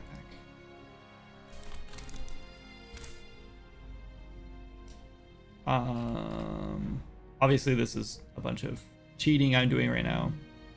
Let's just get a vine silk satchel. There we go. No longer encumbered. I feel a little slow right now. I think it's just because I'm playing an orc. Orcs are a lot bigger than the other characters. You feel a little slower. But yeah. I also don't have a... Oh yeah, I was testing different loadouts. And that's why I have nothing equipped. There's a glider you get like almost immediately. There's like 6 or 7 different gliders now. They're like all visually different, but yeah, you get a glider, not this glider. Pretty much immediately in the game, so you can like already start gliding around. There's spell casting, there's all kinds of stuff. Like a healing symbol. Actually just over... Uh-oh. Did that not work? I didn't charge long enough. But yeah, I actually just revamped some of this, actually. This one is not working yet. This is what I need to work on today. Getting this one working. Here's a cool spell. The hanging, by the way, happens because I'm testing in editor while streaming. That does not happen in engine or in the game. I always like to preface that, like make people aware, because yeah. Anyway, that's a cool conjure feast thing. I have this new spell, which I time out. Finally fixed this one. This was working a little differently recently. Finally got it working how it's supposed to work. Now when you pick these up, they stack a buff on your buff bar there, and it like stacks and then decays slowly. So I'm gonna lose one of my stacks here. Kind of 4. You can just keep casting it and stacking it back up and resetting it. Cool. Is the map the glider texture? That's cool. Yeah, that's just one of the gliders. There's a treasure hunter guild in the game. If you join the treasure hunter guild, they give you find like these. Here, I'll show you actually, because I have them right here. If I have a shovel, I do. You lucked out. So I have a shovel here. You can find these little X's around the world, and you dig them up. Pay no attention to the debug trace. This is just for testing. And then you can pop them open, and you find this little artifact. When you find artifacts, you can bring them to the treasure hunter guild, and you turn them in, and they give you reputation. And when you have enough reputation, you can buy these super secret treasure hunter maps. And those are like, it's like a photo. I can spawn one in actually. We'll grab this one. Just a picture. And then you have to wander around the world and find where this location is and see where this X is. It's very much like Elder Scrolls Online. And then when you found it, you can go there and dig that spot. It will not have an X there. It's totally a secret. And then you dig it up, and one of the things you get in one of those treasure chests, I'm gonna spoil one of them, is this glider, among other things. Every chest has usually more than one thing in it, and usually some lore about like the glider or whatever it is that's in there. One of the other chests, I will spoil a little more, has a mount in it, so you've been warned. There's so much stuff in there. Yeah, there's so much more than I've already explained. It's just so much more. We're actually working right now on skill trees, which I'm really excited about. So if you go to skills here, we have 6 different classes in the game: warrior, hunter, rogue, mystic, mage, and druid. So 3 caster classes and 3 melee classes. Well, not necessarily physical damage classes, because hunter's ranged. Each one plays quite a bit different. I guess the mages right now all feel kind of the same, which I'm trying to fix. We're in the middle of fixing it. And then with skill trees, we're unlocking this new thing called mastery. So you have this mastery limit. You can level up all your classes up to, eventually will be 50. Right now we're at 35 is the max level. But when you put skill points into things, you gain 1 mastery point, and you can only spend 30 mastery, which means you can only put points in about 1.5 trees, or you can spread it between all the trees if you really want to. And these are passive skills you get. So like this is a taunt skill that lets players get extra threat as a warrior when they block with a shield or when they parry. Resolve gives you like more stats when enemies are nearby, so you're like tougher when you're fighting more enemies, so it's like all very tanky stuff. And then this side is like more barbarian, like melee damage stuff, like big heavy weapons and stuff. And then like the Mystic, we're still working on that one. That's the one that's not done yet. Mage is pretty cool, gives you like decreases cast time and magic cost. It's like an arcane meditation. If you stand still for a little bit, you get like a bunch of bonuses to your aura and willpower, which helps your spell casting and everything. I don't know, there's cool stuff. And then there's also all these crafting skills. There's no bug catching. There's no fishing skill, though I've been tempted to do a fishing skill, but we don't have one. And there's also no mount skill. But when you do have mounts and you ride them around, you actually level them up and you can put points into them to make them go faster, carry more things, jump higher. There's one more. Swim faster, swim speed, right? Is that what it is? Yeah. But yeah, there is a farming, cooking, tinkering is coming later. It's not in yet. Tailoring, carpentry, blacksmithing, and alchemy skills. These do not have skill trees, but I'm planning on adding them eventually. Probably be an update later from now. Anyway, yeah, there's like a whole bunch of stuff we're adding in. We're actually working on dungeons as well, so you can like enter a dungeon and then you create a party and choose a role, and then like you get to go through a whole dungeon, fight a boss at the end. Yeah, there's all kinds of stuff. Are there any weapon skills? Not technically. There are different spells, as you saw, but when you're doing melee weapons, some people have complained about this, and I'm still trying to decide if I want to change it or not. You can parry and shield bash. This guy doesn't fight, so he's not a good example of combat. Here we can fight the crabs, though. We're probably going to kill them in like one hit, but... yeah, but if you're playing with like daggers or something, it's not super exciting. You can dodge roll. It's very action combat, so you can dodge roll out of the way. I can block, and as long as you're facing the enemy, you block 100% of the damage every time. So it's very forgiving. It's more of a casual game. And if you block at the right time, crabs are really stupid. They're like the very first enemy in the game, so it's actually hard to like get them to hit you correctly. But I just parried that, so I do damage back to him when I parry. The parry window is extremely forgiving as well, like extremely forgiving.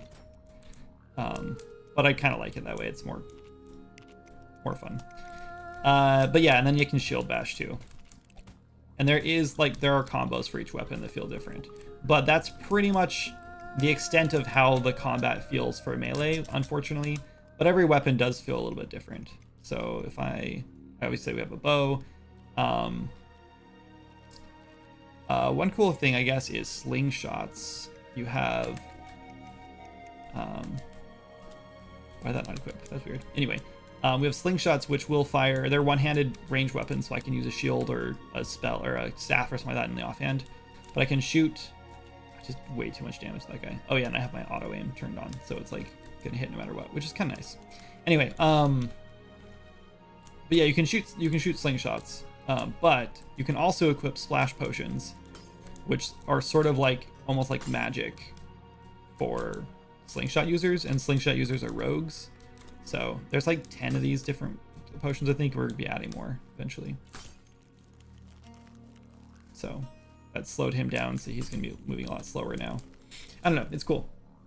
But yeah, as far as weapon skills, there's no like physical or like active skills you can use yet, but we are considering doing that. So like the sword, if you use a sword, this is pretty much what you're doing the whole game. And I do think that does get old. You are dodging and blocking and parrying and things like that too, and I think there's going to be more to it, but still. And then like rogues will, in their passive skill tree, they actually do get like a stealth effect. So when they crouch, if they're not in combat, then they get a cool effect. We can actually show it. I can do this kind of stuff. I am the developer. Stealth. There, so now we have stealth, so I can stealth like this. And now I have this cool like purple like assassin effect. I don't know if it's a cool effect. I wish it was just like, I wish I could just make my character like transparent, but it doesn't work very well. And yeah, this is what you have for now. And then you get a crit automatically if you're stealthed. You cannot stealth again for like 10 seconds afterward, but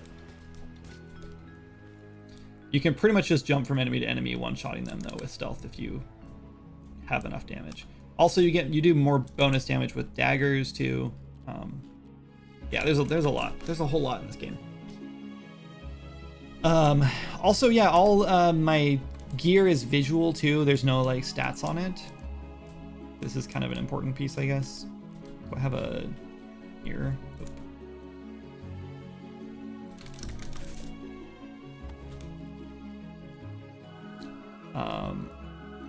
I've tried to fix that to make him like face the camera so many times. So you can swap out your gear for whatever you want. With a mirror, you can get a hand mirror so you can do it on the fly, or you can find a mirror in a shop or like an inn or something. We have holiday events, so there's all kinds of like holiday outfits and stuff as you saw here. But yeah, and then I can customize my character however I want, all kinds of stuff.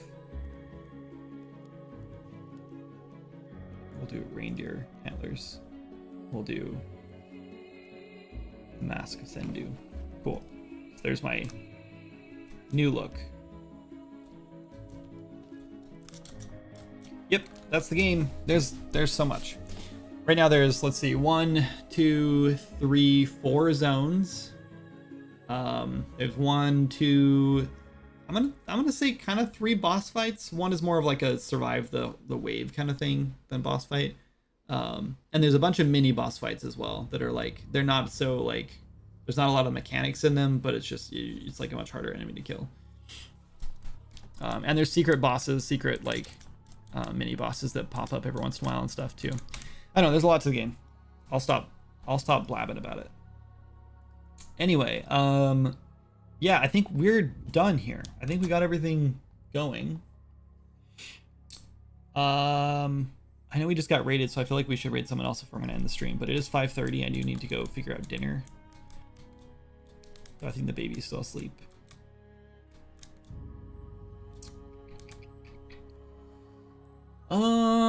I don't know. I guess we could work on the single targeting thing for a little bit.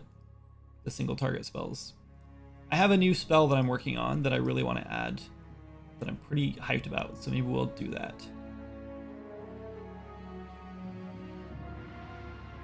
All these things are done. We're gonna have to Google this thing to get the aim assist working better. I think we might call it here. This might be a good place to stop.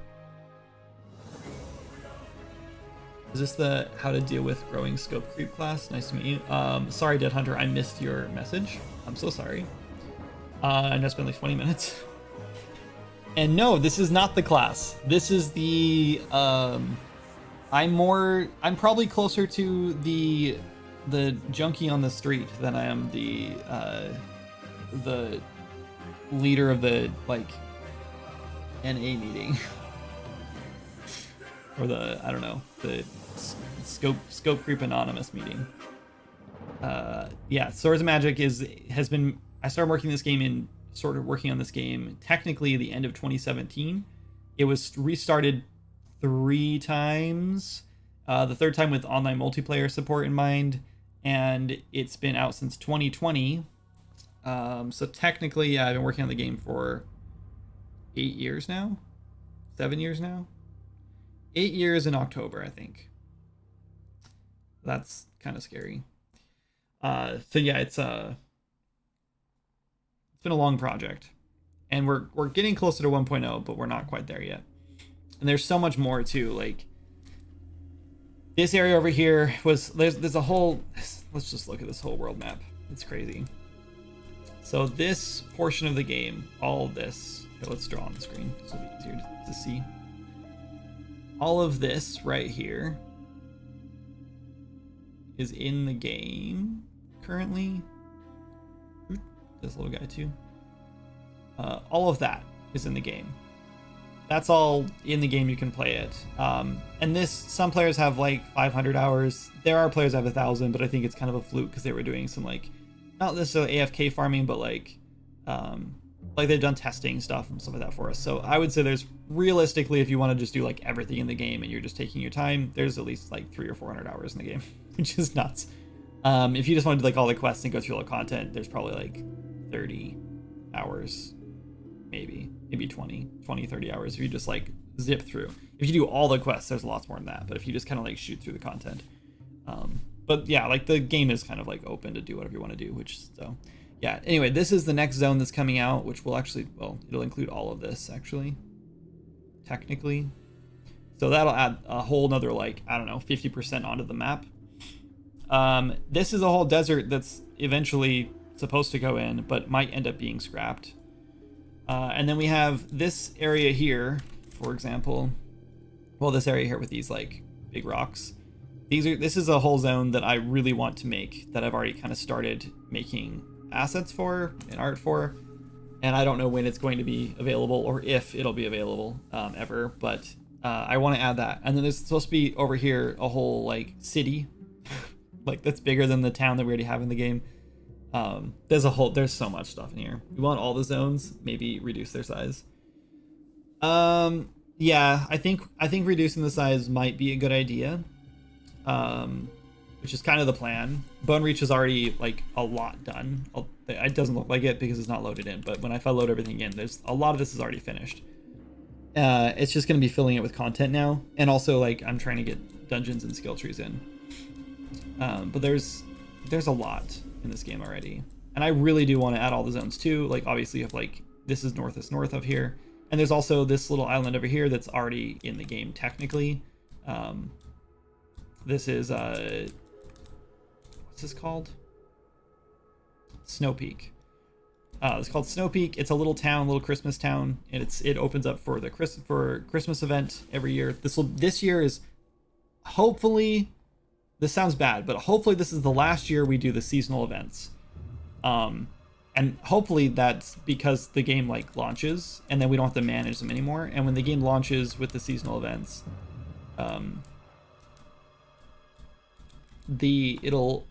hopefully it'll have a calendar system, and then this event will just trigger automatically in your game every so often. So you can just kind of like, if you want to like let your game run or whatever to, you know, find it or get a trigger or something. But yeah, the longer you play, the more these sorts of events will happen. There's also a Halloween event that'll happen too, that takes place all over the world, so not just in one location. Well, not necessarily. It only takes place in these two zones. Anyway, yeah, there's a lot left to do. We could reduce the size of the zones, but then I just feel like they're not as like exciting when you finally unlock that next zone. But I don't know. After playing WoW for a while, I have started thinking like maybe the plan here is just to make a new continent. I'm also worried about the performance of the game. The bigger it gets, the more performance heavy it gets, and the harder it is for like potato computers to run it. And right now it's already, people are always like, how come I can play this AAA game at 60 FPS, but I play your game and it's like 40 FPS? And I'm like, because I'm an indie dev and I have to handle making the whole game and handling performance. And this is my first game ever. And the AAA games you're talking about are made by hundreds of people with a dedicated performance team of like at least 5 people who only do that and have experience doing that and got hired to do that. So like, I don't know, man. I don't know what I'm doing. That's why. What's up, man? You thanks to follow, and hi. Combine some of them? Yeah, I thought about combining them. Like, for example, there's supposed to be like a little mushroom zone over here. This is Windless Woods, and there's like a little section here that you can go up, but it doesn't go anywhere. And this area is not like complete. It's just empty. You can't go here yet. So this was supposed to be like a whole mushroom area. My PC fan randomly just like blew up. This is a whole mushroom area where it's, I don't know, there's trees here right now. I think we just like threw them in here. But it's supposed to be like giant mushrooms and stuff, and it's supposed to be like an extension of Windless Woods. And originally it was just supposed to be like another like little mini zone that was just like, this is where you go next, and this is cool. But I have decided recently, instead of doing that, I think what I'm going to do is, this is going to be the dungeon area for this zone. So you'll go in here and it'll be like a little path or something through like the woods, and then it eventually like turn into mushrooms. I do want to do the mushrooms still. And then here will be like a cave or a tower or something that will be the dungeon for the zone, because we need to figure out a dungeon for Windless Woods still. Delver's Pass dungeon will be easy to do, I think. And then, yeah, we'll see. We'll see what happens. Farmlands dungeon is going to be the Spider Cave, which we'll be working on here soon. It's completely unloaded and looks really crazy right now. Anyway, I don't know. There's a lot to do. There's a lot to do, and I want to add all the zones in, and I just want to like work on them and like finish up the world, but there's still so much to do. There's so many, like, there's a ton of bugs on my list right now that I need to knock out. One day I'm just gonna sit down and be like, okay, today is bug day, and or like this week or this month, whatever, is just bug week, and I'm just gonna like go through every single bug on our Trello, which is hundreds. Not that the game's like that buggy, it's just there's a lot of little tiny things that have just been like added up over the years that we either haven't got to, or was something we just like tucked to the back of the Trello for like, this is gonna be refactored eventually, so I'm not gonna fix this right now. But yeah, you go through all those. ESO has the base game that is the main story.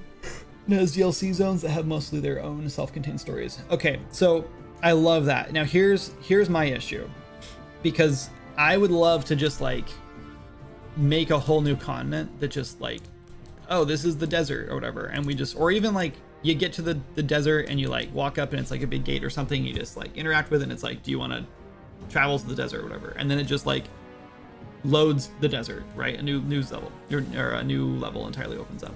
The problem is the way we do multiplayer is you can host a game and players can join you.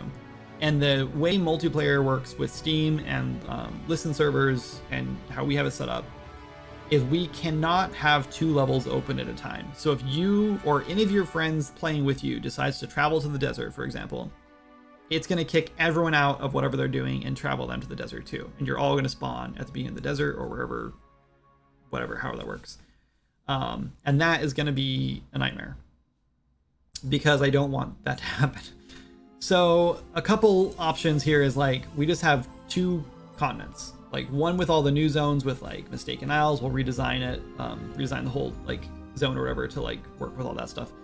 And then you cannot get there, or maybe you can get there from in-game, but it'll pop up and warn everyone like, do you want to travel here? And if you don't get enough votes, whatever, you don't travel. We could do that, right? And then what will happen is when you're hosting a game, it'll ask you which continent you want to host, probably. Like, do you want to be in Tirwin, or do you want to be in this new world, or whatever it's going to be called? So I think we could do something like that, maybe.